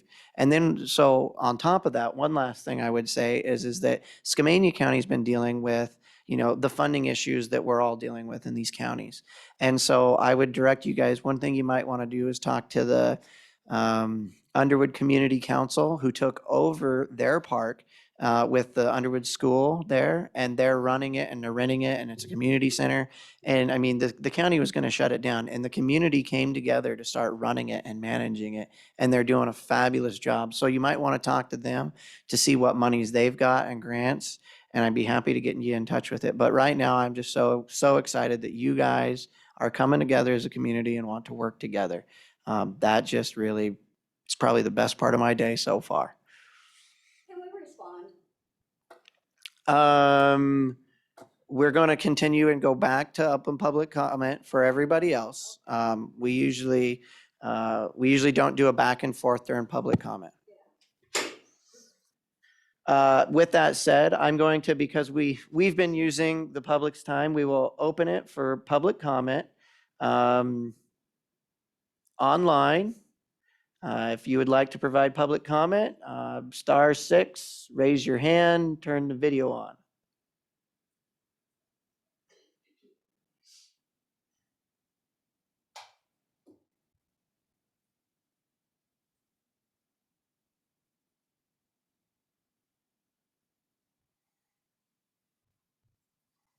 That's a first. Yeah, I was gonna say that's a first, but No. since nobody new likes to talk, I would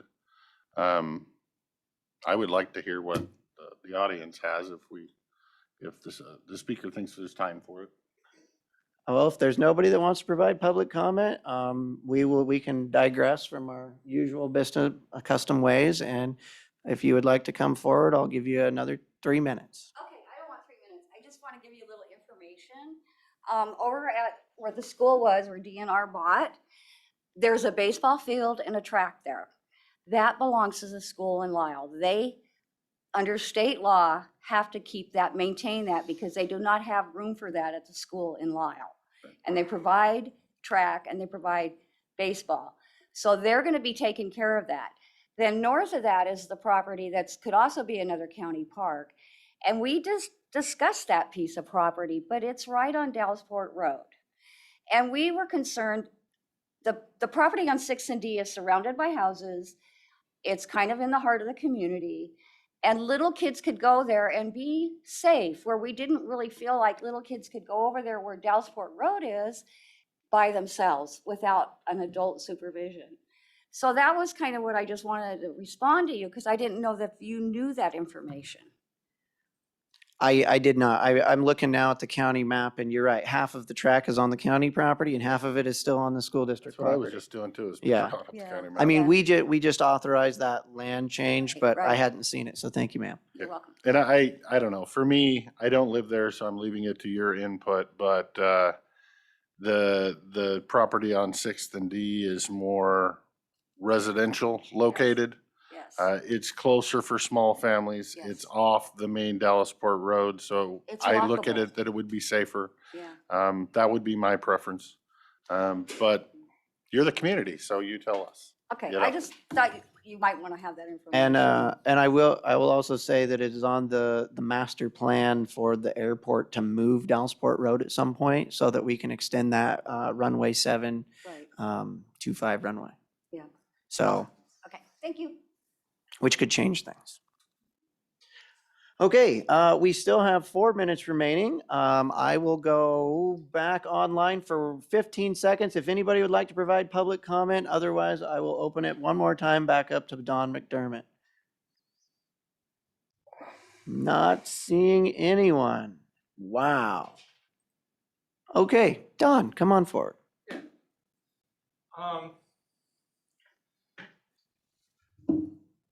Jake, I'd like to thank you for the comments that you made. And, I know you were a community council president yourself for a long time, and I appreciate your respect for the community councils. I've been community council president for 17 years, and I've seen a lot of things happen in Dallasport and a lot of things asked before our council. Affordable housing has been won many times. Affordable housing is a little bit of a holy grail. It's very difficult. Developers commonly come forward with affordable housing proposals, and I've been a developer. I have 28 years experience in real estate. And I thank you for your suggestion about the Underwood district. We've been in touch with them recently on something else, and I'm familiar with everybody there, and I really share your admiration for them. Dallasport is growing. It's a wonderful place. It's out of the Gorge Commission, and it does have development opportunities. There are a lot of lands in Dallasport that are available for development. We've been on the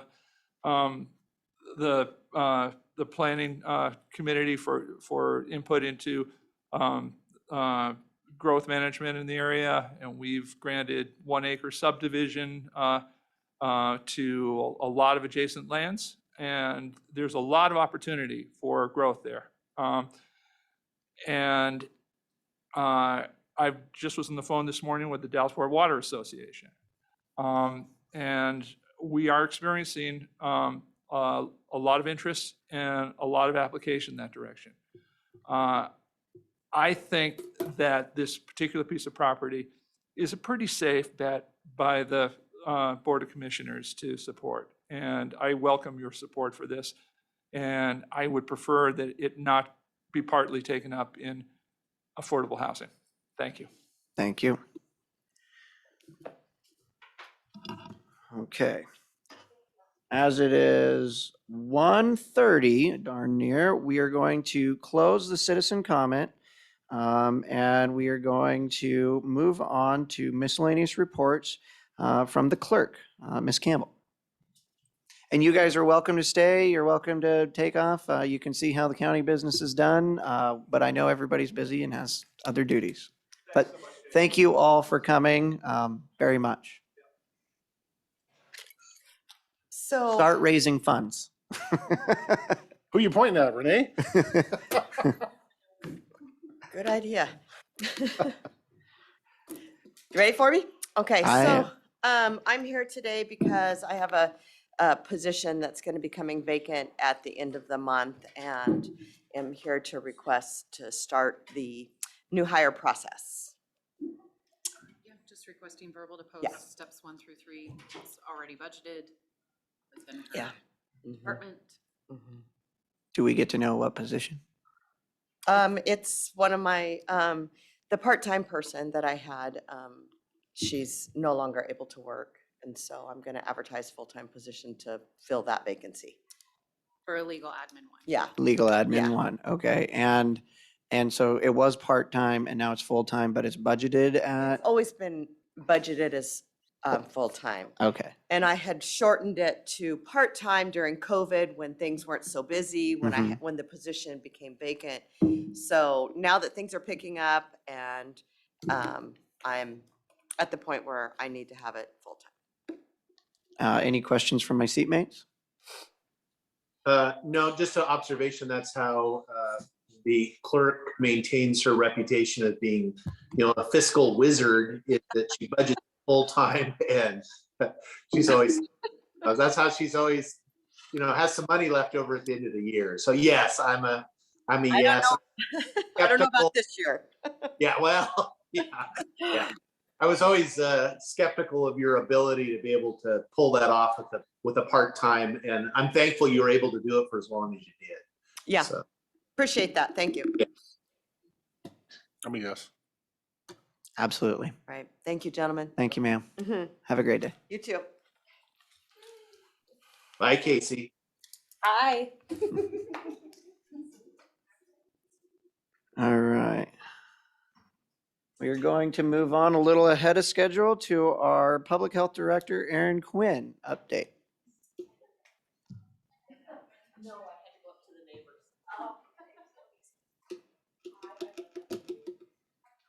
Good afternoon, Ms. Quinn. Good afternoon. Okay. So I put your update stuff in your packet, so you had all the numbers, so we can talk about those if you want. And then I just had my update just to kind of follow along with what the metrics that we provided you showed. So one of the things we talked about in the past was the lock zone. In the last month, our staff have actually worked with a couple of the fire districts to help them get that on board their vehicles. I think they've worked with Bickleton and Bingen is the ones that they've worked with, along with some additional people. So they've given out 8 of those kits so far. So that's, we've been really excited to be able to get that resource out into the community. We have been advertising our clinical programs as walk-ins welcome, and that's been going really well. We're definitely seeing an increase of just people in the door post-COVID, so that's been getting really exciting. They did some Facebook advertising for the family planning program, and that's definitely showing the return on investment there. We're getting a lot of walk-ins there. WIC, their 2020 report came out, and just as a reminder, some of these programs, WIC puts about $260,000 of food dollars back into our community. So that's one of our bigger programs, and so that was the 2020 return on investment. So it'll be probably another year before we get 2021.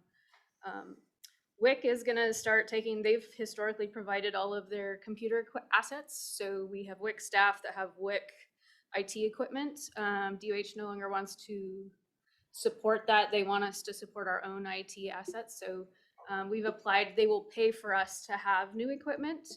So you may be seeing some equipment requests come through that the WIC program will fund, but is a replacement of what we're going to send back to the Department of Health, so that everything will be a county asset, but it will be their dime that's paying for it. So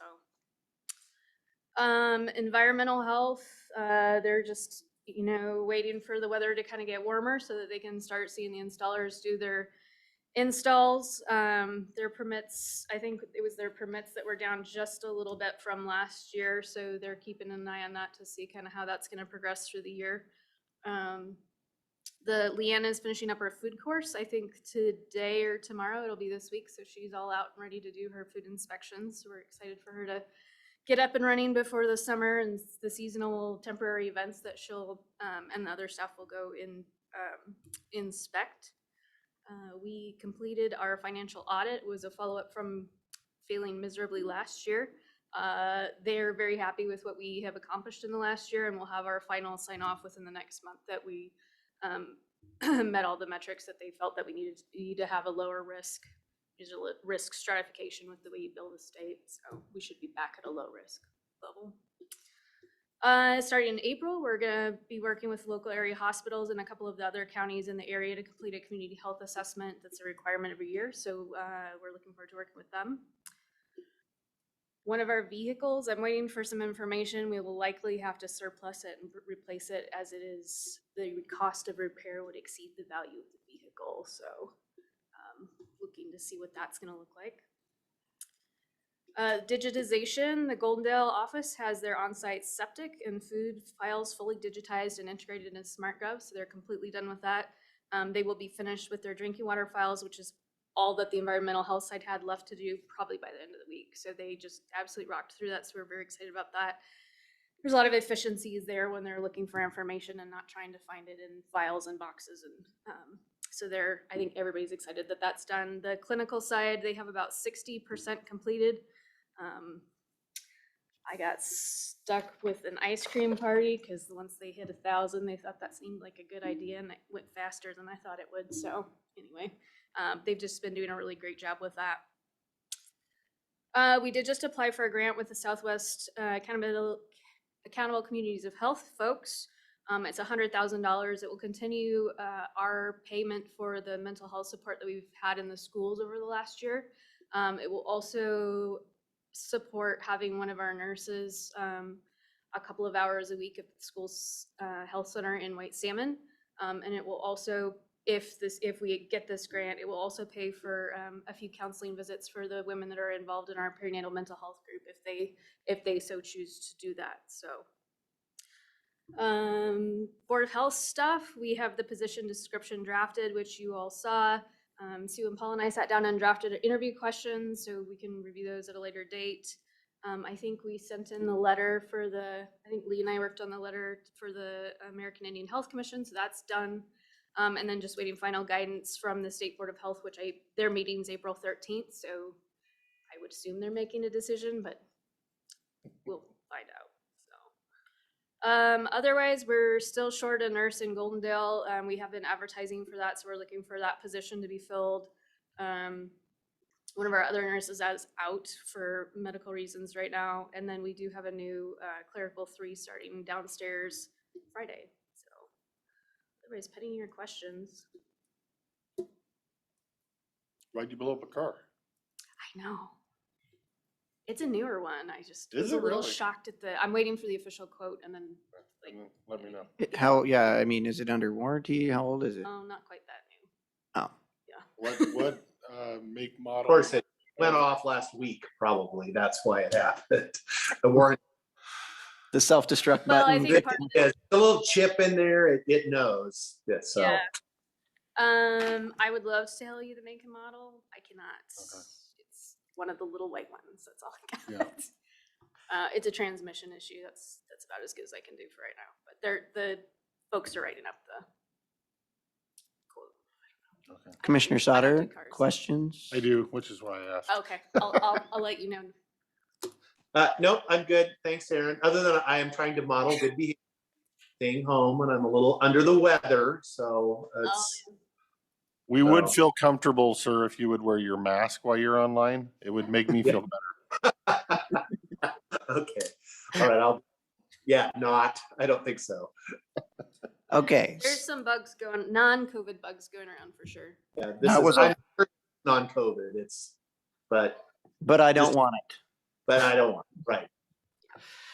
That was a fire flow of information, so I was trying to write things down. So you said that the WIC program gives $260,000 for the year out in the community. That's what we do in the entire county. Yeah, in 2020, that's how much. That's yeah. that was all, 260,000. Well, they don't usually write a big check. Knowing for someone that has cashed that check 30 years ago, it's not a big dollar amount. So you're just buying orange juice and bread and eggs and peanut butter and Yeah, there's a separate metric in there that talks about, because they really push, they have the farmer's market checks as well. And there's a separate dollar amount that's specific, which I don't have with me right at this moment, that's specific about how much of that was reimbursed for fruits and vegetables. right. Oh, really? Mhm. Interesting. And you said, so environmental health is fully digitized, and that is awesome. In Goldendale. Oh, just in Goldendale. Okay.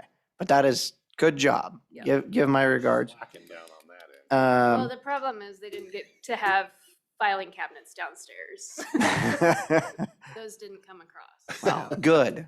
Trying to get rid of. White Salmon still has filing cabinets, so there's a little less. And you said your clinical side is 60% digital now? Mhm. That is, and you've been working on that for how long? When we moved, when did we move? Yeah, don't know, like a month or two. January, Probably since right? When did we December. move? No. December. Probably December, January. Okay. I mean, great job. I'm just, can you go and teach everyone else how to do it? Yeah. They Um, have made some really nice workflows. Okay, and then my other one I have is so the Southwest Mental Health Support Grant.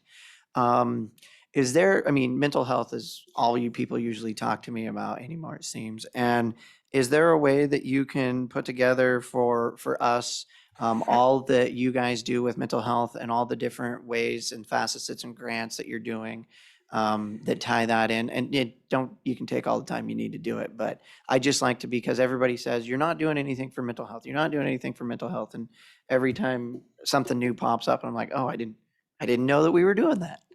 Yeah. Or like this morning with the sheriff's office, and I was like, I didn't know that was a 40-hour training that you went through. And so I want to try to get together and pull all the mental health stuff together in one spot so that we can tell the public, actually, we are doing quite a bit.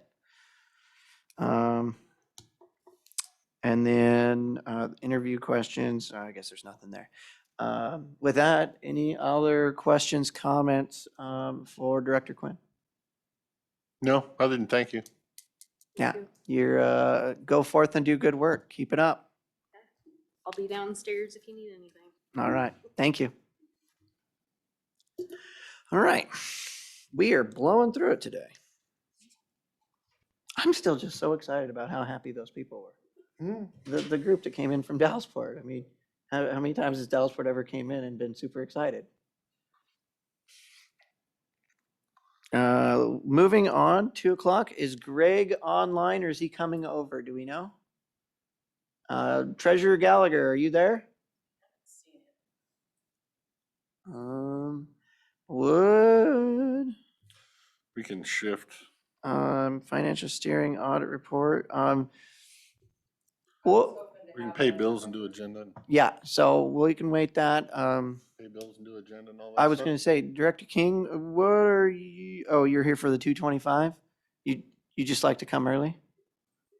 As you're early. You've learned, yes. Since you're here, would you like to come forward and we can do yours right now? So that you can get back to doing the important things. Yes, I had no special presentation, really here is that answer your questions if you had any, before you decided to make this proclamation. The proclamation is to recognize and honor the Klickitat County 911 dispatch communications officers for their dedication and commitment to public safety. The professionalism, kindness, and courtesy that they show every day when people call in, and their proficiency at dispatching all public safety agencies in the county. April 10th through 16th of 2022 is what we're asking you to proclaim as Telecommunicators Week. Public Safety Telecommunicators Week. Are you getting a hold of Greg? Okay, thanks. I just, Questions from my seatmates? Nope. Commissioner Sauter? No, it's always, it's always an honor to be able to do that declaration. So I'm fully supported. Hopefully, one of my seatmates in the room will read that into the record. Would you like to read the whole thing? Oh, I guess I can read the whole It was thing. in front of you, so. Sure. Yes, it was. You threw it at me. It was definitely in front of me, and I would be glad to read the proclamation. I read it last year. This is the Public Safety Telecommunications Week of April 10th through 16th, 2022.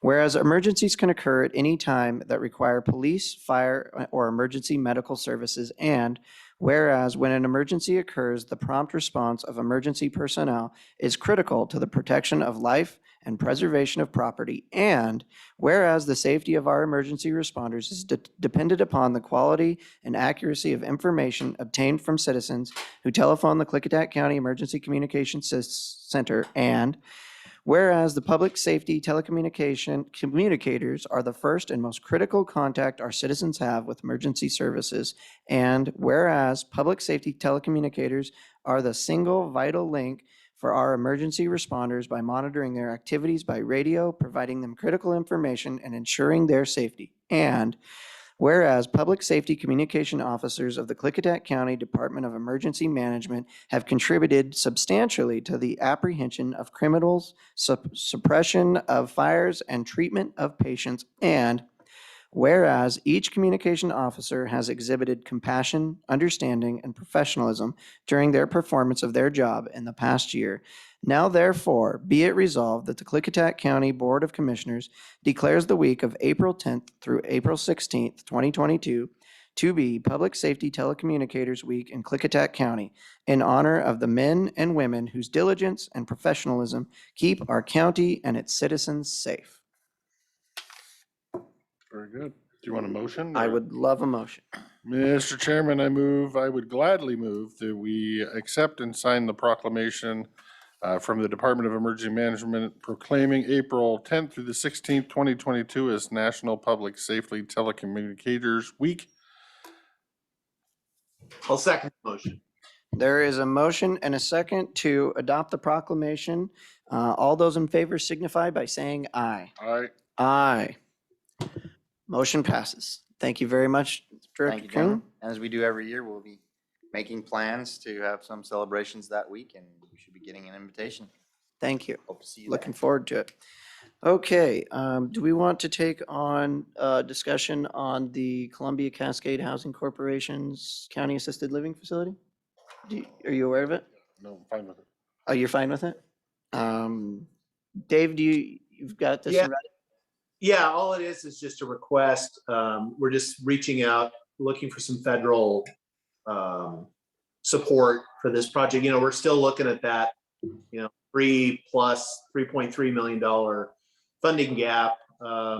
Although I am hopeful I'm not hopeful the gap is still going to be there, but we are going to get the new director of USDA RD Washington is going to come and do a site visit week after next. So I'm hoping maybe that'll free up, maybe they can dig around and find a couple more dollars. And maybe the gap will be, or at least maybe the gap after we get the new construction costs. Won't grow by as much. Right, it won't grow by as much. So just a request for help. So looking for federal dollars. Being that is just a letter, we don't need a motion on it. So but we're all in favor, consensus. And thank you for the update, Commissioner Sauter, that USDA rural development will be coming down. That is excellent. Okay.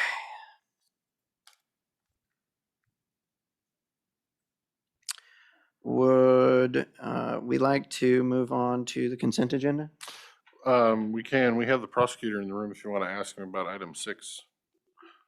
The Oh, waiver yeah. of the Yeah, fees. let's go, item 6.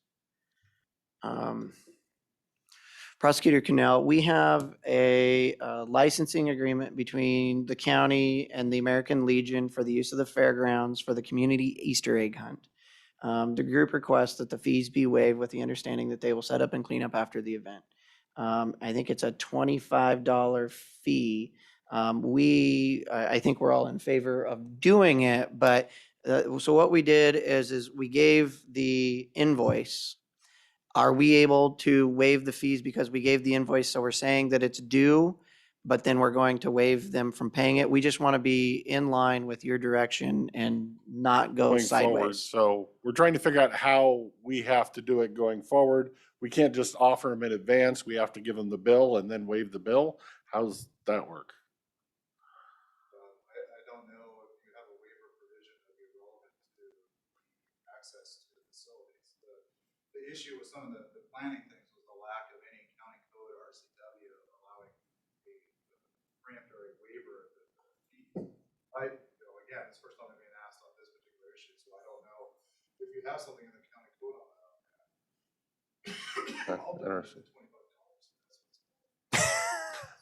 Well, we're just trying to get the right process moving forward so we don't do something wrong Or moving forward. because we've done this in the past, I think every year. Yeah, it's been done every And year. we It's didn't just know that approved there like was a problem, so maybe we need to send you a PA opinion request on how we need to update the county code if we are going to do something like this in the future. Did we not send that request over? I don't I remember. don't think the request wasn't made at the time to how to enact. The conversation was the lack of any provision. Okay, I believe Public Works is gonna follow up with the. Right, that's what Public Works was Okay. talking earlier. We guided them to okay. check their process with you to make sure everything was on the up and up. So again, I don't want to go sideways, so Yeah. let's pull it. I mean, we've got time. Oh,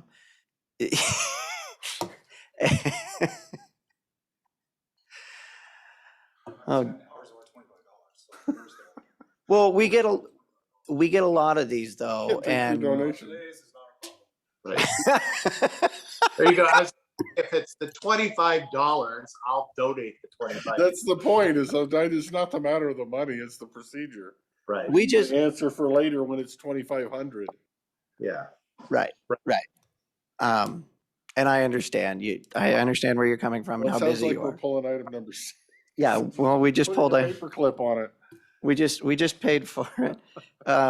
Highly, and I'm sorry, Dave, I should ask Prosecutor Cannell to come up so that you could hear him, or were you able to hear him in the back with the overhead mics? It was okay, but in the future, yeah, anybody, it's there. One thing I will say, it's kind of nice, I'm getting to test the system. And as long as people are at the presenter's desk, the sound quality is excellent. You can hear everything. I could hear him from the back of the room, but I did have to, I don't know why I'm straining forward to my screen like that's gonna help. But yes, I would ask folks to come forward. All right, helpful. Mr. Chairman, I'm going to make a motion that we approve the consent agenda with all 10 items. No, No, full item 6 I'm because it's giving him been back paid. his money. yeah, that's your motion. Yes. That's Oh, why I'm just going to approve it the way it is, and he can have his money back.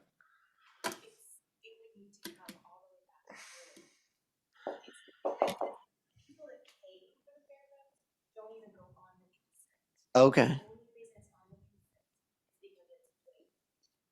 So if he was paying the $25, we wouldn't need it on the consent. They could just go pay it? Yeah, they would just go pay it Oh, and complete different paperwork. That's why I said just do it all.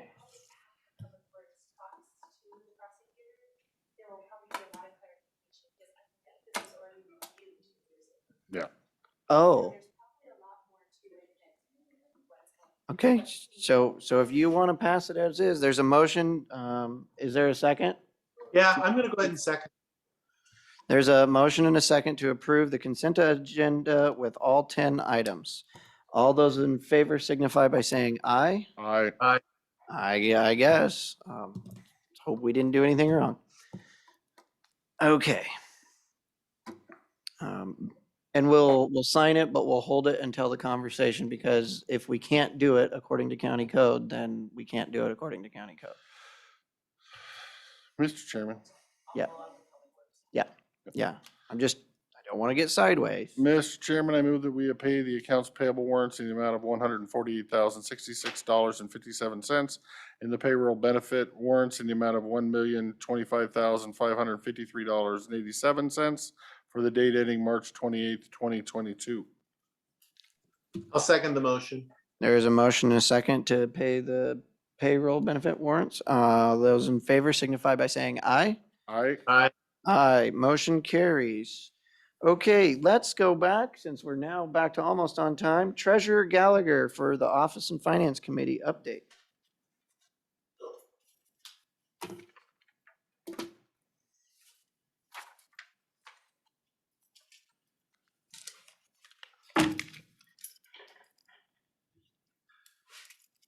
Commissioners. Finance Committee updates. The Finance Committee met last Friday, the 25th. And we talked about, we actually had several things on the agenda. One thing, the first thing that was brought forward was an e-signature proposed draft policy and resolution for e-signatures, or a policy for that. We reviewed it. I think it was fairly vanilla, which I think we all thought it was a good next step to where we were at. It would go into place, I believe the 1st of January, or however that was gonna work. I can't remember exactly which day we talked about. There was a couple of changes that we needed to make, and just making sure that there was some pieces that it was in sync. Heather was going to, Chief Deputy Heather Joby was going to go back and fix those and then rebring. I don't know whether she was going to send it out to the group and see if we all agreed on that and then bring it to the board. But essentially the policy as it was written seemed reasonable and seemed like a good next step to get the county in line and have an e-signature policy, and then we would move to wherever we needed to go from there. So I think that's going forward. Did we need to talk to the prosecutor, see if we could take that back to January, sign it, and then backdate it for January? I know we for talked taking about it? that several times in the meeting. I don't know that we ever came to the whole piece of where that was going to be at. That's why I was like, oh gosh, I didn't have that in my notes very good, because I was probably, I didn't have, I remember the conversation, but I don't remember exactly. So Right, I we think had that- Heather could probably do that. We can talk to her as she's going through and do that, and maybe she can provide that to us with the update. Because we've got to send it over to him anyways for form. approval. So Yeah. it'd probably be good for Heather That- to ask I him, can- because I don't think we're in any jeopardy if we just set it for starting on the date that it starts. Yep. I hope. Huh? So I'll speak up, so can you hear me? Dan? Come on forward. There's another chair. You might as well just sit next to it. And you're going to be coming forward anyways.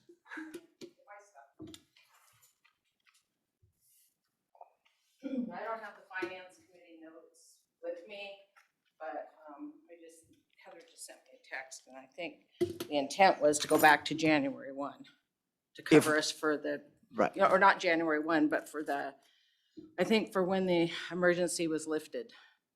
Because the county other emergency. policy went to that point. And I remember The like, state of emergency or the county state of emergency? When we lifted it and we opened. The county state of Yeah, emergency. counties. Last Because the summer in policy June. that we have in place, that when we went back and looked at the policy that we put in place, or the resolution, covered the county during the state of emergency, but the county lifted our state of emergency while the state's still in state of emergency, I believe. Right. The Right. county so that's the period what we're trying to kind of make sure we're Go back to covered that on. date for when we opened the offices and such. if we can, but I think that would Right. still be a question for Exactly. the PA. But that was the discussion. And then also, I guess the other, if we can't, I'd talked with Chief Deputy Gallagher, the way that it's written. Deputy Gallagher. Well, it's okay. Sorry, Joby. Yeah, it's okay. My bad. I Don't mind me. I'm looking, good. I'm sitting there looking at him. It's No, hard you're when I'm good, looking you're at good, him. You're good. About the way it was written, it looked like it gave us an out, because there was a comma that said, or until such time as we lift it. So I don't know, there might be a way that we could get around it. I don't know. It just seems weird to backdate things. But the policy in general, I think the finance committee thought it was a good next step of a policy. It wasn't getting too far in the weeds, but it was getting us maybe up to date with some of the pieces and getting us covered on some e-signature pieces that we had. I think informal, most of it was very, very good. There was just a few pieces. Sales tax, we talked about that. That is beginning, the increase is happening on April 1st of 2022, which is at the end of the week. Most all that has been working through the Department of Revenue, so they're doing all those pieces. So I have been getting emails, like email notifications like that the other folks within the state would be getting. So that seems to be going. We've gotten emails from them on the REIT, because the other part is we're taking the other part of the REIT off. So we're adjusting that. So we're in the final stages of getting those adjustments made to the system so that we're ready for Friday. If we get a wild hair in a year or 2 years and decide to switch that back again, can we? I don't know the answer to that. Okay. I believe so. I think when we I looked at thought it, so too. I don't think we're locked in. No, those optional sales taxes are not one way. It's just, to my knowledge, no one's ever done that. No, I was asked that question last week, so, and I thought Yes. the answer was yes. So, I believe. Okay. So we're working on getting that set so that that's the treasurer's office, because we have when we receipt in the REIT dollars, those get distributed at the time that we collect the money. One of the pieces that was brought up, and that I want to make sure everybody's on the same page, in the treasurer's office, we have not changed the distribution of the REIT dollars from their current allocation, but we did change them in the budget. So those dollars weren't anticipated to continue going to the same funds. There was other ways that we looked around that. So, and it could have been an oversight. In my mind, I'm thinking the first. And so then I think about a week or two ago, we kind of had this like, oh gosh, maybe those needed to go. Jen and I talked, we're going to go in and determine what the pieces are, where the amounts are, and where that's at. And we will propose, how we're what impact that would have. The dollars are still there. It's just, we didn't change the receipting of REIT from December 31st to April 1st for that stub period. In my mind, I was just thinking of changing it on April 1st, and that's a budget. It's really more of how the budget was put. So we will take a look at that, but I just want to make sure everybody is on the same page. We talked about that during the finance committee meeting, just so everybody's So understanding. the money might be in that account, and we may end up having to pull it out of that account. And put it over in that account. Or it needs to go into maybe back into 125 and come from there. So right now, it's being distributed the same way it had been distributed before, which is to 135, which is communications, and 303, which is capital. Either way, we're gonna probably use it to build that tower, right? I mean, it's just Right. where you. So, but we're gonna come back with where all the parts and pieces are at. And I think that was kind of something that we came up with in comparison. And it's just how they're budgeted and how they're being actually put into place. So we will look at that. So Jen and I will work on that together.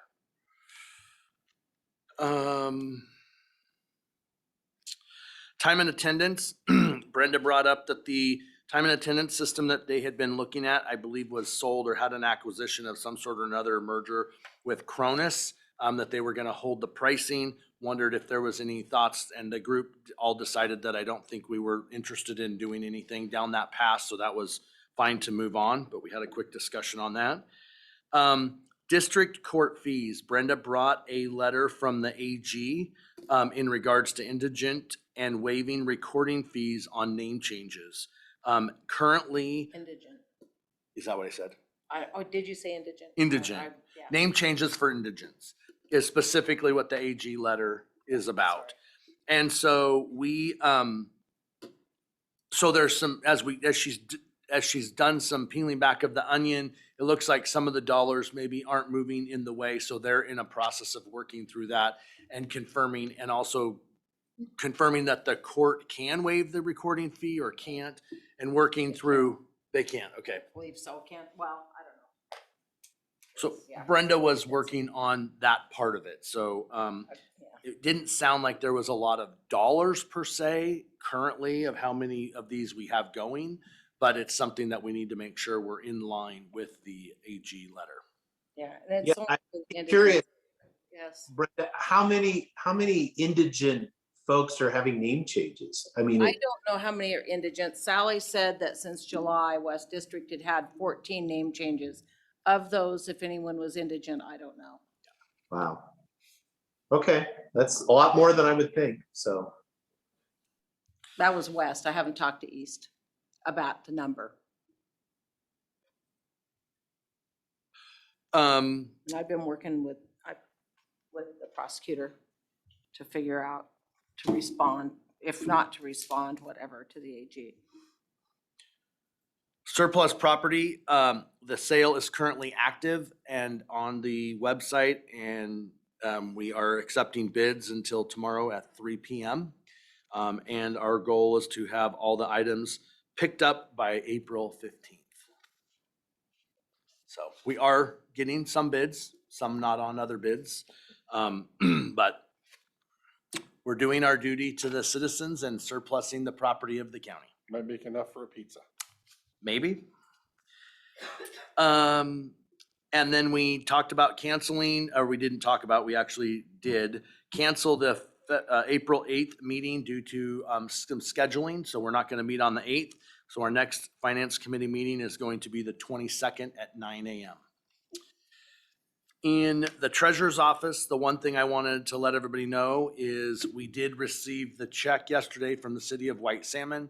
So hopefully we will be processing the REIT form for the that White Salmon property before the end of March, which was our goal in the very, very beginning. With 3 days left, but that's still, we made it in March. So We still get our bump in the money that we get off of it. well, we get it'll be distributed to wherever the distribution was, yeah.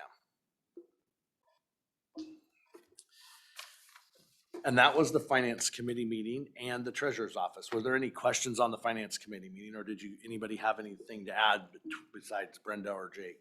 No. All right. You have more for? I don't have any more for the finance committee or the treasurer's update. I wanted to have Brenda, or we were going to have Brenda give us some information about the finance steering committee. I was hoping Gordy'd be in here. He was gonna be down here too, so I don't know what happened. I could go ahead if you'd like. Well, let's see if we can get him. That way all four of us are here. Cut one virtual. Thank you. Well, Lee. that's, and you both got the email on the transitory records that I passed on from Yes. Prosecutor Yes, I did. Cannell. Yeah, yeah, Did that help? Yes. And did you guys have any questions? I had no haven't- questions because I didn't read it to that great of detail, but I have it with that a marker. I browsed it. But and I did have see it. that I received it, so. It's still open on my bar. And thank you for that, Prosecutor Cannell. Yeah, I would comment on that. I wanted to thank the prosecutor. That was very helpful. I did actually read, and I'm not saying you didn't read it, but it is useful, especially for, we've had so much interest in public records and what we keep and what we don't keep. It was nice to get something on paper that gave us some, fairly concrete guidelines as far as what we need to keep and what we don't. So I'm implementing that now. Actually, I've really made no changes. It just was nice to reinforce. I believe I was doing it right all along, so that's good. Yeah, the one thing I noticed on there was spam email. So spam emails I've been saving just because. Right. Apparently you don't have to. So. Do we have any worry in the future, like if somebody said, that wasn't a spam email? Well, I mean, if they're trying to sell you Viagra tablets, it's probably a spam email. for you? I'm getting there. Careful now. I'm just kidding. Okay. Oh, here comes Gordy. We can move on. Hi. Come on forward, Gordy. Give us the good news. I just, I think Brenda's gonna lead us off. yeah, so, we opened the RFPs, we advertised for several weeks. Let's see here how I can sit, so, no, on my back to Dave. You're good. I can, fine. Okay, so we advertised for several weeks. We did get 2 RFPs. They were open on the 1st. The steering committee met and reviewed them on the 1st. And we met again on the 15th and subsequently set interviews and interviewed them. We have chosen a contractor, a vendor that we would like to have verbal approval to move forward and begin to negotiations for the contract. That would be Barry Dunn. And the goal would be to have a contract signed by May 1st.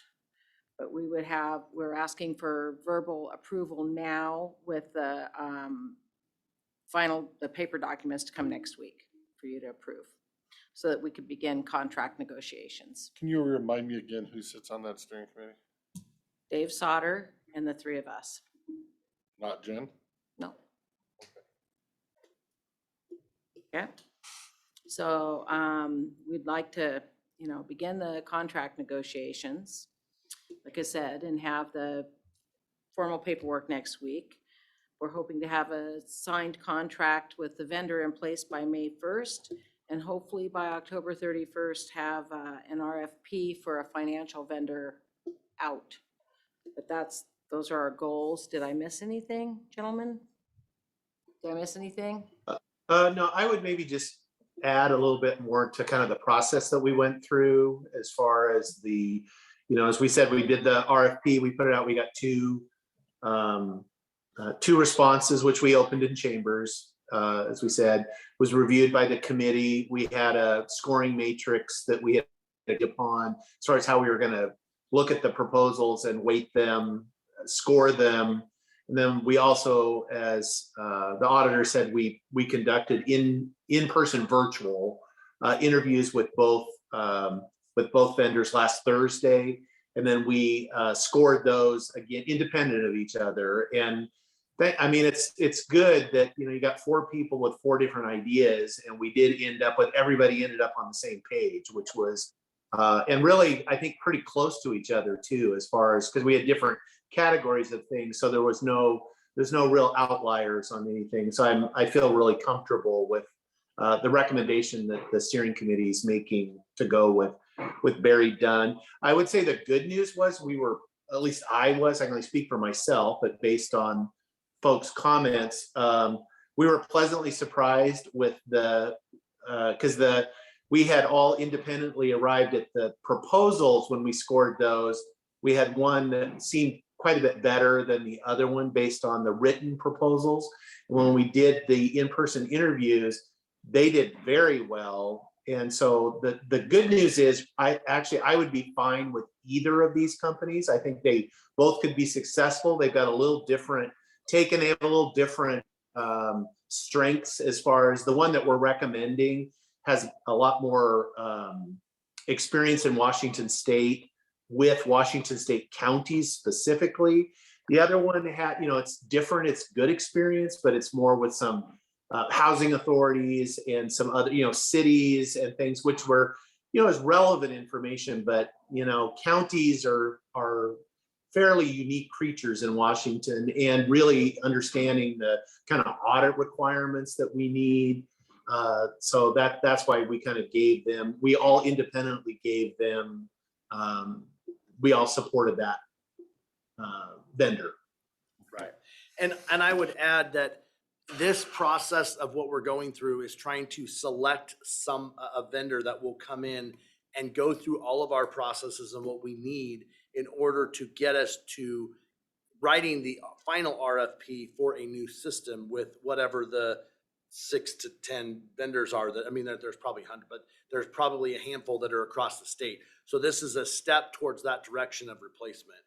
And both vendors had both made comments independently that they thought we were doing the process correctly and trying to get this written, review our processes, make sure we get an RFP that's written for a system that will definitely help the county. And so they were, but yes, one was, I think we all agreed was. I say that was my question. When we were opening the bids, I noticed one of them had references from a lot of other Washington counties, and the other one kind of didn't. Right. So, and it sounds like you went with that one, so. Did you have something, Gordy, you'd like to add? Well, I think just answering the question, will more people be involved? You know, this is just to get the process started, and then there'll be a whole lot of people. Oh, yeah. And a whole lot Yeah, of work. Contractor will work with everybody to determine what our needs really are versus what we're doing, you know? I'm so excited. It's a good start to a new day. Yeah, yeah. It was a very good day, I think, for all of us. I think we were all a little nervous as to what we would, you know, when you're fishing, you don't know what kind of fish you're going to get.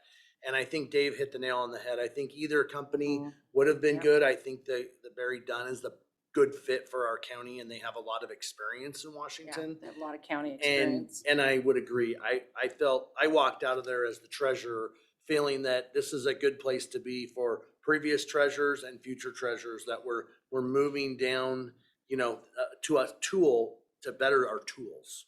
Yeah. And I was pleasantly surprised, as Dave said too, with one of the vendors that I looked at their proposal and I thought, wow, they didn't put a lot of work into this, but they really shined when they had the virtual interview in person. So that was a surprise, nice surprise. Okay.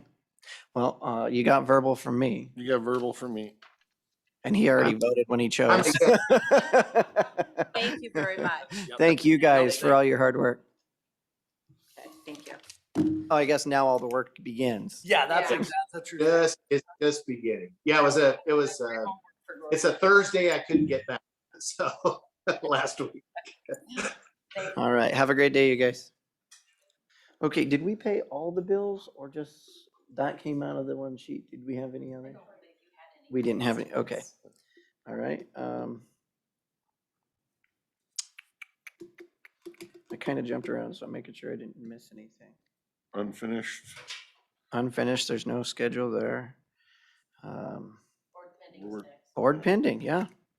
Seatmates, do you have anything for board pending? I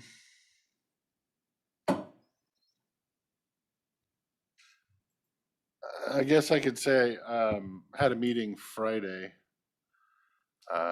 with potential developer, and it went really well and is encouraging moving forward, for the aluminum plant property, so. Okay. Commissioner Sauter? No, I'd love to dig into that, but I understand the need for discretion generally in those situations. So I'll look forward to hopefully something coming out of that conversation, Commissioner Christopher. Yep. Whenever. Right. Tell them they can start next week. It's fine with me. It's actually, their timeline is forward a year from when I expected, so. They're thinking best case scenario breaking ground in 2024, so. Wow. Surprising. Ad swap, financial services. I'm looking to see what meetings I want to talk about. All right, I don't have anything right now. Okay, well, if that's it, we will move past board pending and go to elected official report, prosecuting attorney David Cannell. Do you have anything for open session?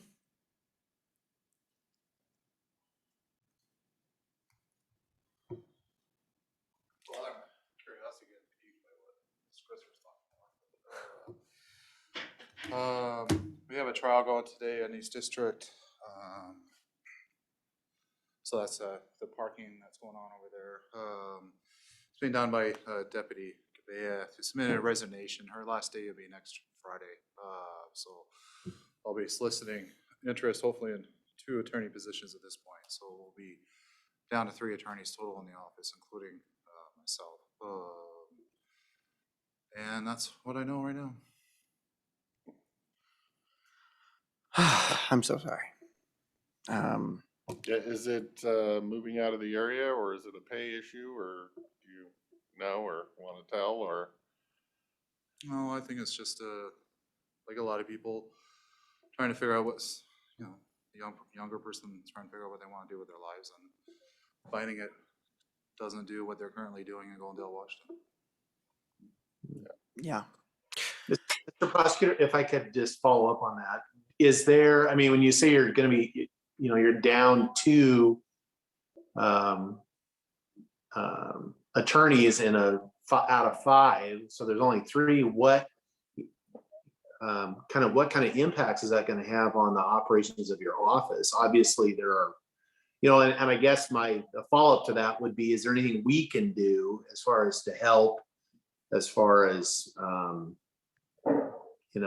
either delaying action on something, as far as at least the civil work on stuff? I don't know. That's just as bad, because I know it's hard to run at that level of staffing level and not have it impact your office.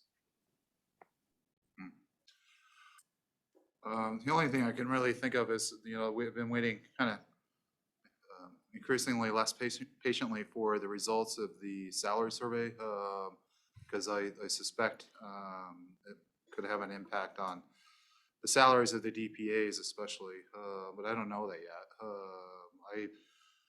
I think the pay is adequate, but I like to see what else is going on. There's a shortage of prosecutors and defenders throughout the state. Most offices are having difficulty recruiting and retaining.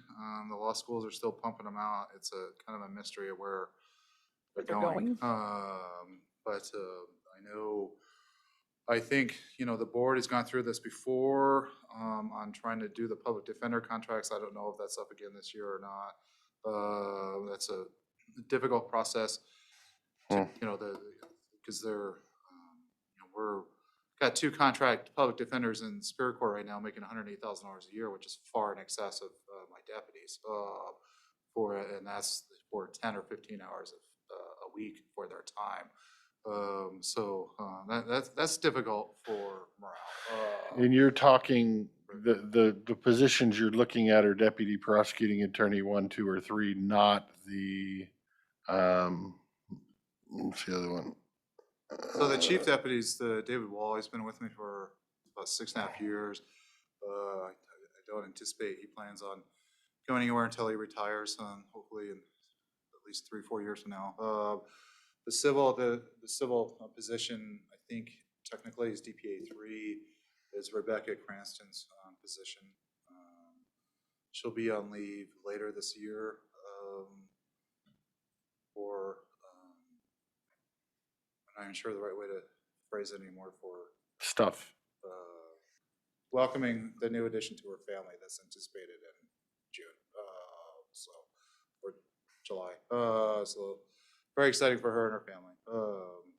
And then, so obviously there'll be a few months that could theoretically be down to 2 attorneys. So we'll see how that works out. I guess I would be curious. I mean, I'm looking at the salary survey right now. And you obviously have one position that you have had out there forever and can't seem to get a fish on the line. So I would be kind of curious what you think pay-wise it would take to fill that position, or is it really a pay issue? Because from what I'm looking at, it isn't a pay issue.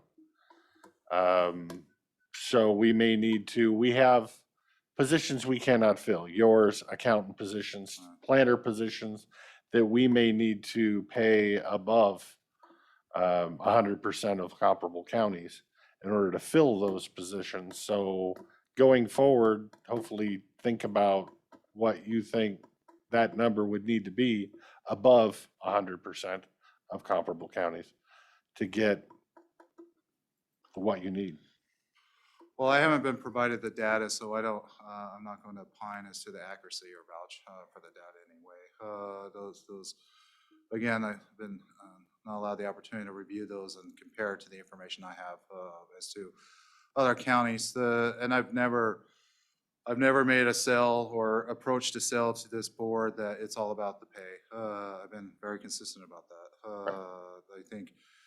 I think about 5-6 years ago, that was by far the #1 factor. I think it's a factor. It's not a significant factor at this point. We are competitive to many other similarly sized counties and locations.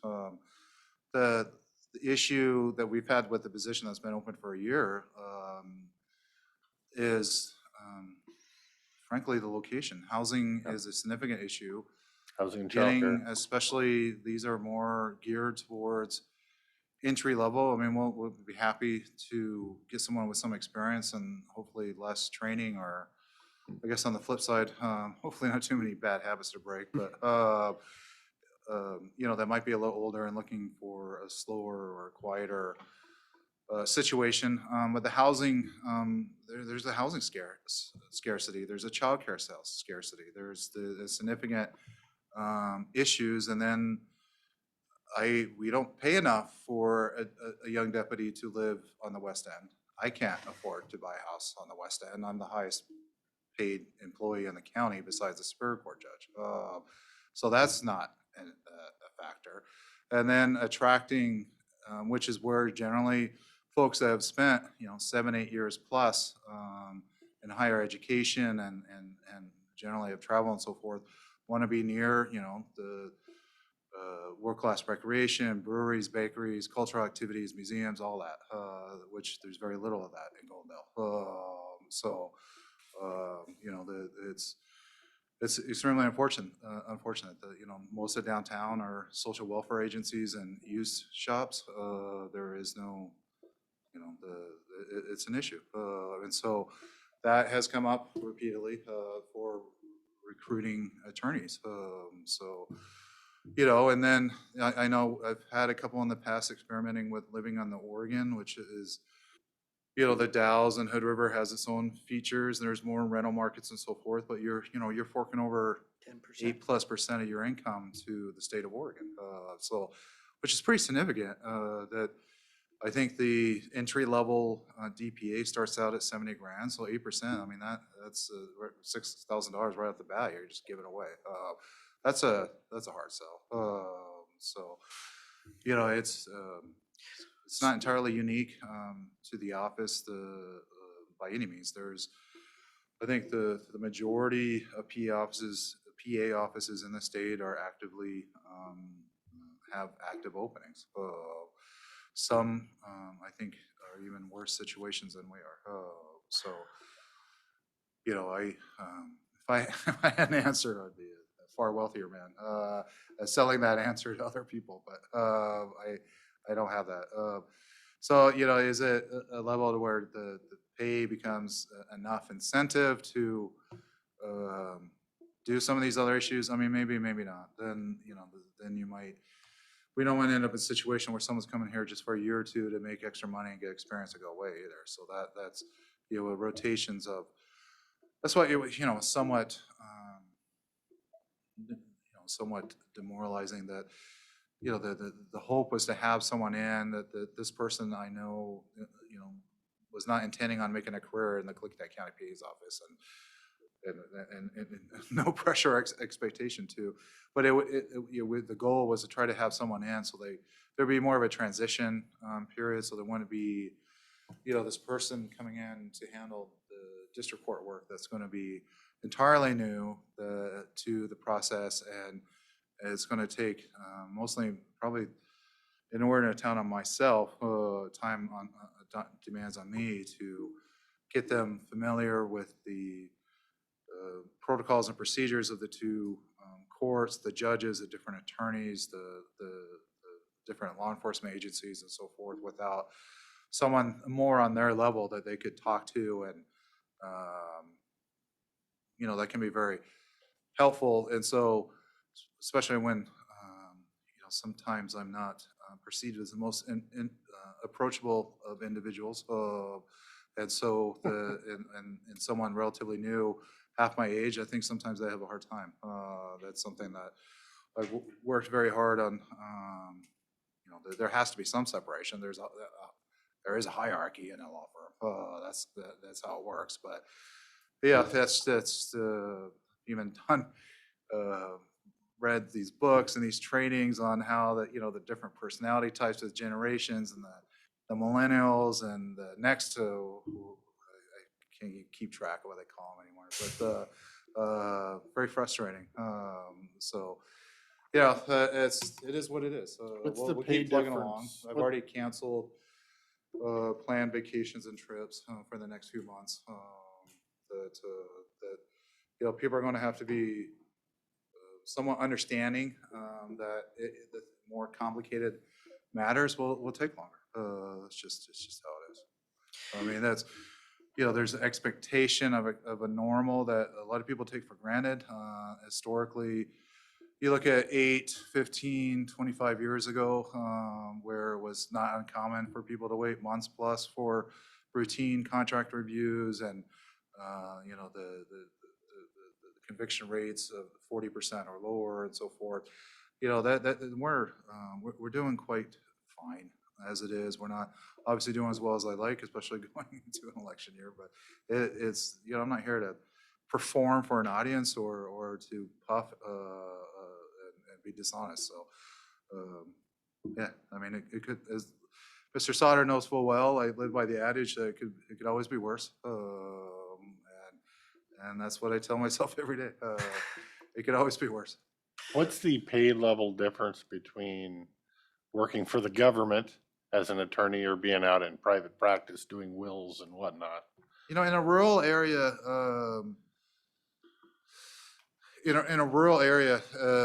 there's attorneys in every field. There's a wide gamut of how much it's the harder you work, the more skilled you are, the more money you're going to make. And so you can, I think, make a comfortable living here doing, not working, you know, more than, you know, 30, 40 hours a week, and probably do something on income level that's more competitive with it. But the benefits don't compare to the private market. They just don't. The insurance and so forth, which, you know, the 28-year-old straight out 8 years of college could care less about. Till they have a child. You know, that's a whole nother issue.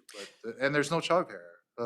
So that's a constant issue that we're struggling with. That whenever anyone has a sick child or gets home from school, or it's a big deal that has to be dealt with because there's just no options around. So I know that, you know, our civil deputies basically station in the office 1 day a week, primarily because of childcare issues. And so that, you know, 3 years ago, I would have been not okay with that. There's been a lot of flexibility that's been introduced in some of my thinking in the last 2 years that I've embraced some of it. And it's just the reality of it. You know, there's no need to be sitting in an office staring at a wall that I can see what you're doing all day, every day. You have to have trust. And so once you do have that trust, it's trying to find that flexibility. And that's sometimes what's difficult bringing the new folks in, is that you got to earn that trust. Right. That's my approach. So, you know, it is what it is. So in terms of what we can do, are other prosecutors' offices around the state offering signing bonuses of 10, 15,000 to get some of these younger 28-year-olds, 30-year-olds to, hey, I can get a nice place or anything like that? Is that, because I mean, leaving the position open for 2 months would cover a signing bonus, and we've had that position open for quite a while. What can we do to help? Well, I know there's a couple of counties that have done that. Ponderay, I think, I talked to their PA last summer, and I can't recall if they were doing $5,000 or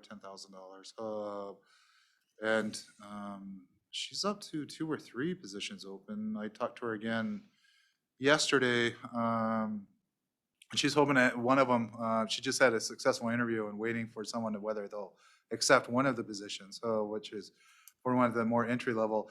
And historically, they've had no problems recruiting because their county seat is only about half an hour away from Spokane, which is one of the few law schools in the state is housed there in Spokane at Gonzaga. So they historically have had a wealth of applicants and people showing interest. But they've struggled for years now. my understanding is even the Spokane PA's office is struggling. You know, King County, last year, their board authorized, they diverted a significant portion of their CARES fund towards beefing up the ranks of their DPAs through contract employment relationships, and they went out and hired 100. And really, there was just this huge suction sound throughout the state of every interested person that might be a prosecutor just getting taken off the market right off the bat. It was very frustrating. You know, the law schools generally are not welcoming environments for individuals that want to pursue a career in public safety or prosecution. They're just not. You know, you spend 3 years being told that, you know, prosecutors and police are just cogs of an oppressive system out to disenfranchise and strip people of their civil rights. You're bound, you know, like every big lie, if it's repeated enough, you get enough suckers believing it. So that's, but that's both the left and the right are equally at this cultural moment guilty of that. Yeah, it is. So How can we help? Again, how can we help? Give me an You ask. can listen to me, bitch, and then we'll go from there. We are So I fully think the only thing is the understanding. folks that need to be, if there's seems to be delays and turnaround and so forth, they need to be more understanding, just reach out and there's, you know, if there's something that's a higher priority than we realize it is for someone, just communicate that and we'll work on accomplishing that. You know, we had, you know, when things were working pretty smoothly, I was able to enjoy more weekends and things, and that's just for, you know, that's just, I have to go I away don't for care a how while. much you work. I care about how much your staff works. Well, I care how much. And you interact with me long enough, you'll care too. But you know, at least I can get you laughing. Like, although It's either laugh or cry, and today I choose laugh. well, I'll say I was enjoying a Sunday. My wife and I went to Catherine Creek, and then we were going down the old highway to go one of the wineries for a glass for the afternoon, and we drive by Mr. Sauter, and he's just out covered in sweat with a chainsaw, like breaking up a tree, and we're like, well, see, it could always be worse. That's probably what That was happened. A branch fell on him. That's what Yeah, it happened. was really stupid yeah. We could be doing that on at 2:00 on a Sunday. So, although you look at me and you're probably, well, maybe you should, but it's, you know. So we'll just keep plugging along. So we do have a couple of cases to talk about in litigation at some point. I see Mr. McClure here, so I want to defer to if the board has any issues they need to discuss. Dave, do you have something you want to talk about? I was going to come to you with some letters regarding Dick who passed away. Oh, come forward and say it. And yeah, I mean, this shouldn't take but very long. Quick little over. Thank you, Danny.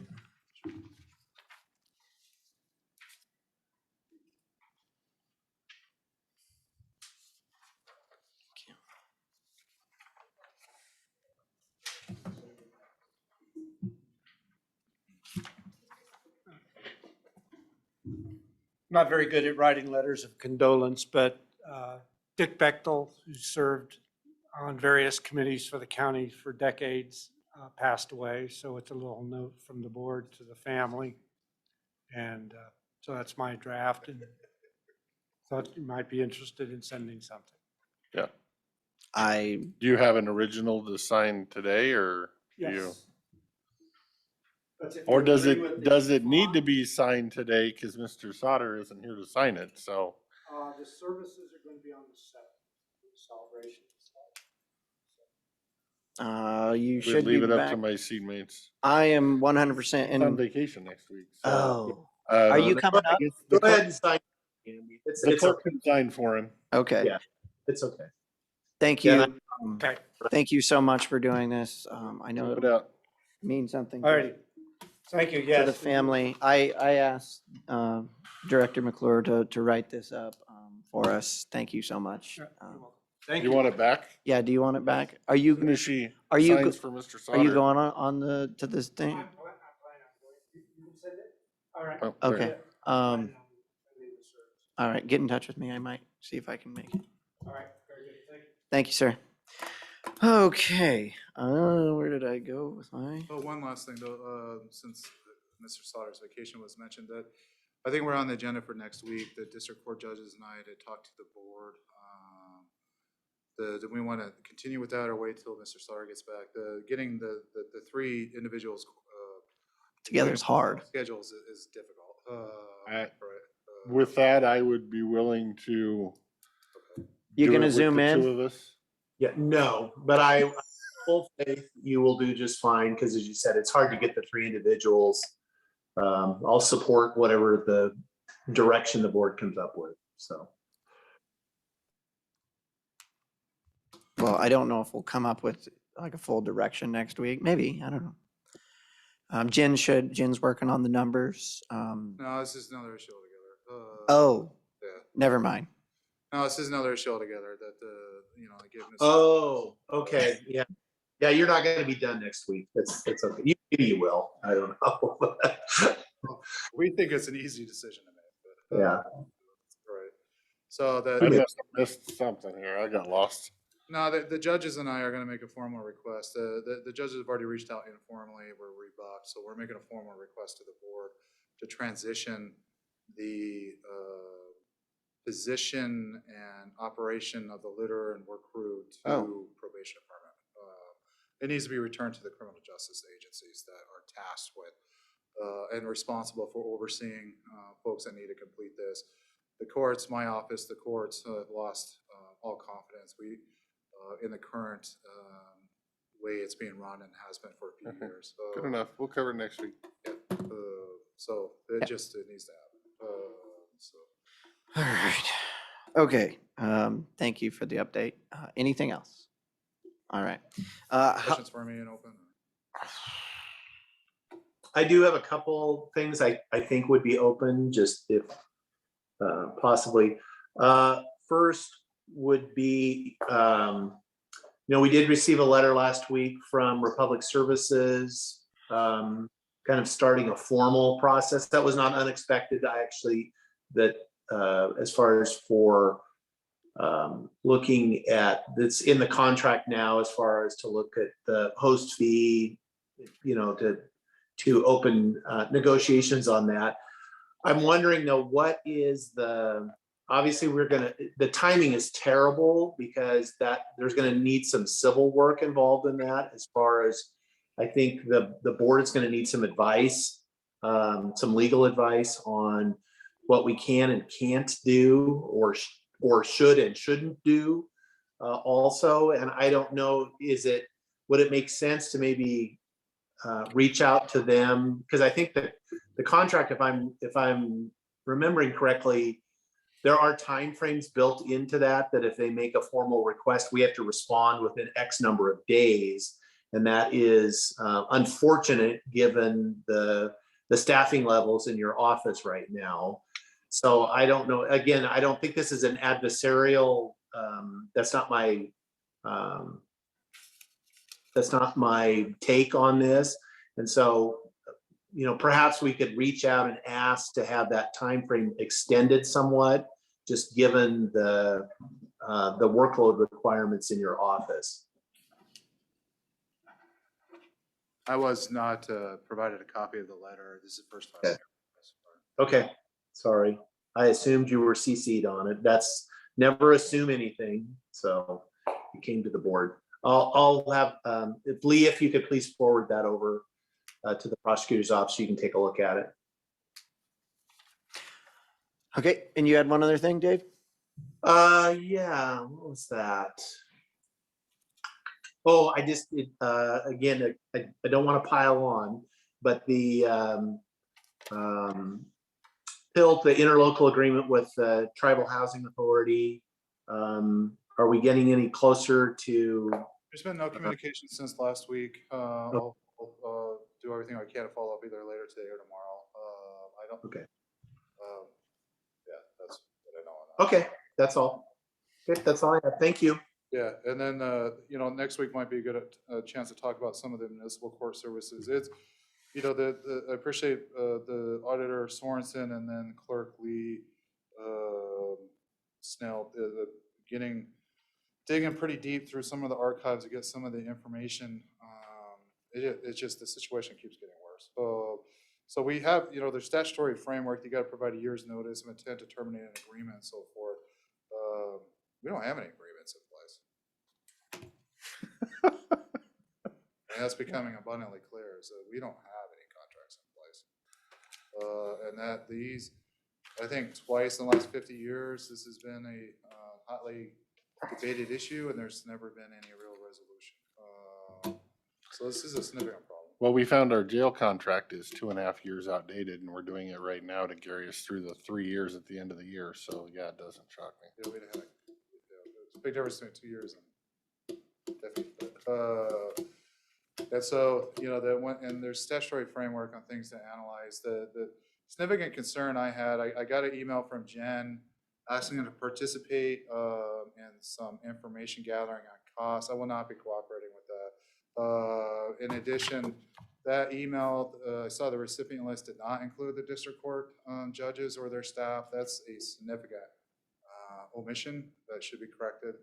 To me, the cost, the enter negotiation entirely on the terms of the person that's underpaying is, that's the calculation for the board to make. Our costs should be based on a proportion of the criminal filings in the court. For example, if East District has a total budget of $600,000 and Goldendale takes up 40% of their criminal caseload, that's pretty easy. That's $60,000. So, the real question is, what will it cost them to provide the service they're statutorily required to do? And so when you're asking for information gathering on relatively fixed costs on our end that have not been, there's been no request and no effort made to track those costs over the years, I do not view that as fruitful. And so the issue is, how much is it going to cost them? And how much less than that is the county willing to accept? That's the cost is a factor to be considered. That's the cost for both sides. Right. So, finding something in between, I just don't think, just do what you do, but I don't see how that information is going to be accurate because no one's tracked it. So you think it should be on criminal filings? That's the vast majority of what we're talking about. And again, the conversation, I've said it before, and I'll say it again, that to get a more adequate perspectives, you need to involve the judges on them. I can't exactly speak for them. They have an inside knowledge. They've both been judges for several years now. They'll have a wealth of information. I'm sure they'll be happy to share about what they believe and perceive as through personal experience and anecdotes, what the breakdown and the utilization on their time of their staff and their courtroom is. It's, I can look at the numbers and think I have an idea. And I've been practicing in those courts for 15 years. I think I have a decent idea, but got to get the judges more involved here, especially when there's I think a remote possibility, but still a possibility that it could affect their personal income and their staff levels.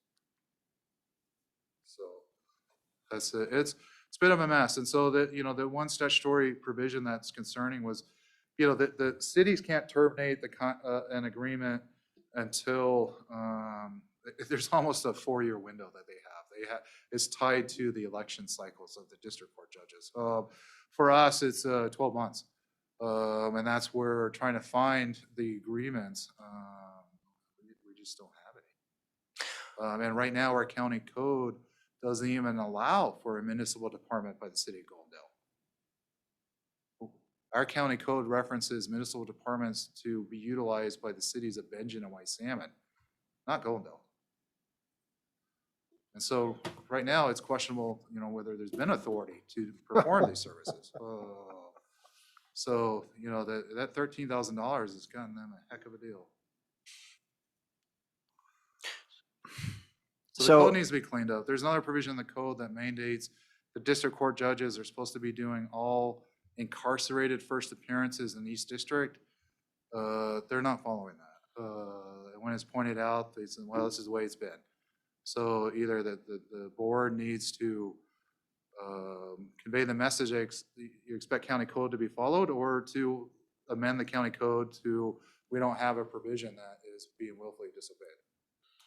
Well, we had Right. no idea It's that like this was we need a happening. list, Yeah. because I gotta try to remember everything you just said, and I'm not gonna be able to do that. Well, the county provisions, I think it's in Title II, on the regulation of district courts, it's about 3 paragraphs, and none of it is really meaningful.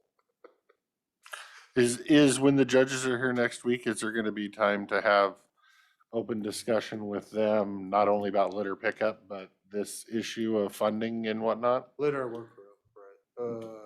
You're just gonna But if- stick to that, and then we gotta bring him back another No, time no, to I do the don't, rest? I'm not gonna, I can't speak for them, but, Right. Again, they, I think are making efforts to be here, so I'm sure they would love the opportunity. I doubt they wouldn't mind the opportunity to discuss further some of the probation services that, you know, that we're having to cut back quite a bit on pretrial monitoring and requests for supervision and so forth, and that's, you know, I'm not gonna come in here and tell you that people are gonna die unless you buy me a boat, but at the same time, there's issues as to public safety. So, you know.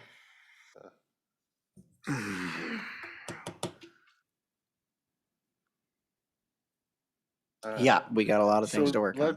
let's block out a little extra time next week if the Yeah, chairman so I'm- chooses for them, and if they don't use it, they don't use it, we'll fill it with something else, but I don't wanna have to rush through them or not give them all the time that they want.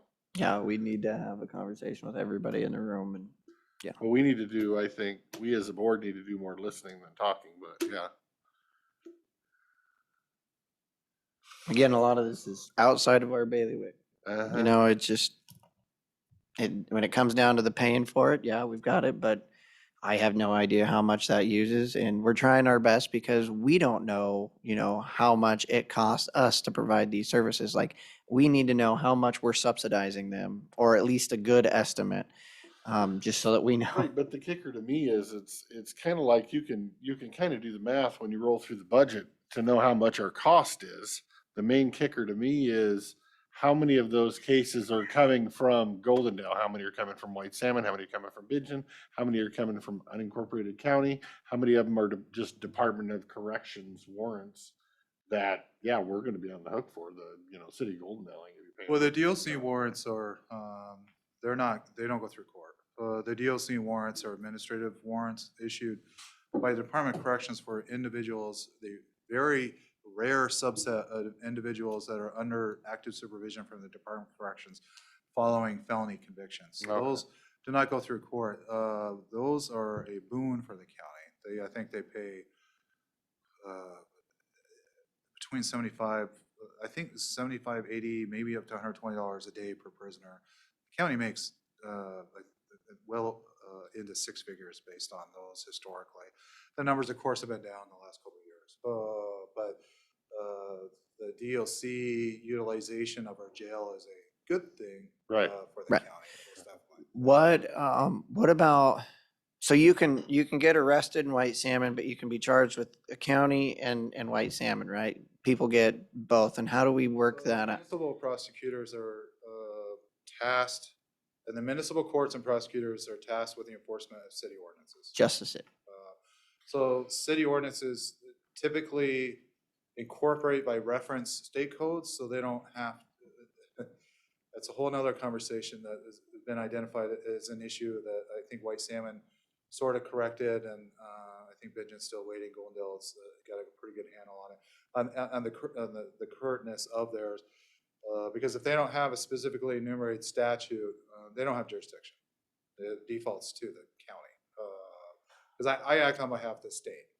A lot of people lose track of that. So- I'm actually an agent of the state, not the county, to the enforcement of the criminal law of the state of Washington. I can enforce the county code and bring in action in behalf of county, but the vast majority of the criminal actions are brought on behalf of the state of Washington for violations of the RCW. So the cities have jurisdiction and prosecution over the enforcement of city code. Many of the city codes incorporate state law, so they can bring those in there. I could choose to take any citation based on state law if I want. Generally don't, because because we're not getting paid to do that. And so that's one of the nuclear options a city could have is to completely repeal their municipal codes and say, we're not going to enforce any criminal law. That's now the county prosecutor's problem. And if they do that, there's certain features in the law that I can make a demand on them for compensation if they do that. And so, I can't imagine city councils wanting to give up that kind of control because then, the current arrangement is their police departments who report to the city councils, work with those municipal prosecutors for better or worse. So there's more control by the city council or the mayor, depending on the form of their government, on the police chief, the city prosecutor, and so forth. None of those are elected. They're all serving pursuant to or their contracts. Generally, contracts are at will as employees to the municipalities. So that's the jurisdiction they have. And for city code, parking tickets, things like that, they can do. And then everything in the unincorporated area is entirely through the county PA's office in every county in the state. So every allegation that occurs in unincorporated area has to go through the PA's office. Whether it's through, we still have direct citation for misdemeanors in this county. So officers have the ability on misdemeanors to issue a ticket to someone so they can arrest and issue a ticket for a DUI or trespass or, one of the more classified as minor offenses in the misdemeanor, gross misdemeanor. Many counties have moved away from that to where the matters are based on referrals and referrals only.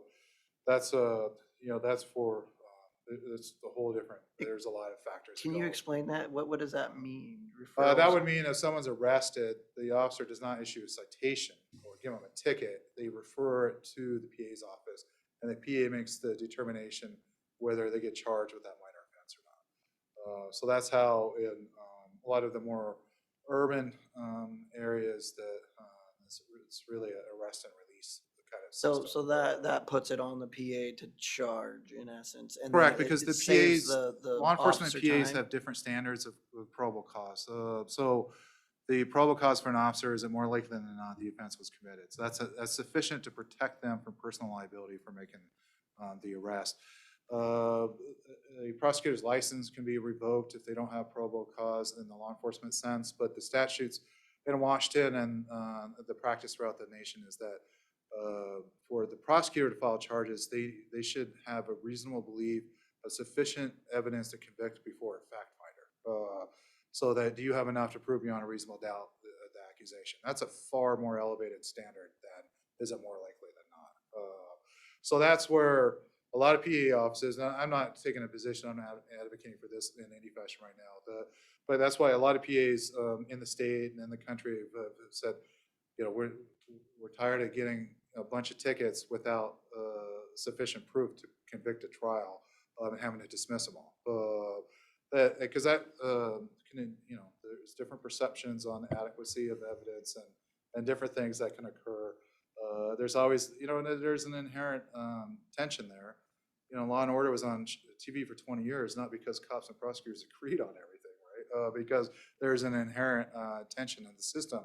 And it's supposed to be. I recall was at a meeting of the local Washington State Patrol, when I was about 15 years ago when I was a new deputy here, and there was a question that came up on how I had resolved a case at that point, and one of the officers had said, why didn't I get to make that decision? And it was very interesting. The lieutenant cut in and was like, because we're not in a police state. That we don't live in a system. We prioritize freedom and due process. That we assume it's better than guilty people go free than we incarcerate innocent people. And so therefore the police in this country do not have that discretion to make the final call. It's part of the whole idea of separation of powers and the preservation of liberty and due process. So that's where, and of course, if you're in that position of saying, no, I'm not going to do that, it can create conflict and tension. And some offices get along better than others in some counties. And sometimes they can, you get the personalities involved and, all that stuff. I mean, this county is by no means immune to some of those difficulties. And then on the felonies, it doesn't matter where they occur in the county, those all go through the county, because the municipalities do not have the power or ability to criminalize felony matters. That's solely within the province of the state legislature to decide what constitutes a felony in the state of Washington. So that's entirely through state law. So the allegation of felonious behavior has to fit, within a prohibited activity under RCWs and labeled as a felony by the legislature. And when that happens, then we evaluate the evidence and we can bring an action on behalf of all the people of the state of Washington.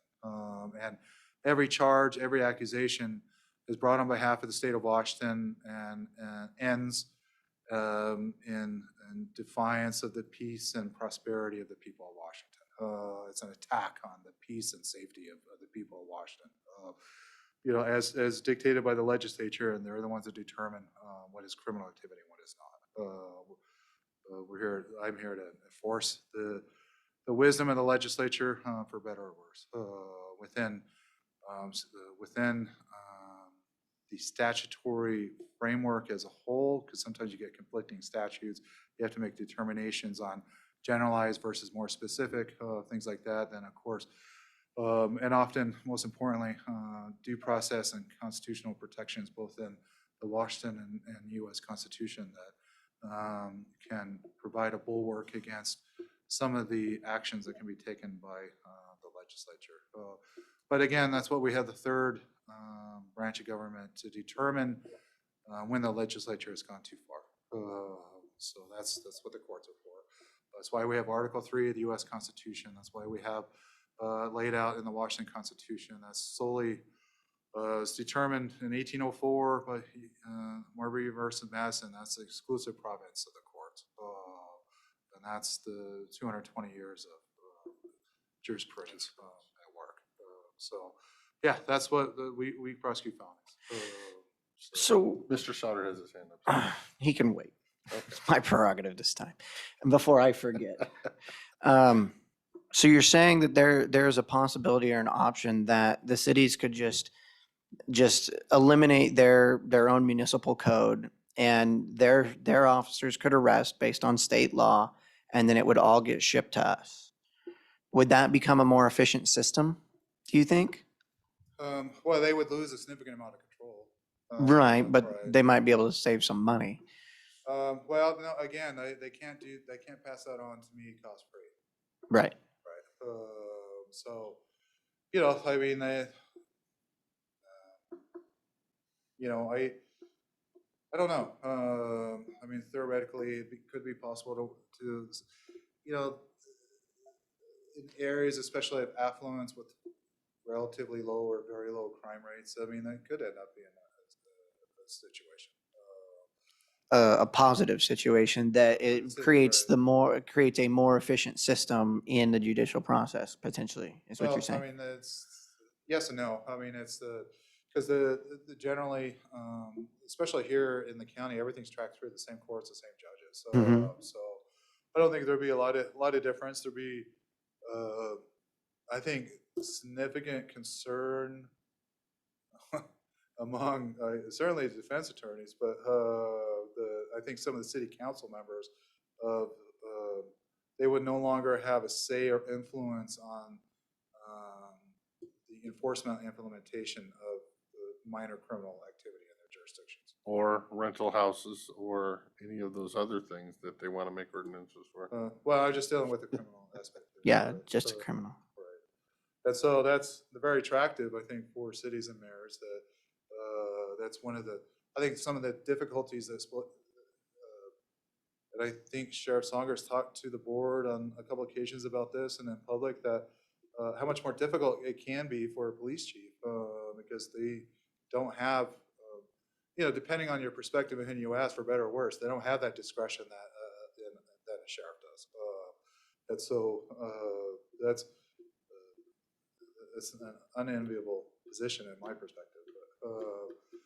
That's because I've been elected for almost 8 years now. I get to make my own decisions. So you get somewhat used to that. And you try to remind yourself to try to stay humble and not get out of control with especially the first year or two that people do it, they get sometimes carried away. And that's the big concern. Without a real hands-on mentoring and oversight of the kids that come in out of law school, there are sometimes they don't have a lot of life experience, but they're handed a tremendous amount of power over other people's lives as to, charging people with crimes and seeking incarceration and restrictions on their ability to who they can associate with and who they can live and all the other terms that come with criminal prosecution and conviction.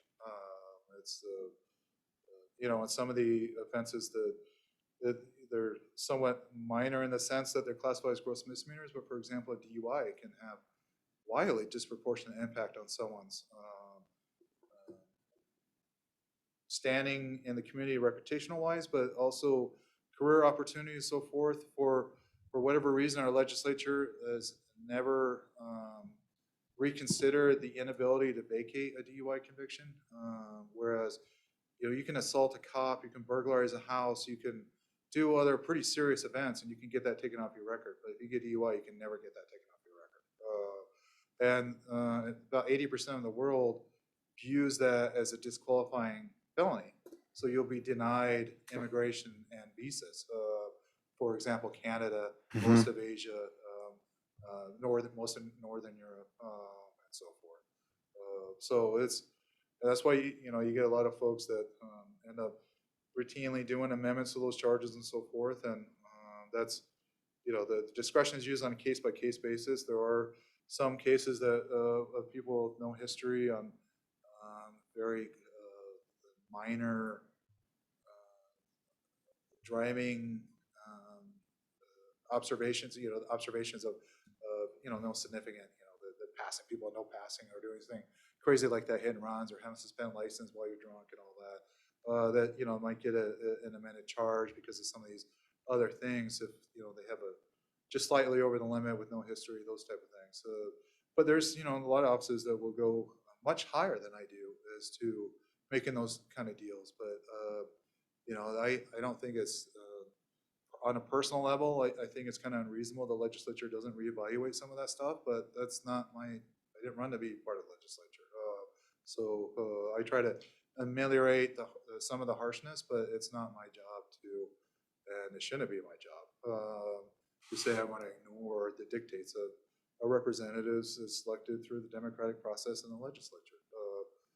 And I can regale you for hours with examples of statutes that should be eliminated and so forth. And so, but it's especially given an election year, we're going to hear a lot of speeches and talks about new laws and new things, and it's I'd like to hear more about what we're getting rid of personally, but that's now I digress. So the county PAs handles all those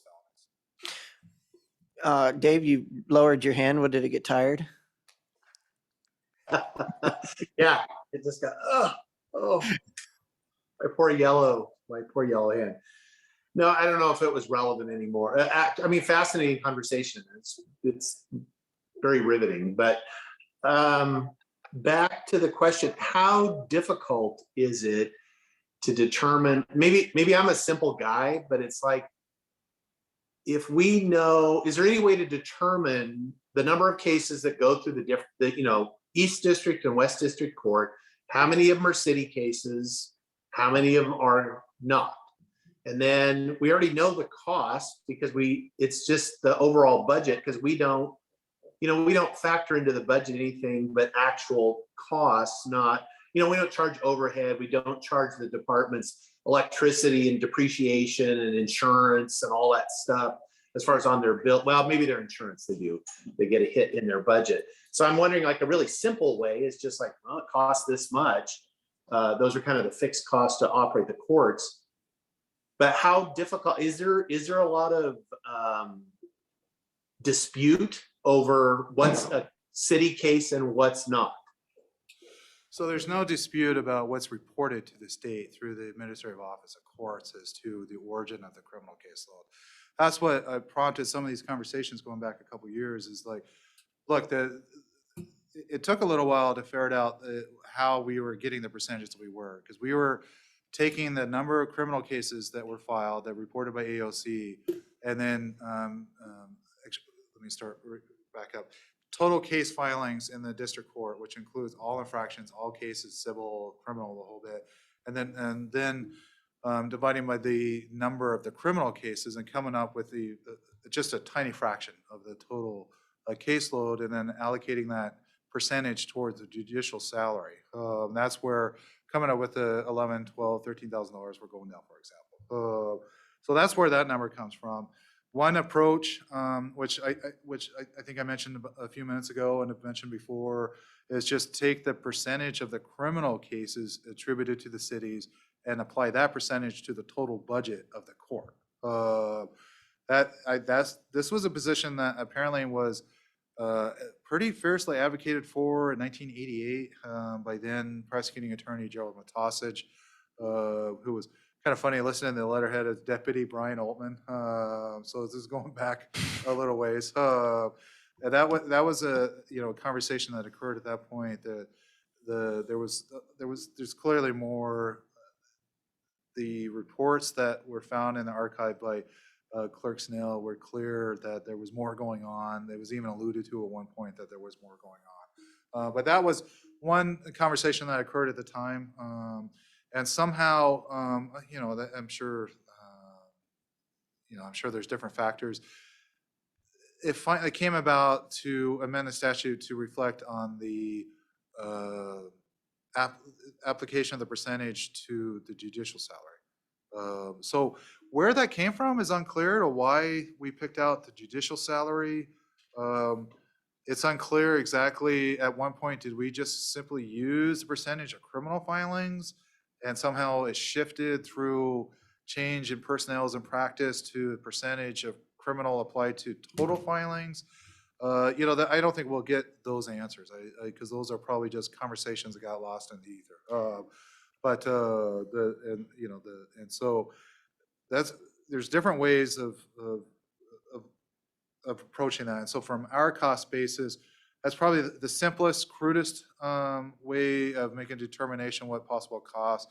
The other probably more nuanced approach is to take a look at that number, then the approach the judges and the clerks is to, okay, if the municipalities went away, how much less money do you think you honestly would have to spend to conduct your court?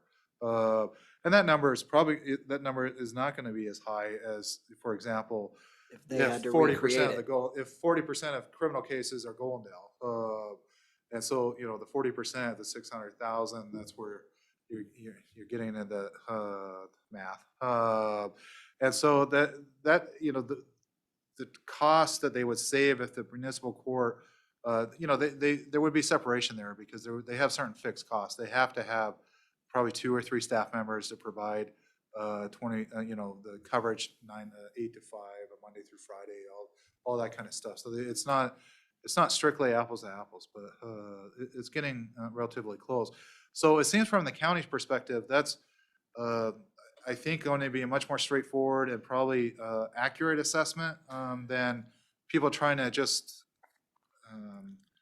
at this point, try to account for, well, this is city case, so I'm working on this right now, and breakdowns of times and everything. I don't see how that's going to work. I just don't. But the cost should, on those 2 factors for us, should be considered.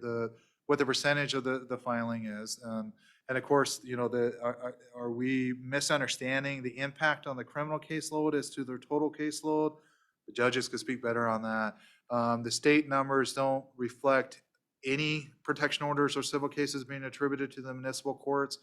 That's clearly not quite accurate, unless we are really to believe that not a single resident of the city has ever sought a protection order or filed a small civil suit in the district. So that's all courts. rolling into the county side. And Yeah, bumping that's the all counties. allocated towards the county. That's where that number gets kind of little out of control. It gets especially convoluted. on the east end where there's active traffic enforcement on Highway 97, on Highway 14. You just don't have that on the west end. So there's significant number of speeding tickets and CDL violations that are handed out on Highway 97 that you don't have anywhere near the corresponding number on the West District. So the ratios are much different on that. So that's where we got to the very tiny fraction of the percentage of the judicial salary being requested from Goldendale is because the inclusion of every single filing on the core, and then just finding the percentage based on the criminal. So there's different ways of looking at, our code does reference for the purpose of the criminal, providing for the municipalities for their criminal justice purposes. So you would think that'd be one way interpreted. Given that we don't even appear to have contracts in place, we don't, there's there are arguments as to, reasonable reliance that the cities have had on historical practice of whether we should still, invoke that 12-month provision or not. I don't have any concrete answers or guidance, especially in open session or in fact at all right now. So it is a bit complicated. And I think I made the crack to Ms. Snell earlier today is I'm getting a crystal clear idea of why this, no one's tried to deal with this in 30 years. It's understandable. Yeah. Well, I mean, I agree with you 100%. Having people track their time, anything like that makes no sense. Doing it like how we're doing it makes no sense because things are getting attributed to the county that are definitely within the city's jurisdiction. The only thing that would make sense is to do it based on the criminal filings because I think that takes up the majority of the time, but we need to ask the judges. And also looking at it as here's the total cost, all inclusive. Here's your portion and here's your cost, and that's what it's going to be. And then, well, they might start trying to negotiate down from there because they can't afford it, because it's a lot of money. Well, they certainly can't afford, they can't afford their own courts, or they could, but they'll have to find money from other sources. Yeah. And are they, they could end up still paying quite a bit if they say we give up on criminal law altogether. I can't imagine that going over well with their police departments and so forth either, because that would be taking away a lot of their discretion and abilities too. So, there's leverage on both sides. We have considerably more than the municipalities, but it's not. I don't think anyone's idea is to extract every dollar possible. It's just, when I'm losing investigators, we're losing probation officers, we're losing juvenile officers, we're getting increasingly, I think, valid concerns about the sufficiency of road deputies and other things like that. The increasing reliance on volunteerism, which is great, but for court security and everything, that's it's concerning. So yeah. Okay. Any other questions for Q before we enter into executive session? Thank you so much. I think our entire day has been absolutely riveting in my mind in terms of the criminal justice system, morning and afternoon. And, we are still like new babes. Rex told me it takes 4 years before you even know where your rear end is. And as time goes on, I more and more realize that is the case. It takes a while. And so the criminal justice system is largely getting back on track. Some of the Blake issues are still popping up. We just got a couple more resentencings, I think, next week. It's extremely aggravating to spend all this time, some on that work on cases that you thought were done years ago. And then, the jail numbers seem to stabilize about 20. The blip were in about 2015, 2016, we were hitting over 50, a few times up to 70 inmates. I can't imagine that's going to repeat it anytime soon. So your opinion is like mine, a lot of the drug cases are gone and. Well, a lot of that was a significant shift in 2015 from the philosophy of the prosecutors too. That's true. Okay. Yeah. And so it was routine under my predecessor to not ask for bail, to simply agree to PR to people, not to seek to incarcerate, and the different factors like that. Where it was quite common for individuals to be released, and then one instance, a fourth felony case pending, and they were still getting released. There was a lot of amendment of charge. Again, the dismissal rate was over 55%, so don't lose track of that. And so a lot of people were not being convicted and punished. So the jails, a lot of people weren't going to jails. There's a lot of deals being made for no jails, things like that. So in January 2015, there was an abrupt change in philosophies. And so that led to a lot more requests that are valid under our court rules and constitutional system, that when people have demonstrated history or likelihood of not appearing for court, or will intimidate witnesses or commit a violent offense, those are the three factors the courts are supposed to rely upon. And most career criminals, it's not difficult to make out one or all three of those factors that make hopefully a persuasive case to the judge to impose bail. We have not moved towards the kind of the model that's been implemented in Yakima County and King County, as everyone gets out. That's not what we're doing. So that was a significant shift since, and that really started stabilizing about 2017, 18. That's when I think about 2018 onward, we were getting routine population was about 40, which was much more reasonable. I mean, we were hitting a point that was I think we're about 6 years. Yeah, we're past the tort statute of limitations, but there were issues, as to we were running out of mattress pads for inmates and places for people to sleep and things like that. The official capacity is 49. So that hasn't really been an issue for a while. The Blake and the slow walkout by the legislature of the basic decriminalization of controlled substances in the state of Washington clearly has had a significant impact in the last year and a half. I have high confidence that I was one of the last prosecutors that was processing and prosecuting possession of controlled substance as a felony. And so there was only about half dozen of us left in the state that were doing that when Blake came down. So that there was about 40% of the caseload just went away right there. It's not coming back. So that should be 40% of the full jail population that just went away. And ain't coming Roughly. back. And so, I think there are anecdotal and there's some statistical information coming out of we're seeing upward trends, especially in the more urban areas of violent crime and so forth.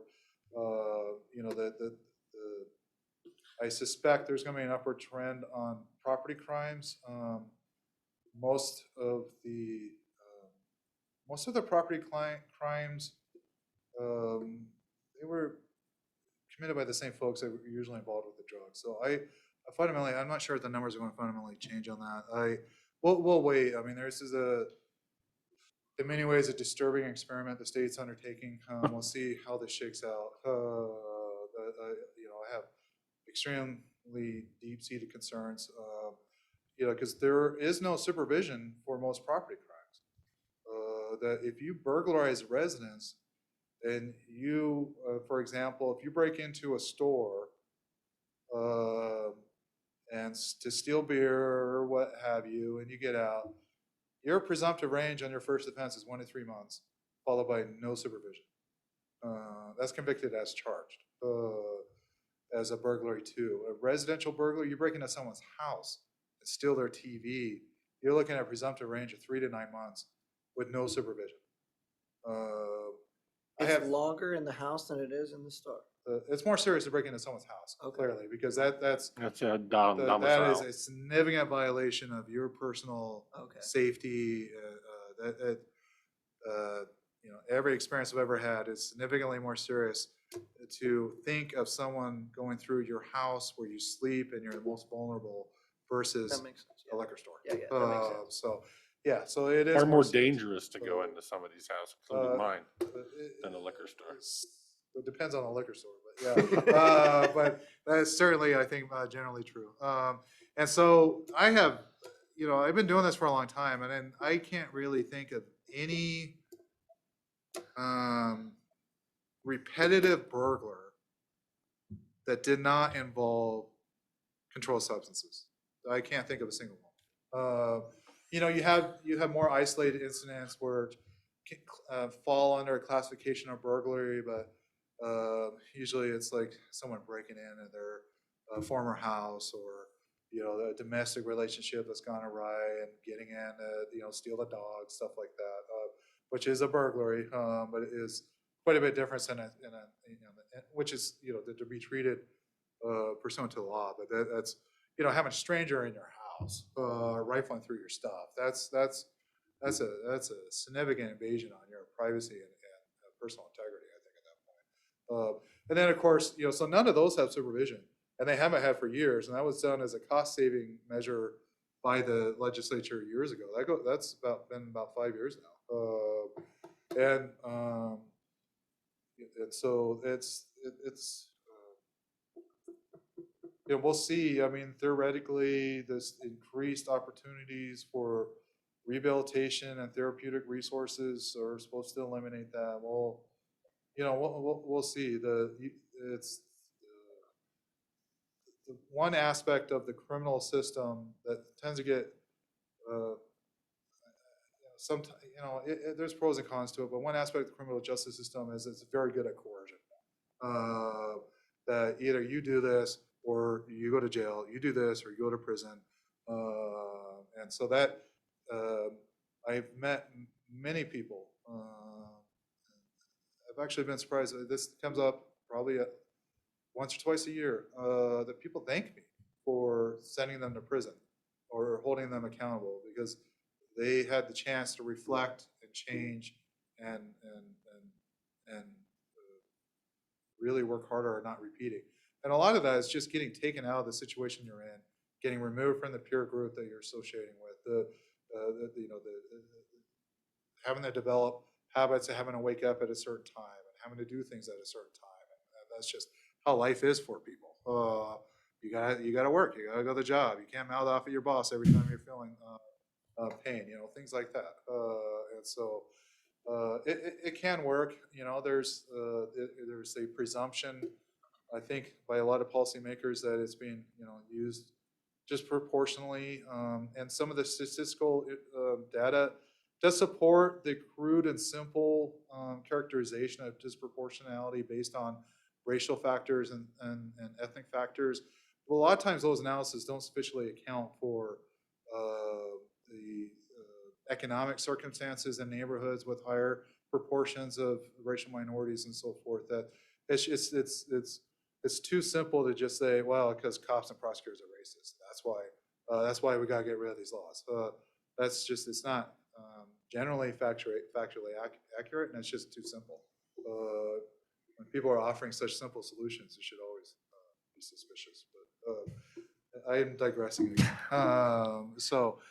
Yeah, I'd be astounded. I can't think of, unless I really can't think of a situation that we're going back at those numbers in the foreseeable future. So you think we're gonna run 20 to 30 max is probably rolling through the jail at any time, and we just need to figure that in and factor that in? Yeah, I would pick it probably about 30. I would say, if I was a wagering man, about 12 months, we'll probably hit a status quo of 30. Okay. And we'll see. I mean, the criminal activities can trend. So if this current experiment completely breaks down, and some of the anecdotes that I'm hearing, and I think some of the experiences relayed to me by folks in the field, is that there's definitely an increasing and brazen culture of acceptance of drug culture and drug lifestyle. Whereas, for years it would be a symbol of rebelliousness to smoke some weed for a kid, or, things like that. This is It's a new way of life. This is a way of life of abuse of chemicals in the form of provided through pharmaceutical companies, through Mexican cartels, through what have you, it's an embrace of a whole lifestyle with the, why can't I feel what I want? Why can't I tattoo myself what I want? Have my hair what I want? Why do I have to work? All this kind of crap. It's just another, it's another consequence of, societal breakdown. 60% of children in America are born out of the wedlock.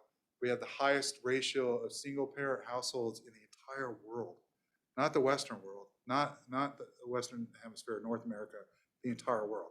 No one else comes close. So this is widespread moral decay and societal breakdown that's occurring. And the drugs and all this stuff that we're apparently making the decision as a society and a culture, just roll with it.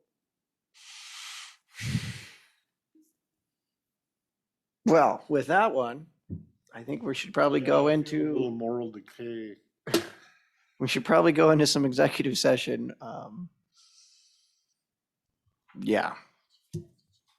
All right, how long do we need, do you think? 15? Oh, let's start with 10. 10, and then, Dave, are you gonna call in, or we'll call you, we'll shut the Zoom down? So we have no workshop scheduled on Thursday. After we have executive session, we will meet back to adjourn. But we have no more, nothing else to discuss for the day. So what we will do is, we are going to enter into executive session in accordance with RCW 4230-110-1-I for the discussion of pending litigation for 10 minutes. So you're Okay. calling, Dave? Just have Lee just call myself. Okay,